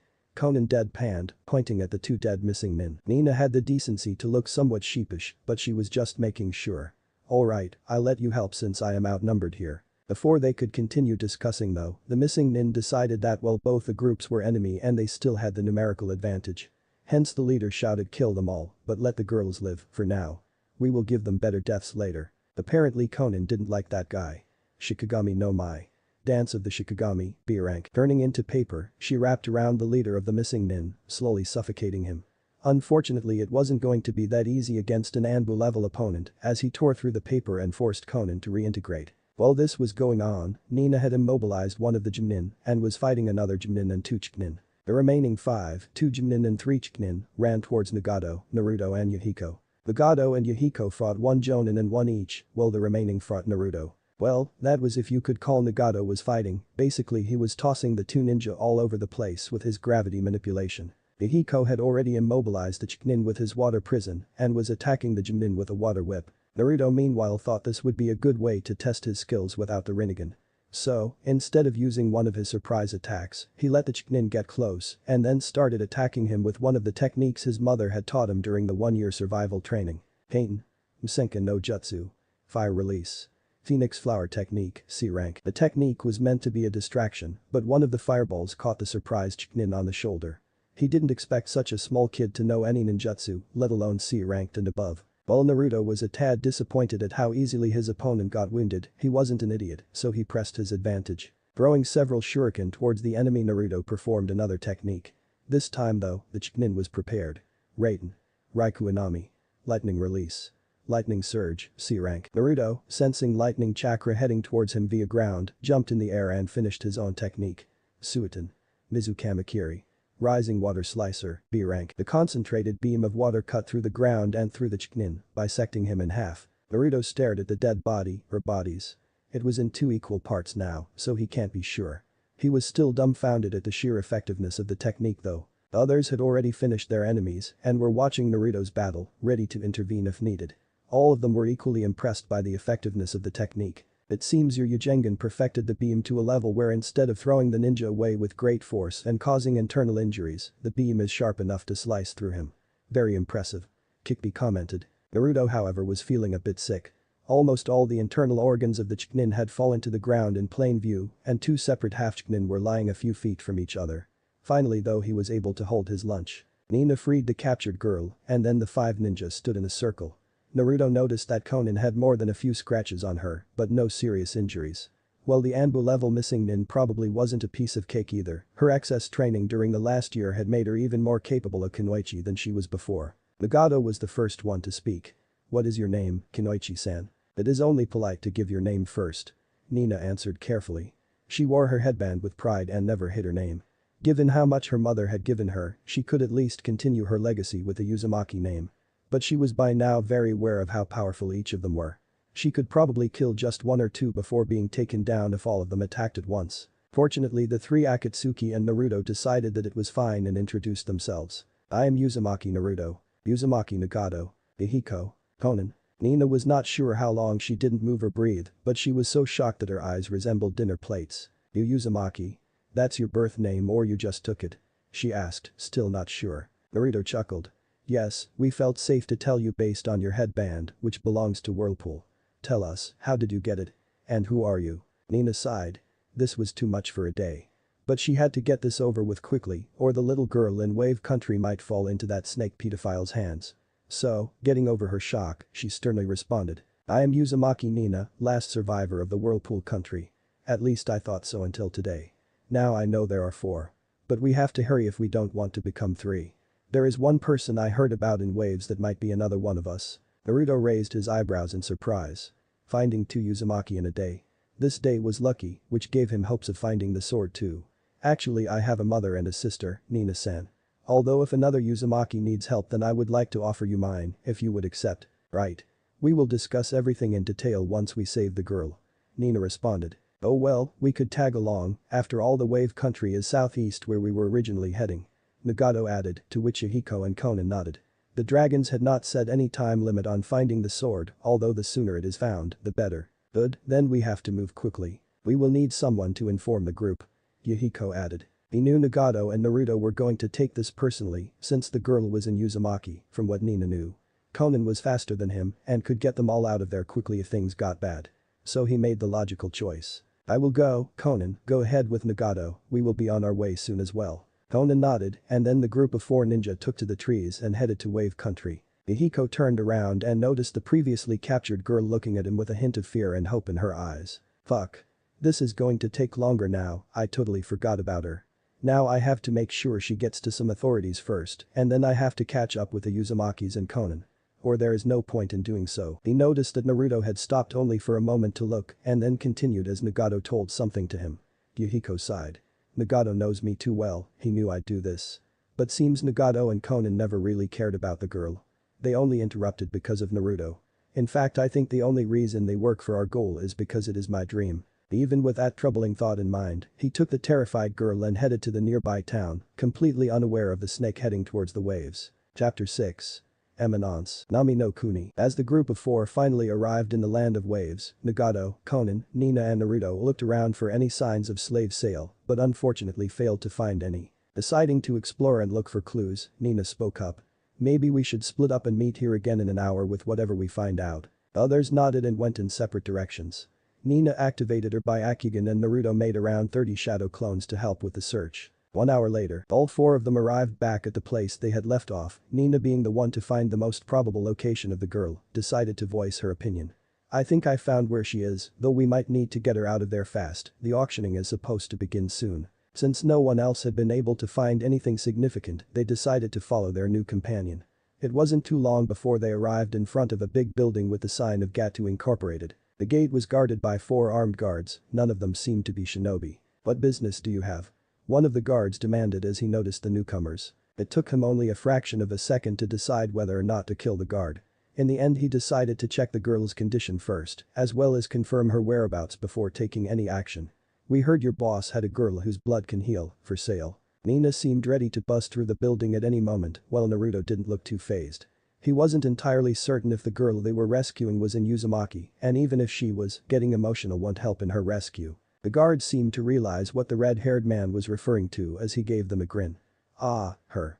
Of course, the sale was just about to begin in a few hours, but if you are willing to pay a good enough price you can buy her beforehand. You will need to negotiate with boss though. Of course, please lead the way. Nagato answered in his business voice. This was a calm, collected and serious Nagato, much like himself when in public. Naruto was fairly impressed at how easily Nagato can adapt to situations. Still, there was a girl to be rescued. After a while of waiting, they found themselves in Gaten's office, facing the tiny man with a cane. My guards informed me that you were interested in the new girl I have for sale. I will let you know that she is a rather fine piece, and her value is quite high. Of course I will give you her detailed description. First of all, she is untouched or pure, whatever you want to call it. Flawless skin, angelic beauty, and her blood is pure enough to heal almost any wound. She is truly blessed, so if you are the religious type, then she is what you have always been looking for. If you want her for other purposes, well, we don't know if her blood will heal or not after you are done with her, so we take no guarantee there. I assure you though that the experience should be extremely pleasurable. The girl was trained in ninja arts a bit by a retired Junin from Kumo, so her body is lean and toned. All in all, you are in for a hell of a ride. The foolish little man was completely oblivious to the constant drop in the room temperature with every word he spoke. Nina was fuming, Konan was angry, Nagato. Well, you couldn't tell what he was thinking, while Naruto still didn't seem fazed on the outside. On the inside though, he wasn't pleased with the pudgy businessman to say the least. Nagato seemed to think for a while before he gave Gatma a nod. Can we see her first before we buy? I assure you we are more than capable of paying any price you've decided for her, provided that she's worth it. If they could get close to her, they could get her out of here then. There didn't seem to be any ninja security. The midget-like businessman gave him a grin full of expectation from the upcoming events. Ah, of course. Examining the merchandise beforehand, I see. He could just feel millions upon millions rolling into his pockets. Quite frankly, he didn't care if they raped her till her body gives up or worship her till she dies. She can go to hell for all he cares. The point was he was going to get even richer than before. When they reached the merchandise's designated room, they found a rather pretty blonde-haired blue-eyed girl crying on a bed while hugging her knees. After a few moments of thinking, Nagato politely turned to Gaten. We would like a few minutes alone with the girl, we will pay your price when we're out. Fine. I will be back in 5 minutes, no more. Don't even think about breaking her before you pay up though. I assure you, you'll regret it. Nagato just gave him a grin and a nod. After Gaten was gone, Nina immediately ran up to the girl and hugged her tightly. Hey, it's okay. We'll get you out of here. What's your name? Itsumi. Uzumaki, or at least I think so. I am an orphan. My mother sold me to that man. She began sobbing again. While Nina tried to comfort her, Itsumi was feeling awful inside. What were these people here for? They don't look like bad guys. And there is something strange about the blonde, he almost seems very familiar. But then again, her adoptive mother didn't seem like a bad person either, and she had sold her to this businessman. And then there was this strange woman that was hugging her even though they'd never met before. SHHH. It will all be okay, I promise. Nina tried to soothe her. Naruto felt something oddly familiar about the girl, he couldn't put his finger on it. It was like he knew, or should know her, like he had a connection to her of some kind. What happened, can you tell us about how you came to be here? Naruto asked. It was all fine until my 10th birthday, then all of a sudden my adoptive mother told me that the only reason she raised me was so that she can sell me later, for my ability. Natsumi answered between sobs. It was quite obvious that the girl wasn't in the best state of mind at the moment as she had recently been abandoned. All her beliefs of what the world was completely turned upside down. Would you like to come with us? We are technically your family. I am Uzumaki Nina and these are Uzumaki Naruto, Conan, and Uzumaki Nagato. Family? Really? Natsumi asked, with some hope in her eyes, sobbing temporarily stopped. She wasn't sure whether to trust them or not. After all, this could be a trick, right? But why would they do that when they can just pay for her and do whatever they want with her? She shivered unconsciously in fright. What would happen to her after she was sold? She shed a few tears, knowing she would be the property of whoever owned her then. Since Nina-san seems to have taken quite a liking to you and we're probably from the same clan, we'll get you out of here and treat you like a little sister until you decide what you want to do next. Well, everyone except me, as you seem to be a year or two older. Naruto answered with a small smile. For some reason he felt compelled to help the girl. Not just like the normal help the poor girl that he would usually ignore, but a gut feeling that said if you don't help her you will regret forever. Itsumi almost didn't believe what she heard. Why? Why would he say that? Then she thought, maybe, just maybe she could give her complete trust to someone one more time. The woman with pearly eyes and the boy with spiky blonde hair, she would trust them for now. They were giving her more kindness than most and she had no reason not to believe them. And there was something in her that was just screaming at her to trust the blonde, it was scary. This never happened before, why now? Either way it wasn't like she had much choice other than this. I will try my best to fit in with all of you. She answered, looking down a bit shyly. Nagato smiled at the fact that it had worked out pretty well. The information was accurate and the girl was unharmed as well, except for the mental trauma she'd had to probably suffer. But that can easily be taken care of with proper treatment later. That's good, now that we have reached an agreement, we should break her out of here. We can't really pay whatever excessive price Gat will ask for her and that bastard doesn't deserve getting anything for her. He was satisfied when all of them seemed to agree with him. Byakugan, it was fairly easy to get out of Gat's building. After all, except for the children, they were all A-class and higher ninja. Once outside, they decided to head back from where they came, northwest, so that they could join up with Yahiko and others before once again looking for Naruto's sword. After that they would decide what steps must be taken regarding the two new additions to the group. 10 minutes later, Fukuku. Look what we have here, Kabuto a voice hissed, making all 5 of them stop dead in their tracks and get into defensive positions. Natsumi in the center, Naruto in the back. Show yourself. Conan commanded. The very pale man, with purple eyeliner, serpentine eyes and purplish grey robes stepped into the clearing. Nina was already aware that the snake Sannin was coming for Natsumi and had warned others about it. But this was something she had wanted to avoid. Orochimaru. Nina hissed. She knew she was a capable ninja, but she had never fought in S-class before, having always preferred to avoid such risks. It had worked out very well since it was extremely easy to notice overly large chakra signatures thanks to her ninjutsu. But this time, the S-class wasn't just passing by, he had been headed specifically for her group. There was no avoiding this time. HM. So you know me? Well, I seem to be at a disadvantage here, why don't you all introduce yourselves? All the members of the group were visibly tense. Even though they were good, an S-class could never be taken lightly. Orochimaru was a cage-level ninja, and despite all his training Naruto knew he would be killed easily if he were to face Orochimaru one-on-one.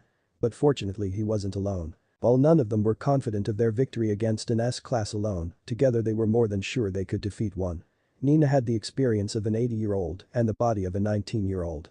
She was around easily cage level, and her taijutsu was perhaps one of the best in all of the elemental countries. Nagato and Conan were no rookies either, they both could hold their own. However, that didn't make facing the snake Sannin easier.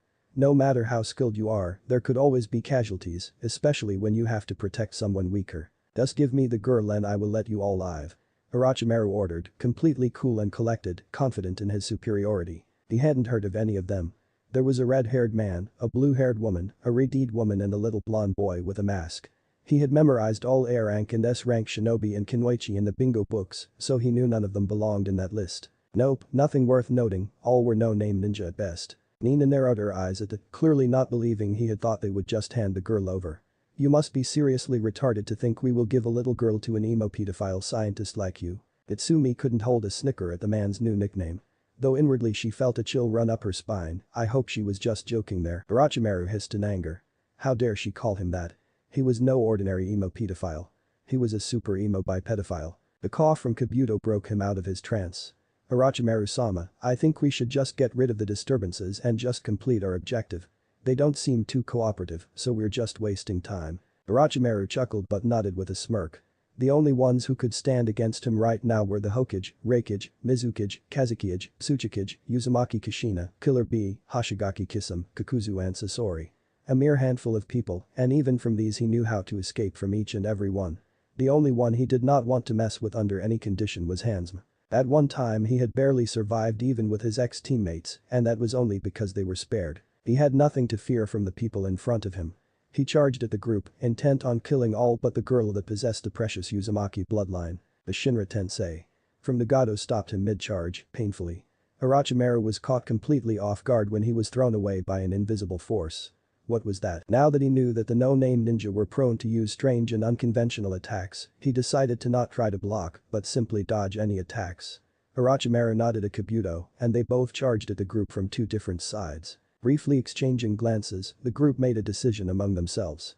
Naruto would protect Natsumi, Nagato and Nina handle the snake, while Konan takes care of the sidekick. Orochimaru ran full speed towards the duo that had turned to face him.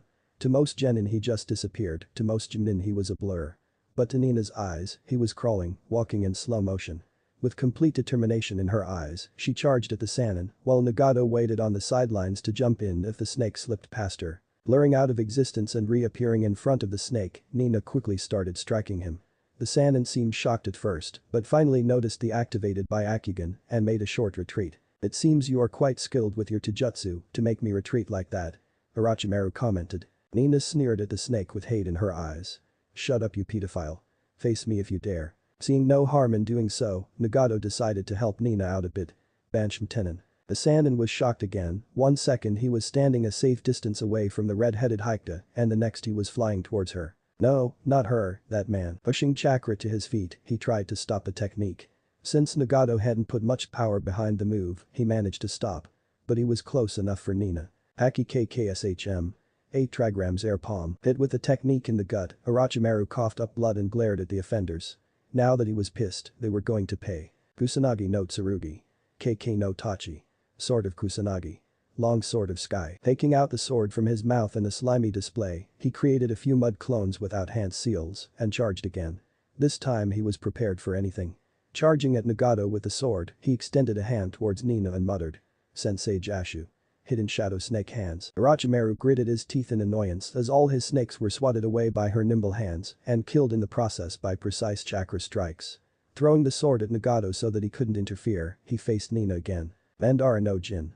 Myriad snake net formation. A very large number of snakes erupted from the cannon's mouth, all with Kusanagi blades sticking from their mouths. Nina seemed a bit surprised at this, but recovered quickly. I can't dodge such a wide area attack, the swords are probably poisonous, so touching them won't be a good idea. Then, Hakashim Kaiten.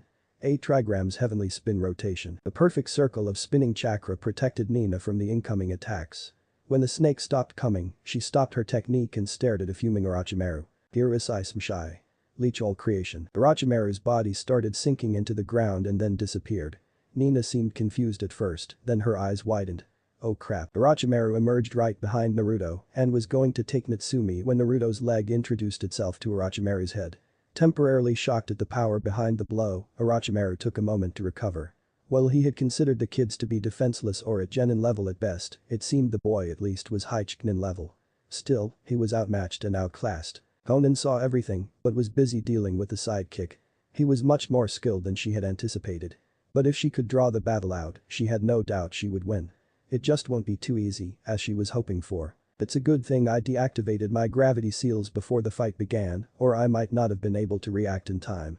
This snake sure must be slippery to get past Nina-sen's Byakugan like that, thought Naruto. You are good for a boy your age, perhaps I should take you too, you might just make a capable vessel or subordinate. Naruto glared from behind his mask. Hell no, you gay emo pedophile. Despite the situation, Natsumi completely failed at suppressing her giggle at the new addition to the nickname of the "You. I'll show you." Orochimaru fumed. Orochimaru charged with his sword towards Naruto, intent on finishing off the boy. Naruto flashed through hand seals, but just before he could complete them, Orochimaru disappeared in a burst of speed, surprising the blonde. But still, he had been training hard, so he prepared himself to retaliate with the sword strike. Chakra rod. Naruto muttered as a smooth black rod formed from his chakra formed in his hand. But to his surprise, the snake deviated from his path, then he realized just where he was heading. Natsumi, quickly speeding towards the girl, Naruto put himself between her and the Sannin.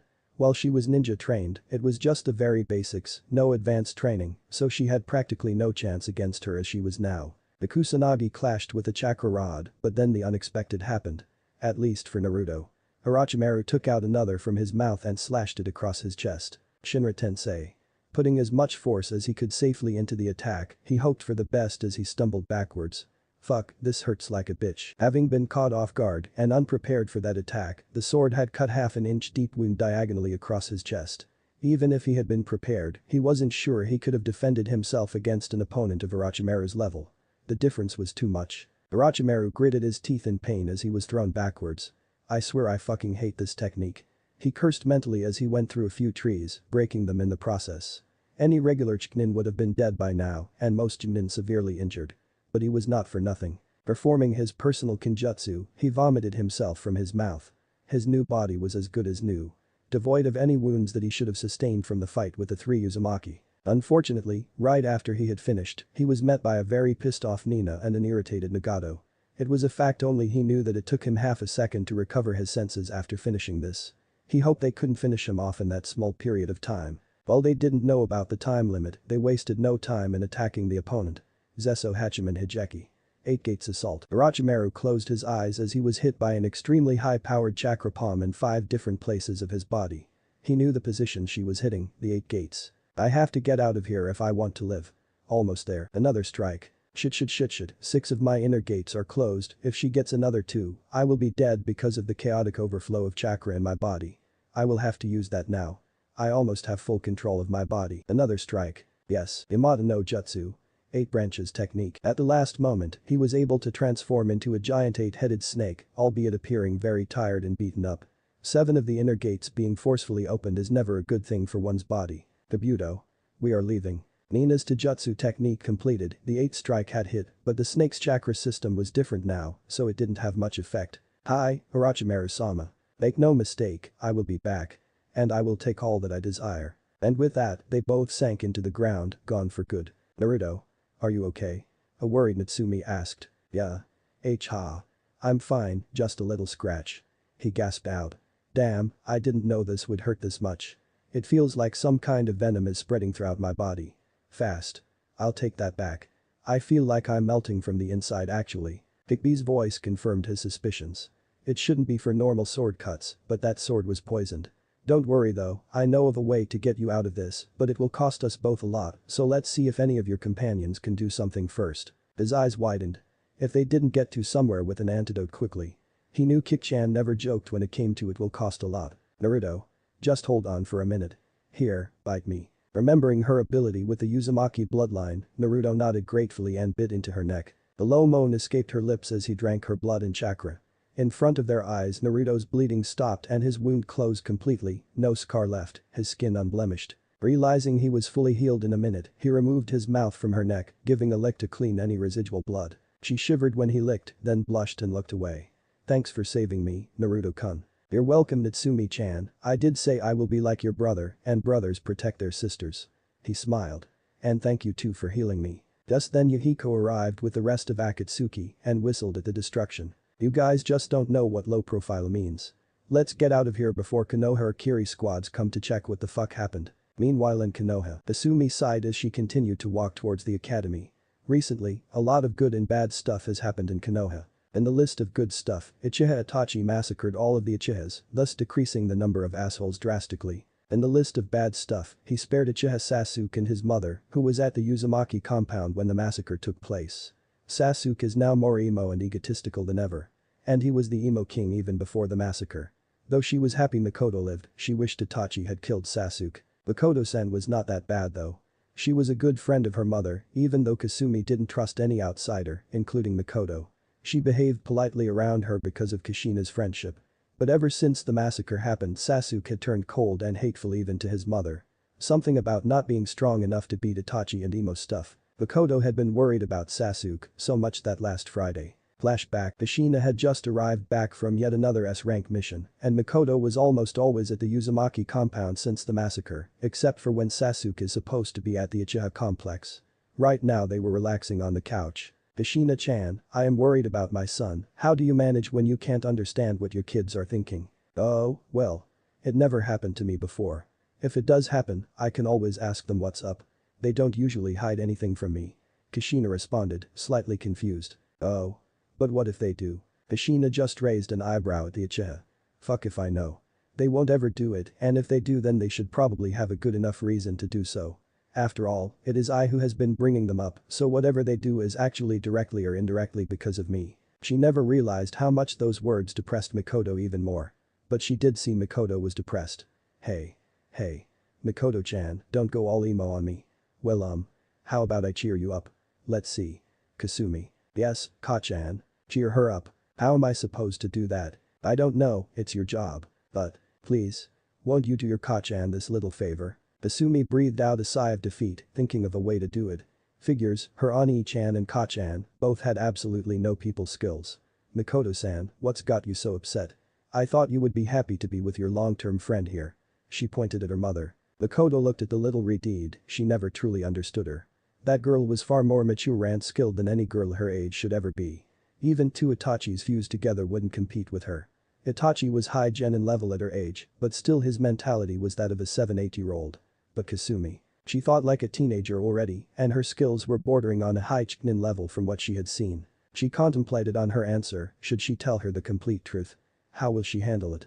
It's just that, first Itachi goes crazy and kills every last one of my family, and then the one that he did spare won't even talk to me. I don't know what to do with him. Kasumi and Kushina both frowned at this. Sasuke never did realize what he was losing with his arrogance and hatred. Suddenly Mikoto's eyes sparkled and she turned to look at Kasumi. That girl was so mature and yet so innocent.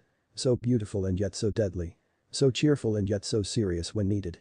She was perfect for her son. You. The girl shuffled nervously, something wasn't right with how the raven-haired woman was looking at her. Me? Mikoto's grin widened. Yes you. Kasumi-chan, you're the solution for this. The frown formed on her face as she turned her face completely blank. What are you talking about? Suddenly she realized where this might be going and nearly panicked. She turned to her mother, hoping she would take her daughter's side. Or she was going to pay. Please be friends with Sasuke-kun.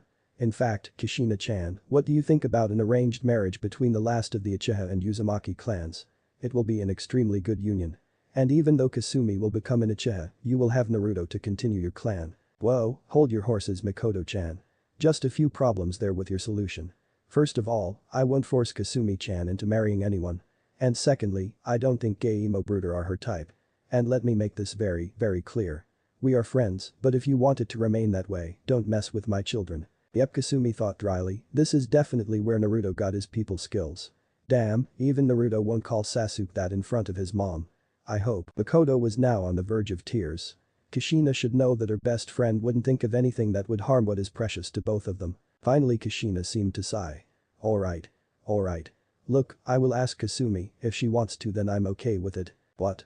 You are asking me to marry someone else, and Sasuke, are you serious? Kasumi's shocked and hurt voice was a stab to Kushina's heart. Kasumi almost didn't believe it. How could her mother even consider that, or even think about it? If Kushina wanted, Kasumi would get married to Sasuke. She was her legal guardian and clan head. Kasumi felt extremely uneasy. One thing she knew for sure though, was that she would kill Sasuke if they proceeded with the plan. Her mother will be angry, and he was Mikoto's son, but she knew she would kill him, and she knew she was capable of it too. No Kasumi-chan, I would never do that. I was just telling you that the next time you see Sasuke, try cheering him up and becoming friends. Just one try, if it fails I won't ask you again. Kushina had been hurt that her daughter thought she would do something like that, but perhaps she should have phrased her words a little better. The sigh of relief from Kasumi didn't go unnoticed by either Kushina or Mikoto. Compared to what I thought you were asking me to do, this should be a piece of cake Ka-chan. Fine Ka-chan. She will try, she was confident Sasuke won't take the chance she was going to give, so she had nothing to lose. Her mother smiled slyly then. By the way Kasumi-chan, what did you mean by someone else? Already found someone huh? Of course Kushina knew who Kasumi was talking about, it was her setup after all. But that didn't mean she couldn't embarrass her poor little daughter. I never said that. But that Kasumi ran for her life, away from the perverted teaser that she had as a mother. Thankfully Kushina was a bit too tired from her mission, so she just poured a bit and then sat back down. Meanwhile, neither noticed the sadness on Makoto's face and her obvious disappointment. Kasumi sighed again, this was a very bad idea, she just knew it. Sasuke hated her, not that he liked anyone, he just hated her more than anyone else, except Itachi maybe. She was at the top of the class.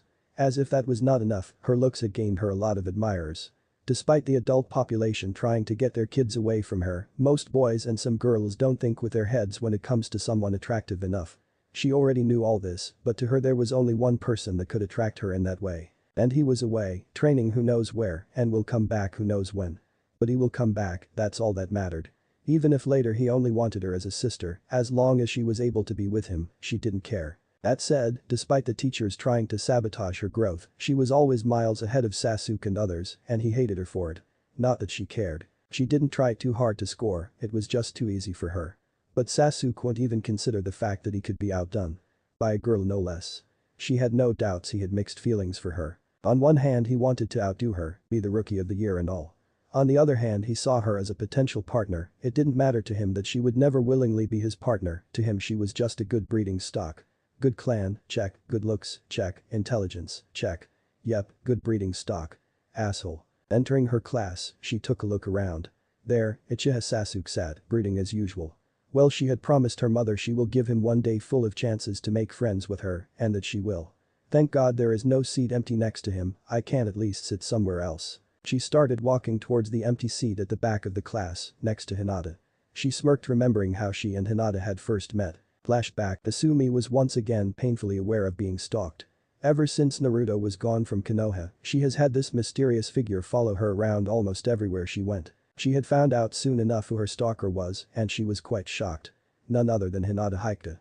Feeling a bit self-conscious and peeved at the same time, she decided to approach Hinata to confront her as to what she really wanted to do with her. I mean, come on, she knew Hinata had a crush on Naruto for some unknown reason and that she stalked him all the time, but why follow her now? You can come out now, I know you are there. There was an eep sound, and then Hinata hesitantly stepped away from the tree she was hiding behind. So? What are you doing here? Kasumi asked, not quite sure how to approach the subject. Stuttering and blushing all the while, Hinata finally managed to reply, well.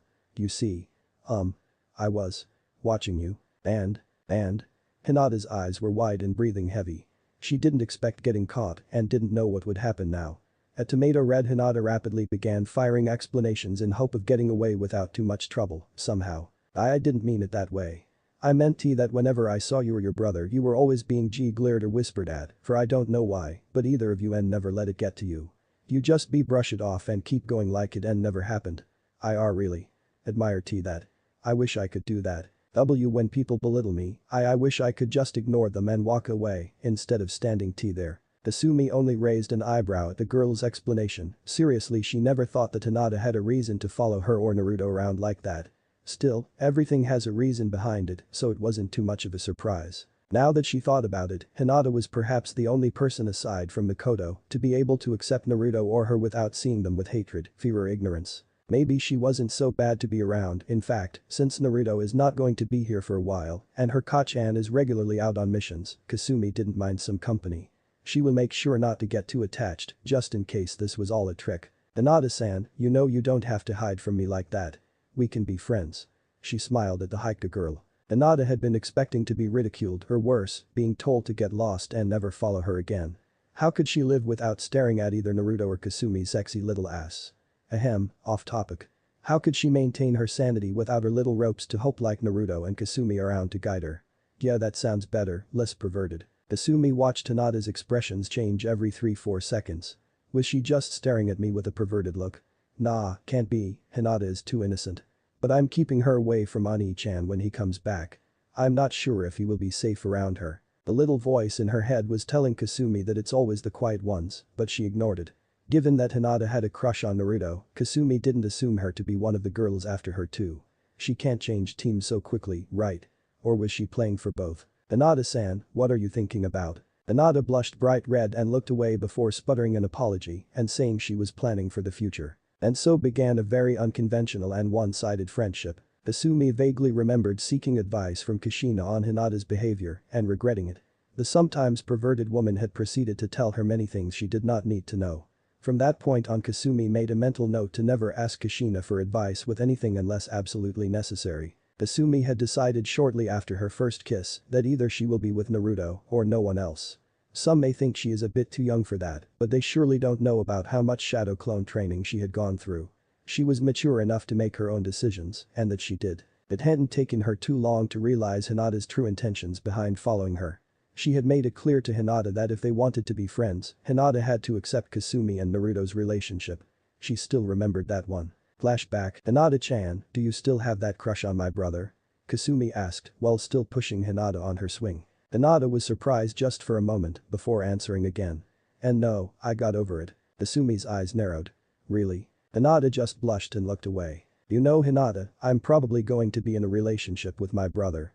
You know, ours is like an arranged marriage, only that it is with our consent.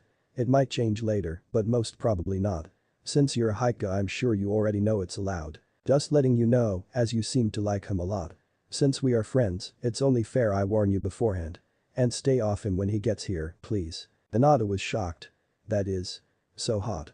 And screw staying off him, I'll get you both someday. She thought, inwardly drooling. Seeing Hinata's face getting redder and redder every second, Kasumi slowly backed away. Just what kind of thoughts go on in her head? Actually, I don't even want to know. Before Kasumi realized, 3 hours had passed in her small flashbacks on what her life had been like. She sighed, time to get to her job of cheering Sasuke up. Hell would freeze over 9 times before I ever succeed in doing that. Regardless, she had a promise to keep to her Kachan. Hey Sasuke. Wait up, I have something to talk to you about. She said with as much cheerfulness in her voice as possible. Most boys and a few girls in the class felt their hearts flutter at seeing her heartwarming smile. But they were almost shocked that her, the girl who ignored everyone, was actually approaching a boy, Sasuke no less, for a conversation. "Hey-chan," was his only response. Kasumi felt slightly irritated at his lack of response, but brushed it off. She had to give him a whole day. Damn, this is going to be a day. That's it. Fuck you Sasuke, you bastard. Just how big a stick had he shoved up his ass? Seriously. I practically did everything to try to make him smile, and he responded with one line at the end of the day. Hinata was silently listening, but inwardly she was cheering. Damn her if she let Sasuke get Kasumi, ever. She had already planned on a regular threesome relationship with Naruto and Kasumi. Blood seeped out of her nose, while Kasumi slowly inched away on instinct. Nevertheless, Sasuke's one-liner at the end of the day was completely unexpected. While most parents warn their children to keep away from Kasumi as she is dangerous, and Kasumi's own cold attitude in public kept people to usually leave her at peace, resisting a smile from Kasumi was damn near impossible. Until today she would have never believed anyone could be completely unaffected by her charms if Kasumi really tried. But Sasuke had that emo look plastered over his face the whole day. Kasumi's beauty, smile, cheerfulness, jokes, nothing worked on him. To top it off, his one-line response at the end of the day had finally pushed her over the edge. So you finally decided to become my bitch like you are supposed to be. I can't believe he said that to you either. Hinata answered without stuttering for once. Being so close to someone as confident and smooth as Kasumi helped her confidence issues a lot, at least when there wasn't anyone else around. Plus no one would dare belittle her while she was with Kasumi. If only she could get closer. She could feel the threesome. As Hinata flew back from the nosebleed, Kasumi made a run for the compound. Uzumaki compound 20 minutes later. Hachan. Kushina could feel dread creeping up on her, and somehow she knew it was her talk with Mikoto that led her into this situation. She just hoped Kasumi wasn't too pissed. Damn you emo king. Back with Naruto. After getting away from the Snake Sannin, the group had decided to hold off on more detailed discussions on their pasts and decided to focus on acquiring Rikken first. It was because they knew both the girls that had recently come had painful pasts, and they would have to discuss it in front of Kushina anyway, so the procedure was first, get Rikken, second, send Dragon Summon to Konoha, and third, set up a meeting for all the Uzumakis. Namely those in the group plus Kushina and Kasumi. The target seems to be getting closer, the dragon tattoo is acting weird. Naruto informed the group. Itsumi kept glancing at Naruto shyly and then blushing. She had developed a minor crush on him since he saved her from Orochimaru. Naruto didn't seem to notice or care, being completely focused on the task at hand. Naruto-kun, what do you plan on doing once we get to the sword? How do you suppose we will deal with anyone who is protecting it? Nina asked. Well, the dragons didn't specify much, except that I must get the sword and the sword must accept me, so all is fair game I guess. I could play the hero and go by myself, but our aim is to get things done as fast as we can, so that Akatsuki can return after meeting my mom and sister. Nina nodded at him, it seemed like a good plan. Take care of threats swiftly and quickly. Suddenly Nina stiffened, causing the group to look at her. She was acting as their scout, as she could see for 10 miles in every direction. "What is it, Nina-san?" Conan asked her new comrade. One word made the entire group tense. "A medic nin with a large amount of chakra, around cage level." Nina continued, "The sword seems to be in her possession. I can see a blood seal under her left shoulder." The Gado seemed to be in thought for a while. In the worst case, the most powerful medic nin is Senju Tsunade, so let's assume we'll encounter her. "Who is Tsunade?" Mitsumi inquired. "She is considered one of the strongest Kunoichi currently alive. One of the 3 Sanins, another you have seen was Orochimaru. Her expertise in medicine arts is supposedly unmatched." Naruto responded. The group looked at the boy curiously, to which his response was. "I know a lot about her from my mother. She is the godmother that never came to visit me. To get the sword all we have to do is make a bet to her. Probably one she thinks she can win while actually we win. Naruto-san, if I may, please let me handle her alone in a one-on-one fight. Seeing as how she is praised as one of the strongest Kunoichi, she won't hesitate to accept my challenge. Additionally, she's been out of duty for years now and is probably rusty. Add to that she will most definitely underestimate me, you can be sure that we'll get the sword," Nina suggested. The group of 5 who had seen her fight understood perfectly what the real reason behind the fight was. Senju remote compound 5 minutes later. Senju Tsunade found herself and her apprentice surrounded by about 25 Jinin level and above ninja. While she was confident in her skills, she knew perfectly well when the odds were against her. "What do you people want from me?" she demanded. "Do you have something that belongs to my clan, Tsunade-san?" "A sword called Rikjin," Naruto calmly stated. Tsunade responded with a snarl. "I won't give it to anyone. It is one of the last few things that my grandfather had left as heirlooms, it was given to him by my great-grandfather's brother himself." Naruto gritted his teeth in annoyance. He was aware of the history between the Uzumaki and Senju clans. The Senju clan was actually the Uzumaki who had abandoned Whirlpool to explore. In Whirlpool country they were not considered in high regards, as they had abandoned family, in a sense. But when Shadame Hokage, Hashirama Senju formed Konoha, the Uzumaki tried to re-establish a good relationship and he knew some deals were made. Where Rikjin comes in between this, Naruto didn't know. But what he did know. Don't be ridiculous, that sword won't ever accept anyone other than a dragon summoner with Uzumaki blood to be its master. It is a legendary sword of the dragon clan, well I don't know how it came to be with the Senju, it had been missing ever since my great-grandfather's death. Naruto sneered. Tsunade snarled at the boy, she knew he was right.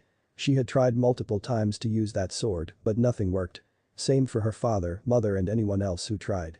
Maybe the boy was telling the truth, but the sword belonged to her grandfather, not him. Seeing the discussion getting heated and almost everyone getting into battle stances, Nina decided to butt in. "Tsunade-san, how about a little bit?" Nina suggested. Now that got her attention. If there is one thing she never backs out from, it's a bet. "Yes, you can choose anyone from this group to be your opponent and if you beat that person we will just go away. If we win then you surrender the sword to the boy. Of course I don't expect you to pick up a real challenge like me, you are an old drunken hag after all." Hearing those words Tsunade fumed.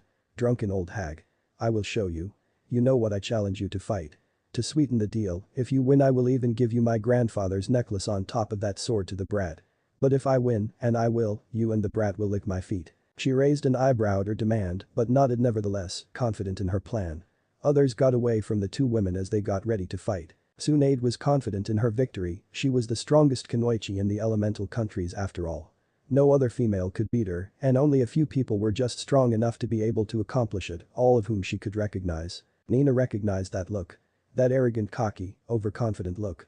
As soon as she saw it she knew what she was expecting to be a challenge was actually going to be a piece of cake if she does this correctly and surprises the blonde hag. "You know Tsunade-san, my eyes can see right through you, so I know how ugly you really look. You try to cover it up and hide your age.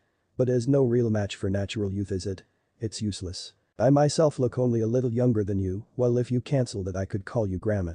Tsunade was slowly but surely falling for Nina's taunts, finally she charged at her, fist cocked back with a lot of compressed chakra on it. Damn, if that fist connects properly it can probably break a mountain. Naruto thought. He was analyzing the technique with his eyes, covered by his sunglasses. Itsumi was watching the one she considered her new idol about to battle with her savior. She was quite curious about the results. The reason she had accepted Tsunade as an idol so quickly was because healing fascinated her to no end. She wanted to outdo Tsunade, leaving her so far behind that she couldn't even spot her. She was broken out of her thoughts by Tsunade's battle cry. "Beat this!" she yelled, charging at Nina, who just smirked and got into a stance that seemed to indicate she was going to spin. Taking a deep breath, Nina jumped in the air and spun, releasing massive amounts of chakra with all her concentration. Usikaten.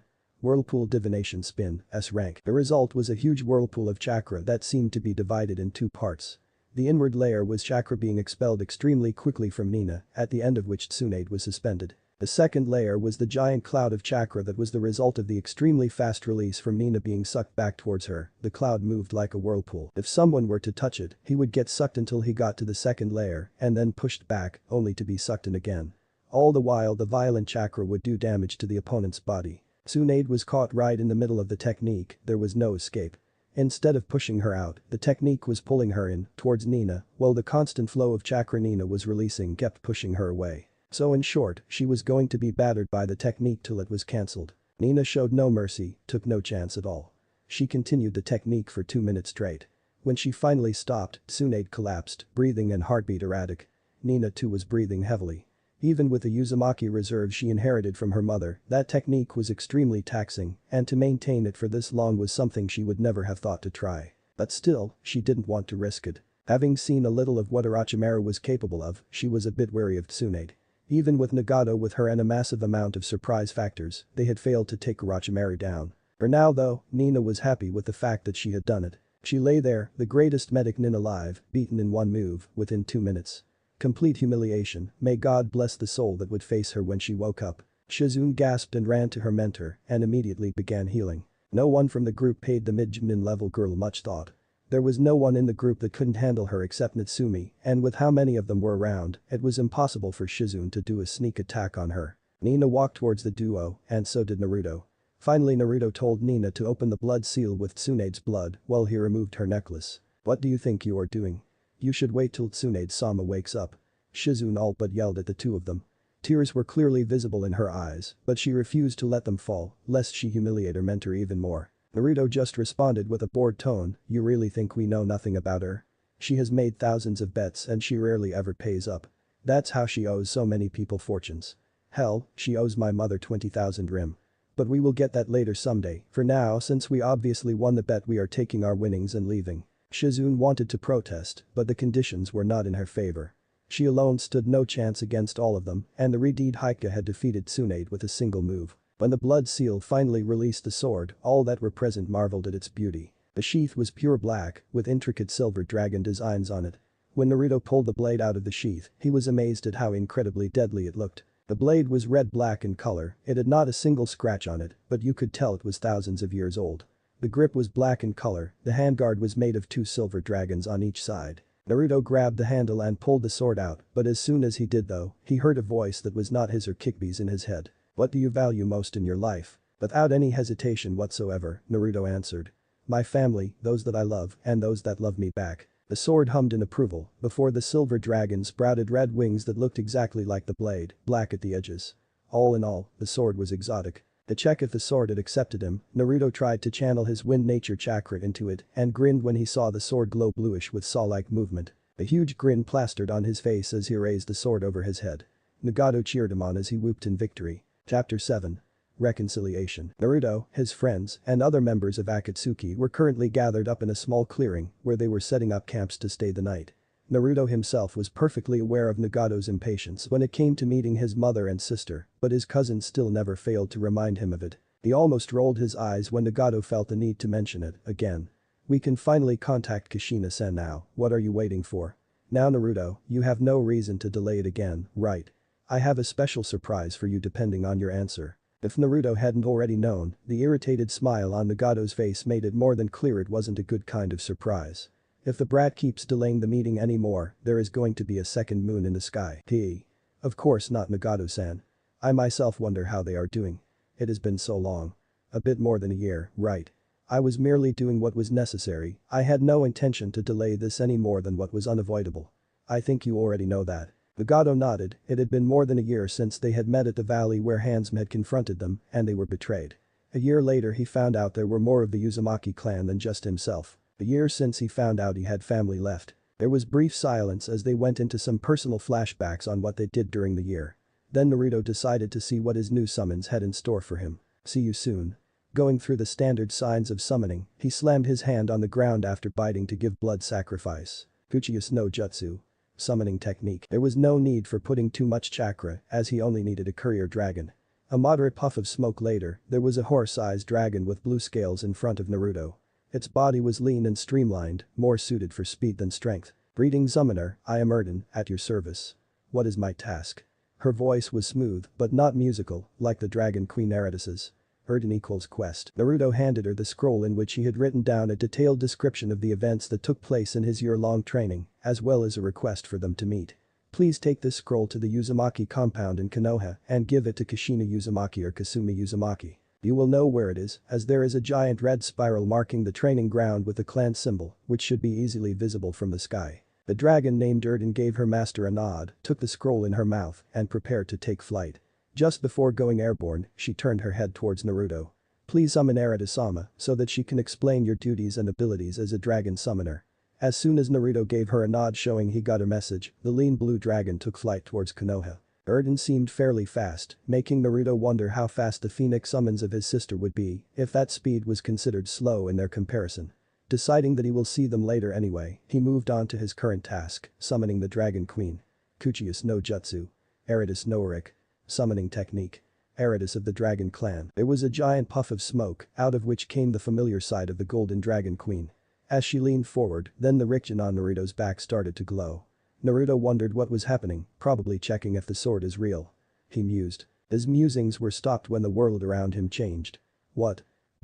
He looked around, indeed, instead of the small forest clearing he was now in some mountain region with lots of caves and clouds. What the hell? Eridus chuckled when the little summoner looked around in panic and wonder.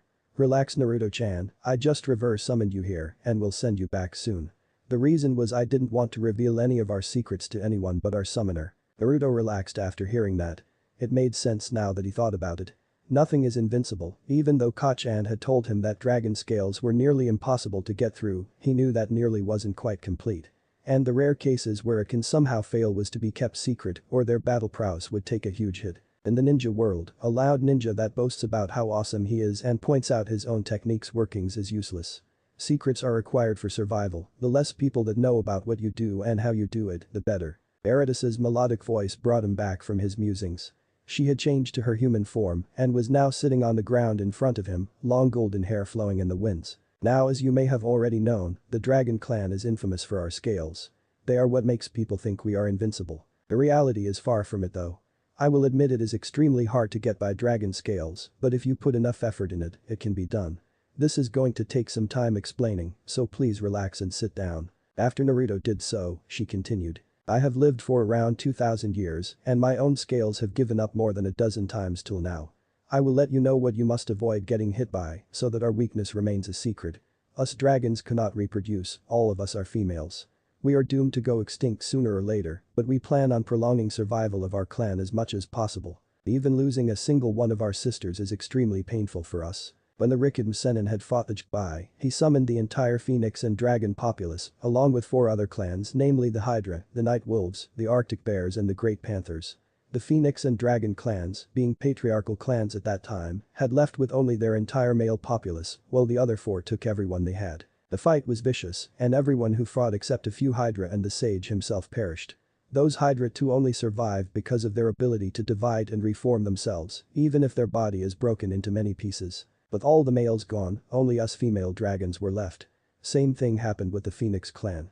So that's how all Phoenix and Dragon summons are female and cannot reproduce. Eridus bit back a grimace, no matter how long it might have been, recounting that event still brought sorrow.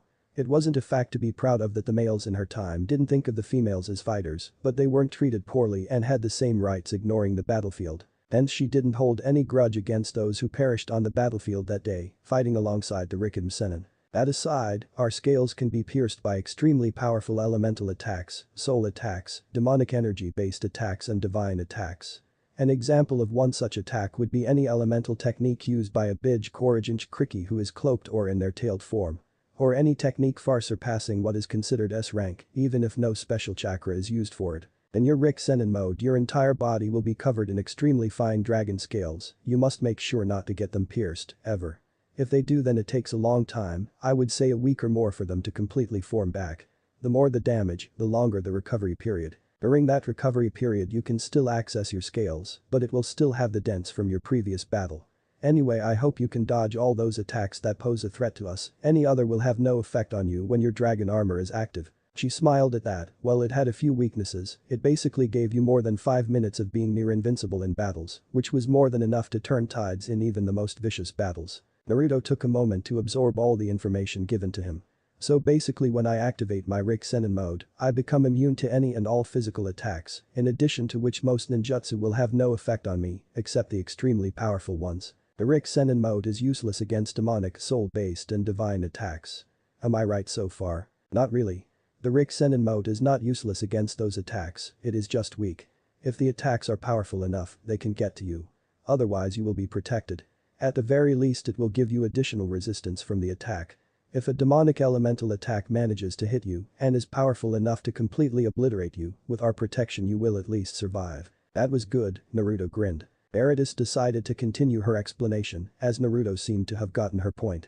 The next thing you need to know is that you must be within 100 meters of Rickjin to be able to go into Rick Sennin mode. The sword is your link with the dragon realm, the moment you lose it, you won't be able to use any of our abilities except the basic summoning. But that's not the only thing Rickjin is capable of doing. There are a few special attacks and attributes that the sword has. It actually had 6 special abilities when the Rickidm Sennin used it, but after the battle with Chikbai, the sword was weakened since we lost half our population. Its abilities are only half of what they used to be, both in number and power. The Rickjin is an indestructible weapon, but it can be further weakened if you're not careful. If it goes too low on souls, it starts starving, or if a soul is particularly powerful, it may disrupt the blade's energy, making the sword's abilities less powerful. Just make sure that you have at least 5 souls in it at all times, and you should be okay, and if you beat any cage level or higher opponent, make sure you go into your mindscape and converse with the sword to check its status. It is not sentient, but there are certain predefined functions that it is set to perform, including checking the worthiness of the wielder, as well as informing them of the status of souls contained from time to time. Other than that there isn't much I have to tell you right now.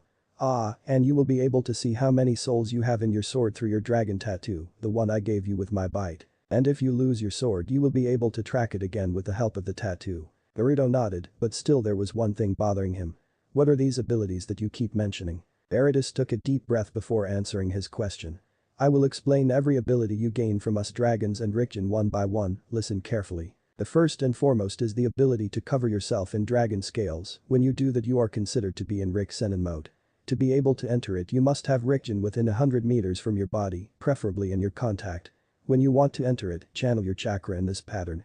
Or do these hand signs. Naruto quickly copied the procedure with his Ujengan and nodded at her to continue. I will now tell you about the 3 abilities that the Rickjin have been left with. First is the soul drain. If the opponent is fatally wounded and is losing life force, then that life force can be sucked into the Rickjin, effectively trapping his or her soul.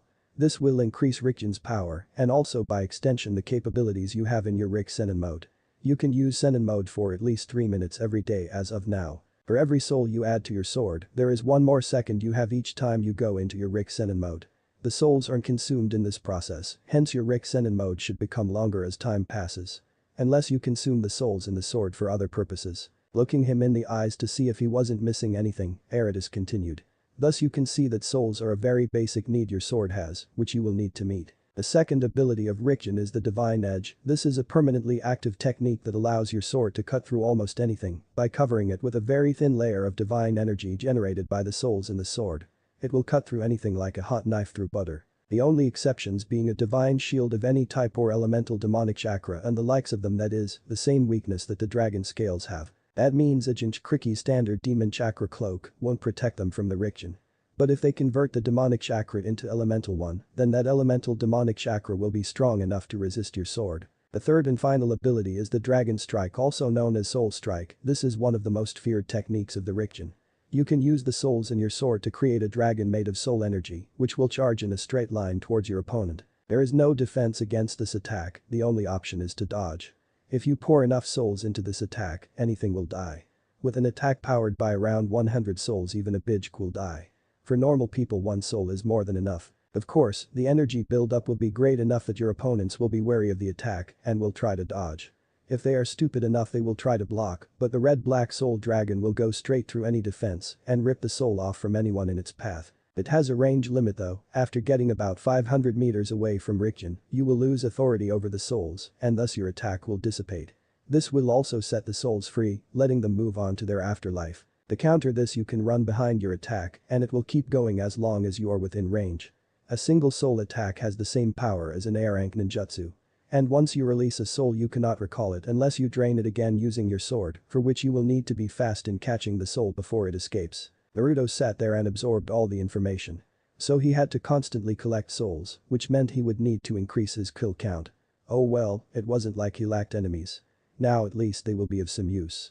No chakra needed for this. The Dragon Queen's grin was all the answer he needed. Naruto-chan, do you have any more questions? Well, not really.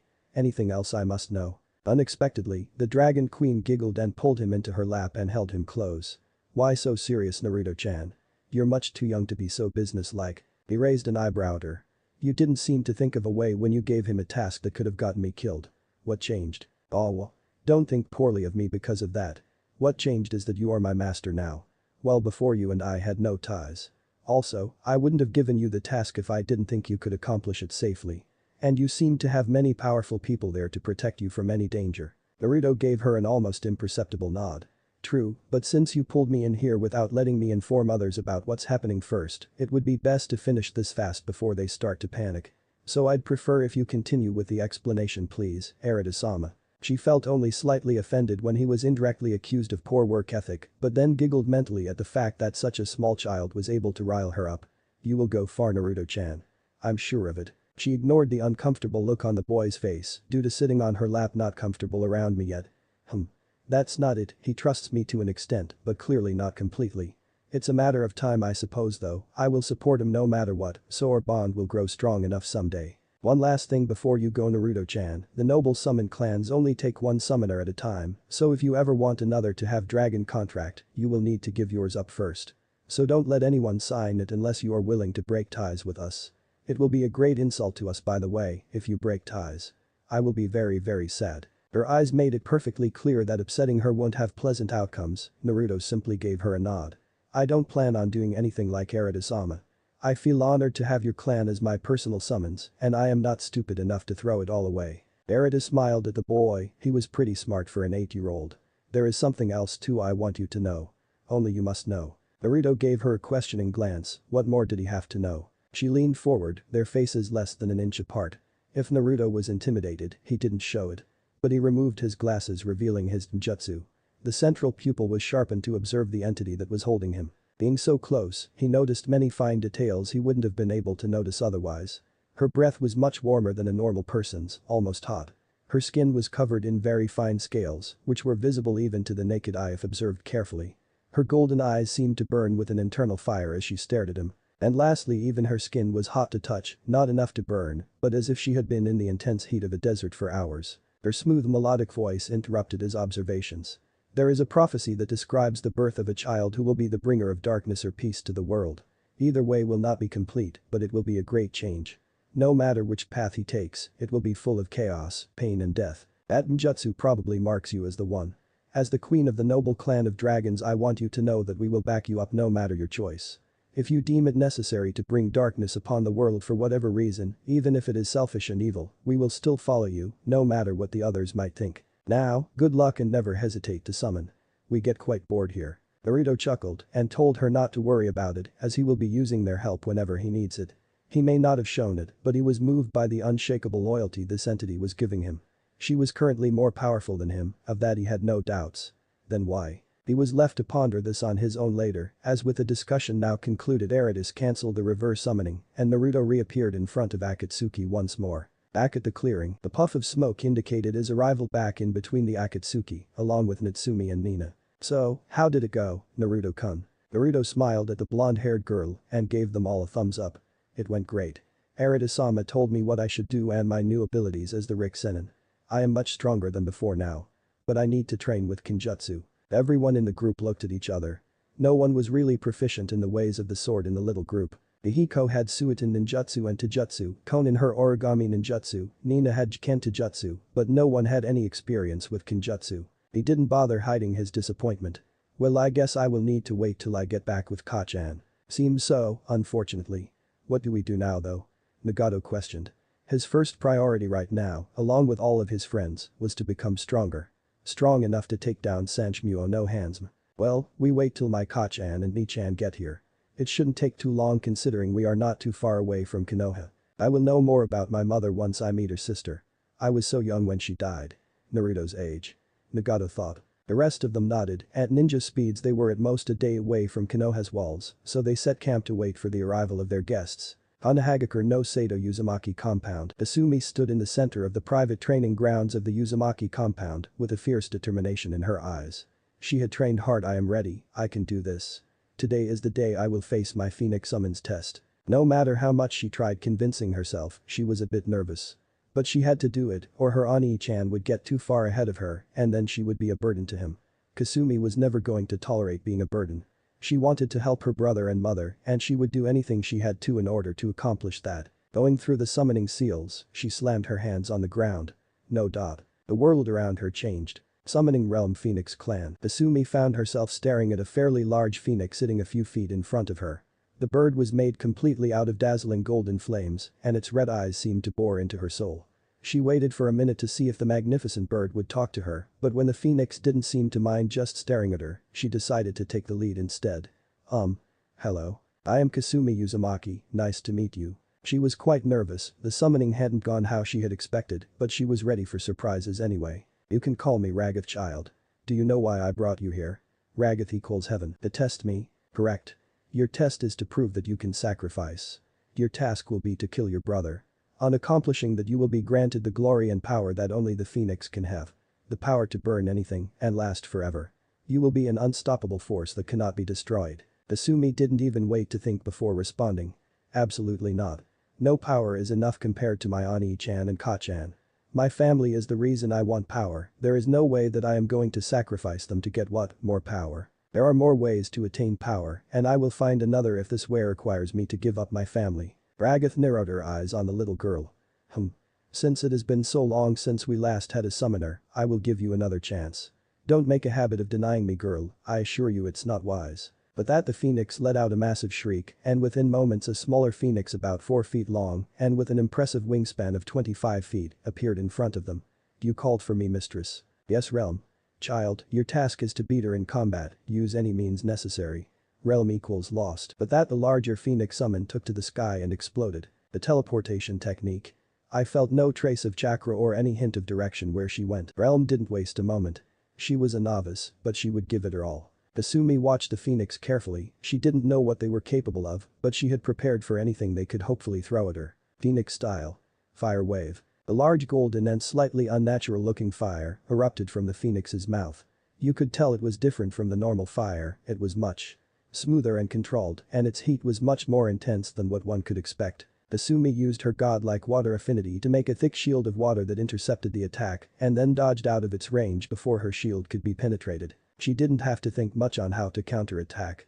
Fire was weak against water and when it came to water, there were few who could compete with her despite her young age. Suiton. Miserapa. Water release. Violent water wave. Shooting a high-pressure torrent of water at the small phoenix, Kasumi concentrated on her next technique. Kage Bunshin no Jutsu. She created around 700 clones without hand seals, a massive amount that intimidated the phoenix greatly. It was as if all of a sudden an entire army had surrounded her. After 2 years of using the technique daily she had mastered it to its peak, no longer requiring the hand seal to perform it. The clones started running around the phoenix in a circular formation. Kasumi knew that flying things couldn't turn on their heels, as such, she had an advantage as long as she could use the bird's blind spots. Realm was getting desperate. She now had no idea which one was her real opponent, so she decided to use one of their more wide-range techniques, hoping that the copies of her opponent weren't sturdy enough to survive, or she was doomed. Phoenix style. Torrent of fury. The small bird combusted like a bomb and then closed in on the clones at alarming speeds. Asumi's eyes widened as the phoenix tore through the army of clones while they kept throwing various water at the bird. The water is having almost no effect. There has to be some way to counter this fire. The phoenix continued tearing through her clones and she decided to hide her real self and sort out through a plan. If I cannot put the flames out, then I will prevent them from burning in the first place. Any kind of fire needs oxygen to burn, be it normal fire, Amaterasu, or maybe even phoenix fire. If I use my wind manipulation to move all the fresh oxygen away from the bird. But the new plan in place, Kasumi gave mental commands to her clones. While the majority kept distracting the phoenix with water techniques, around 20 stayed behind and manipulated wind so that they could guide the oxygen away from the phoenix. Their numbers were dwindling fast, already about half of them had been destroyed. Realm slowly found her techniques using more and more power, much more than what they should, then it became harder to breathe. Slowly but surely, the phoenix collapsed, with a little more water and more wind manipulation, it lost consciousness. Kasumi dismissed her clones with a satisfied smile. She did it. It was clear to her now that phoenix fire did need oxygen to burn, albeit much less than normal fire. Additionally, it was much hotter and highly resistant against being put out. Before she could celebrate her victory, the first phoenix she had appeared before, who had introduced herself as Ragath, descended from the skies. "Very well done, child, I'm impressed. Now finish it." "What do you mean, Ragath-sama?" Kasumi asked suspiciously. "She hasn't been behaving like what Kachan said boss summons usually do." "I mean exactly that, kill her to confirm your victory. Once you are done I will hand over the summoning rights to you." Kasumi contemplated her options.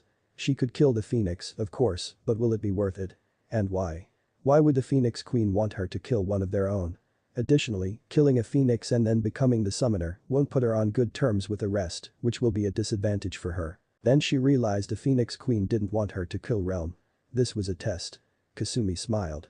"I understand what you mean, Ragath-sama.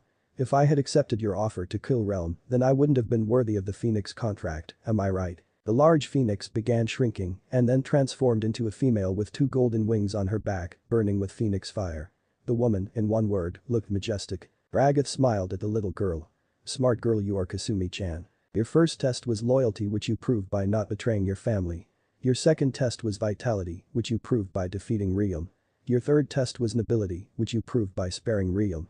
And your final test was wisdom, which you have already shown by figuring out the true meaning behind this test. Congratulations, I am proud to tell you that you are the new Phoenix Summoner. You have passed all 4 of our tests and shown the qualities that a phoenix must have." Then Ragath reached into her dress and took out a silver pendant. "This is the Phoenix pendant. As long as you wear it, you will be able to use Phoenix powers. In fact, this will essentially make you a phoenix that remains in her human form. You will be able to cast Phoenix fire in battles, convert yourself into Phoenix fire, and make yourself invulnerable to most attacks. Of course you won't be able to use any ninjutsu when you turn yourself into Phoenix fire, but it still is a handy ability. The next stage will be the Phoenix Senin mode. You will be able to convert yourself into a phoenix by summoning a large amount of phoenix fire around you, making a fire cloak that resembles a phoenix. You will be as powerful as me in Phoenix Senin mode, and you can fly. The downside is that it uses your chakra reserves, so overuse can exhaust you badly. Whenever you want to use any phoenix ability, channel chakra into the pendant, it will glow golden and then do what you wish. That's all I have to tell you." Kasumi was ecstatic. This was great, she passed the test. Also, here, take these swords. They are meant to be used with Phoenix fire, but you can use them as regular swords as well. They don't have any special abilities per se, but they are almost indestructible and can channel Phoenix fire. If you are a user, they are most definitely better than any regular sword. Not like those legendaries like Rikjin or Samahata and the like, but it's something. Good luck. As soon as Kasumi touched the swords, she found herself back at the training fields in Uzumaki compound. She sighed contentedly. Now all she had to do was wait for. Before she could finish her thoughts, she saw her mother enter the compound. She ran off to tell her mother about her recent progress. Kachan. Kachan is going to be proud. A few minutes later, both of them had been chatting for a while now. They hadn't received any word from Naruto, and they were both getting worried. By now, surely Naruto would have completed the summons test, or will do that soon. They decided to wait for his letter, like he had promised he would send with a dragon. Just as they were about to walk inside the compound building, a blue shimmer off in the distance caught their eyes. "Kachan, what is that?" "It's a bird, obviously. Though it is really shiny for a bird, it is almost as if it has scales, like a dragon." Kasumi finished, with excitement. Finally.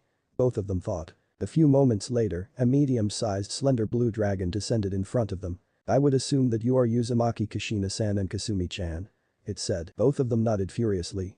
They were both excited to finally get all kinds of interesting news from Naruto. If only they knew how shocking the news really was. "Naruto-kun has sent me here to give you this scroll.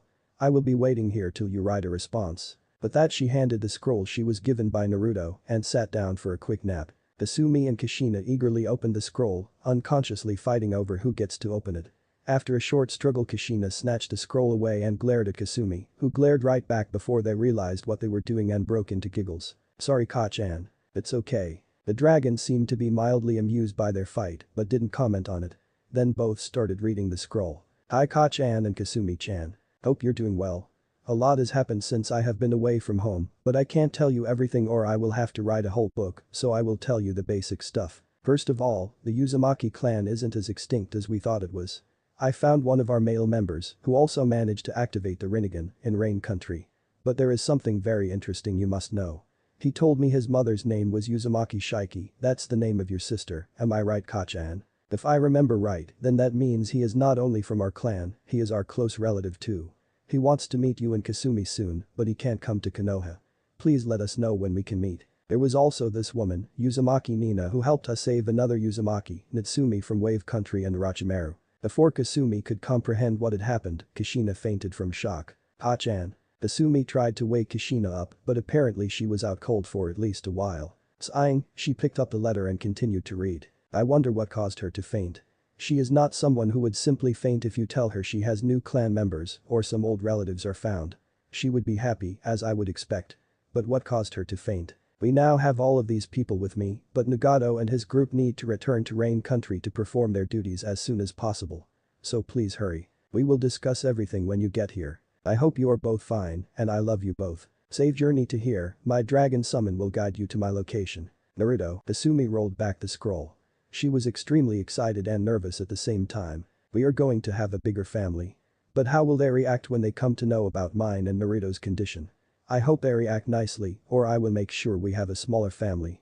But Ka-chan always told me Uzumakis have always put family above all, so it probably won't be necessary. Just then Kushina started to regain consciousness, and as soon as she did, she jumped up and grabbed the scroll from Kasumi's hands and started to read it again. All over her face there were various expressions that Kasumi could read. Shock, disbelief, hope and anger. Ha-chan, are you okay? What's wrong? Kasumi asked with worry evident in her voice. Kasumi-chan, I cannot tell as I don't want you to get your hopes too high and then shatter them. But I just hope this means what I think it does. Kushina was trying to sound calm but completely failing in hiding the apprehension in her voice. Kasumi was really confused by her mother's reaction to the good news. Even more when she saw a tear fall down her cheek. Why is Ka-chan reacting this way?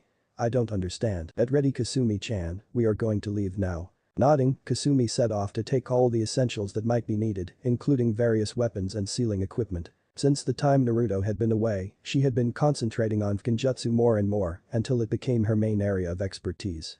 She had been fascinated by all the possibilities it opened, and her desire to continue the legacy of her family as genjutsu masters also helped. Of course she was nowhere near her mother's level, but she could be called a genjutsu mistress if given some more time to study. She had developed her own modified version of tracking seals for instance. Her version allows multiple people who have the same seal to be able to tell where the others are located, and if close enough they will even be able to talk to each other. Her motivation had been the ability it gave to be able to tell where Naruto was located, of course. Once she gets the seal on him, their communication problems will be reduced drastically. Once her packing was done, she exited the compound and joined up with her mother. Are you ready, Ka-chan? It would be better if you follow us with your Phoenix summon. I can fly with Naruto's summon, since mine can't fly. Nodding, Kasumi summoned a medium-sized phoenix and got on top of it. Lead the way, Dragon-san. With that, they took off to the sky. Back with Naruto, Kushina and Kasumi had just arrived, and ever since her arrival, Kushina had been staring wide-eyed at Natsumi. No one really understood what was going on until Kasumi spoke up. She had been acting strangely ever since she read your message. Ka-chan. Are you okay? When Kasumi poked her to get some attention, Kushina fainted. Ha-chan. Is it really normal for her to behave like that Naruto-kun? Nagato asked, slightly confused by her aunt's behavior. No. This is actually the first time she actually passed out during a conversation. Of course I don't think we can call it a conversation as she did not really speak anything since she got here. Naruto and Kasumi both wanted to know what was going on with their mother, but they would have to wait it seemed. Finally Kushina woke up. Then as soon as her gaze fell on Natsumi, she went bug-eyed. What is your name? She asked, looking at Natsumi's direction. From her tone, she almost seemed afraid of the answer. Not seeing any reason not to respond, Natsumi confidently answered. Natsumi Uzumaki. As soon as the word Natsumi had left her mouth though, she was crushed in a hug from a crying Kushina. What they heard Kushina say in between her sobs surprised everyone present. I am so sorry, I promise you will never be alone again. I should have looked more for you. I am so sorry. Now it was Natsumi's turn to be surprised. This woman is her mother? She didn't know what to feel right now. She wouldn't have been too surprised if she had met some relatives, really. As she was going to meet people from her clan, the probability was quite high. But her mother? Where has she been for the last 10 years? Where was she when her daughter was sold because of a bloodline that had been inherited from her? Where have you been all my life? What do you expect me to do? Just accept you? If you really loved me, why did you leave me alone in the first place? She was so angry. Natsumi pushed Kushina away from her. Kushina realized that if she really wanted her daughter back, she would have to be very careful with how she explains herself. I am sorry Natsumi-chan, but please don't say I left you. Let me explain first. Kushina pleaded. Natsumi decided not to speak. She didn't want to lose the chance of finally having a family, but she couldn't find it in herself to just forget the loneliness and sorrow she had felt in the 10 years of her miserable life. I can't just blame her for everything though, maybe she had a good reason. So she looked at Kushina with expectant eyes. Kushina, seeing Natsumi's expression change from rage to confusion and hope, decided to grab the opportunity. This is my only chance to get my daughter back. Natsumi-chan, you are my first daughter. I gave you birth when I was 16, we were in a wave country at the time, me and your biological father Namikaze Minato. But afterwards you just mysteriously disappeared from the maternity ward. We searched high and low for you for a long time, but we never found any trace of your presence. For a whole year I stayed in Nami looking for you, I searched everywhere. I didn't eat anything for days in a row except chakra replenishing pills. I broke into people's homes and searched every corner. I really tried Natsumi-chan, even when Minato and others left after a month to Konoha, I stayed. After 2 years I found no trace of you, and with all the problems in Konoha, I am sorry I tried to convince Minato you were alive and out there, I really did. But everyone told me to move on. After a while. Kushina took a deep painful breath in. I gave up too. I hoped wherever you were you had a good life. But I wasn't so sure I would be able to find you again. Musume, please give me one more chance, I promise, I will do anything for you. You will never be alone again. By the end of the explanation, Kushina was openly crying and begging on her knees in front of Natsumi. For all her convincing herself that she wouldn't just forgive Kushina for her 10 years of absence, Natsumi couldn't find it in herself to keep up her grudge anymore. Here was her mother, who had kept her in the womb for 9 months, given her life, and then spent 2 whole years just looking for her. She knew Kushina had no chance of finding her in Nami, she had been in the lightning country all her early life, until she had been taken to Gatton. Finally she gave up and hugged the crying woman in front of her. Don't cry. I will forgive you if you make up for it. Almost instantly Kushina was up, though she was still sobbing, and wrapped Natsumi up in a bone-crushing hug and gave the most vibrant smile of her life. Seeing that smile, Naruto and Kasumi realized something. She never really smiled with all her heart.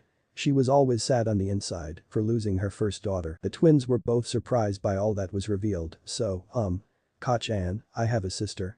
Kasumi asked nervously. Kushina nodded enthusiastically. Yes.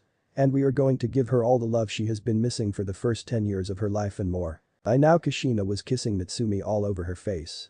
Now Natsumi finally understood what it felt like when your mother embarrassed you in front of everyone. Aka-san, please stop doing that. Kushina immediately stopped, as if following an order, and embarrassedly replied with a sorry in a tone that clearly indicated that she was not sorry. The twins decided to let Kushina have some reunion time with their new sister, they will get theirs later. Ahem, as much as I like seeing your family reunited again Kushina-san, I had a formal request for you. Kushina looked curiously at the pale-eyed Redeed. Then her eyes widened. You are a Haika and an Uzumaki. I can't believe this. Is there a problem with that, Kushina-san? Nina asked, irritation evident in her tone. I didn't mean it like that, but… It's just that there have been so many attempts by the Haika to get an Uzumaki girl in their clan that I can't even begin to count them. Even after Whirlpool's annihilation they didn't stop. Mostly it was because Hyugas seem to have almost perfect chakra control, and Uzumakis have gigantic chakra reserves. As you can imagine, a combination of these two will be devastating. Not to mention all the other benefits, the Byakugan's range increases when you put more chakra in it, and with Uzumaki reserves, I won't be surprised if you can view 10 miles all around. Her eyes narrowed at the pale-eyed girl then. Did they experiment on you? Nina just shook her head. I can view 10 miles all around. And my mother was a rape victim of the Haika, so please refrain from mentioning them in front of me again. That aside, no, I wasn't experimented on. As I was saying before, I have a formal request for you. I wish to join the Uzumaki clan again, or what is left of it. Kushina thought about it only for a moment. Sure, what do I have to lose? And she is in Uzumaki and deserves a place in our clan, even if she has a ninjutsu that isn't ours. The counselor Sarutobi might try to get her though. That will be a problem.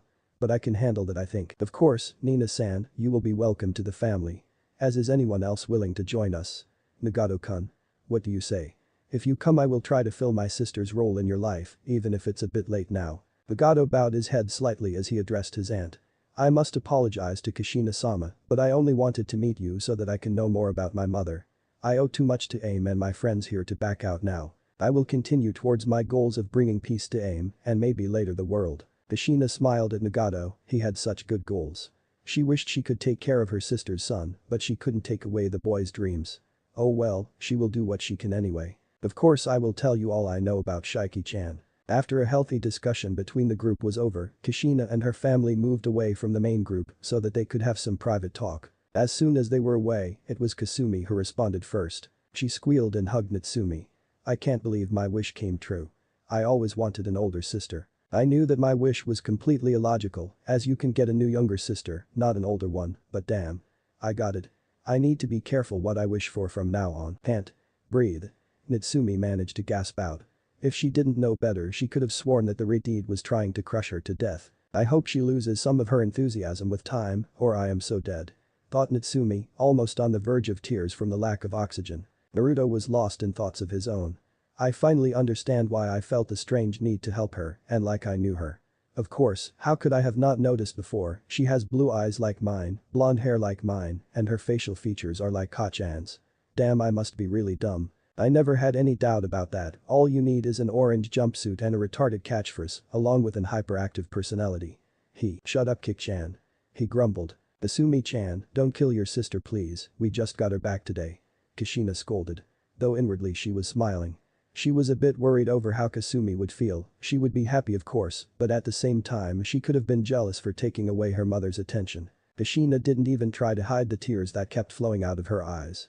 It has been 10 years since I lost you. I swear I will make it up to you no matter what. Natsumi-ni-chan, could you tell us what your life has been like? Kasumi asked her. She was quite worried and excited at the same time for what her response would be. Natsumi frowned for a moment, as most of the memories were either bad or lies that she discovered when she was sold. But they deserved to know if I am to be a real part of the family. So she began recounting everything she could remember or was told. I had a caretaker. She told me she had adopted me when she found me abandoned in front of her house. She never really got too emotionally attached to me, it was like I was a burden for her. But I still believed she loved me and just didn't show it. Most of my childhood was spent indoors, so I never really made any friends. The first time I left my house was at 6 to get a blood test. I was alone all the time, and the only person that ever came even close to me regularly was my caretaker, who also taught me how to speak, write and the basics of being a ninja. When I was 9 years old she revealed to me that she was actually an ex-kumo-nin and that I needed to know ninja basics to be able to properly defend myself. Although she never taught me anything more than how to increase my chakra. I was ecstatic as my mother, as I like to refer to her, was finally taking some interest in me and showing me that she cared. That all proved to be wrong when a few days ago, on my 10th birthday she told me that she actually stole me from my crib. The only reason she didn't kill me was because I had the Uzumaki bloodline. She told me my blood when infused with my chakra can heal almost anything, which was the only reason she had given me basic ninja training, to be able to control my chakra and increase its amount. After that I found myself in Gaten's compound and didn't know what was going to happen to me until Naruto-kun and Nina-san saved me from there. By the time she was done Kushina was holding her and rubbing her back in a soothing fashion, all the while whispering sweet things into her ear to help her relax. Asumi and Naruto were both hugging them from either side. Don't worry Natsumi-chan, I will be there for you from now on. You will never have to be alone again. Kushina softly said. Natsumi was actually quite happy by now, I have a real family. Aka-san, if it isn't too much to ask, where is my Otu-san? Kushina's eyes hardened at those words. By now she hated, no, loathed her husband. No, ex-husband she mentally added. He had caused both of the young twins to be hated by a village that he died protecting. Not only that, he had been pushing her to forget about her elder daughter when she was actually alive and lonely all the while. As if that wasn't enough, he had chosen to abandon her and her 2 kids for a village full of bigots and hypocrites. I refuse to call them his kids, they are mine. He was a sperm donor at best to me. If Kushina was honest with herself, she never really loved Minato. Of course she used to like him, but she never saw him as a life partner. When an Uzumaki mates with their life partner for the first time, their bloodline automatically improves and the significant other gains the bloodline in the process. Making them an Uzumaki as well. That of course requires that both parties love each other unconditionally. Which was not the case with Minato and Kushina. That was proven correct when Minato didn't gain the Uzumaki bloodline. Despite what some people might think about the situation, Kushina was not really cheating by not loving Minato and still having kids with him. She had actually given up on finding a life partner. The moment Yuzu was annihilated, she had lost hope. Somehow, she knew that only a born Uzumaki would ever be able to love her completely and receive it in return. "Your father," she said with as much hatred as she could, which took only Natsumi by surprise, "is dead. I never loved him and I hate him now. The only reason I am even remotely grateful to him is because he gave me you three." He condemned the life of Naruto and Kasumi to that of loneliness and hatred, failed to protect the first child, and then told me she is probably dead and I should forget it. By now Kushina looked furious. If Minato was actually there he would have pissed himself because of the hatred Kushina was directing at him. "It's okay Ka-chan, we are all together, that's all that matters, right?" Kasumi tried to calm her mother down. Kushina took a few deep breaths and then proceeded to rub Natsumi's back again. She smiled at her three kids. She was finally complete. The emptiness she had felt without Natsumi there was gone. "Yes. That's all I care about Kasumi-chan. As long as I have you three with me, I'm happy." Kasumi grinned at her mother, she was still ecstatic. "I still can't believe I have an elder sister. Think about all the stuff I am going to talk to you about Ni-chan. I can't wait." Then she got a mischievous grin on her face and whispered in Natsumi's ear. "I saw how you looked at our brother Ni-chan. What do you think about him? Normally I won't share anything but you are my family, so you can have him too." By now Natsumi's eyes were wide from shock. "She is going to be my sister for the rest of my life. Oh god, how will I put up with her? And don't worry about him being our brother, we already got mom's okay on that." Kasumi finished whispering. Natsumi fainted. Kushina, thanks to her improved senses from years of training, was able to hear all that Kasumi had whispered. So she decided to return the favor. "Such a naughty girl you are Kasumi-chan, decided to take my advice to heart." She whispered in Kasumi's ear with a smirk on her face. Kasumi got a faint tint of pink on her cheeks, but otherwise didn't respond. She was being naughty so her mother was right. Naruto, still lost in his thoughts, was completely oblivious to all this. After the family reunion was done, they explained to Natsumi that Naruto was still going to be on a training trip for a while before he comes back to stay with the family. Natsumi was disappointed with that, but having a mother and a sister from no family at all within a day was still a great improvement in her life. "And I will get Naruto-kun back soon anyway, till then I can have my sister and mother," she had thought. Later on it was established that Nagato, Konan, Yahiko and the rest of the Akatsuki will be going back to Rain Village to help improve things there. Nina had decided that she was going to stay with the Uzumaki family at Uzumaki compound, but had made it clear that she doesn't care about Konoha and won't put her life on line for it. The only reason she was coming with the Uzumaki was because they were the closest thing she had to family and from what little she had seen, they were true Uzumaki, putting family above all. Natsumi was going to go with Kushina and Kasumi to the Uzumaki compound in Konoha. While Naruto wanted to spend some more time with his family, Kushina and Kasumi had left Konoha without Hokage's permission. Kushina being the clan head could have given Kasumi the permission to stay out, but a clan head by themselves couldn't leave the village while not on a mission without permission, so they had to get back before they were discovered to be missing. After an emotional farewell, everyone set off in different directions. Kasumi, Kushina, Natsumi and Nina towards Konoha, while Nagato, Konan, Yahiko and Akatsuki towards the hidden rain village. Naruto gave his family's retreating forms one last look before setting off in his own direction. "Let's go Naruto, now I can really train you with everything I know. Well, the ones that you will be able to do without blowing yourself off anyway. You're not a bitch, such a shame." Kyuubi told him through their mental link. "What's wrong?" she asked. "Is this going to be worth it? I don't want to stay away from them. I am going to miss years of their lives." When you are done with me, you will be much stronger than you could have been without my training. Whether or not it will be worth it is for you to decide. But one thing you should know is then you will be able to defend them and yourself from the enemies much better. You know as well as me that sooner or later people are going to come after you and who knows how long Konoha will be on your side. I am not saying that they are on your side to begin with by the way. You also have the potential to make powerful allies if you are on a travel journey. Just look back at the year. You have made allies with another Rinnegan user and a powerful group of individuals, rescued your elder sister and got a very powerful clan member. If you could get even one more such individual then these 3.5 years will be well worth it. I understand. I am going to give my all to this training and be ready to face any obstacles." Naruto responded. "I am sure you will." Kyuubi reassured him. With that, they set off to find a suitable location to train. Thank you so much for watching this video. I do hope you enjoy it. If you want the next part of this video, turn on that bell notification. Like, subscribe and comment down below. And also check out the others videos. I have created and enjoyed it. See you guys next video. Till that, take care.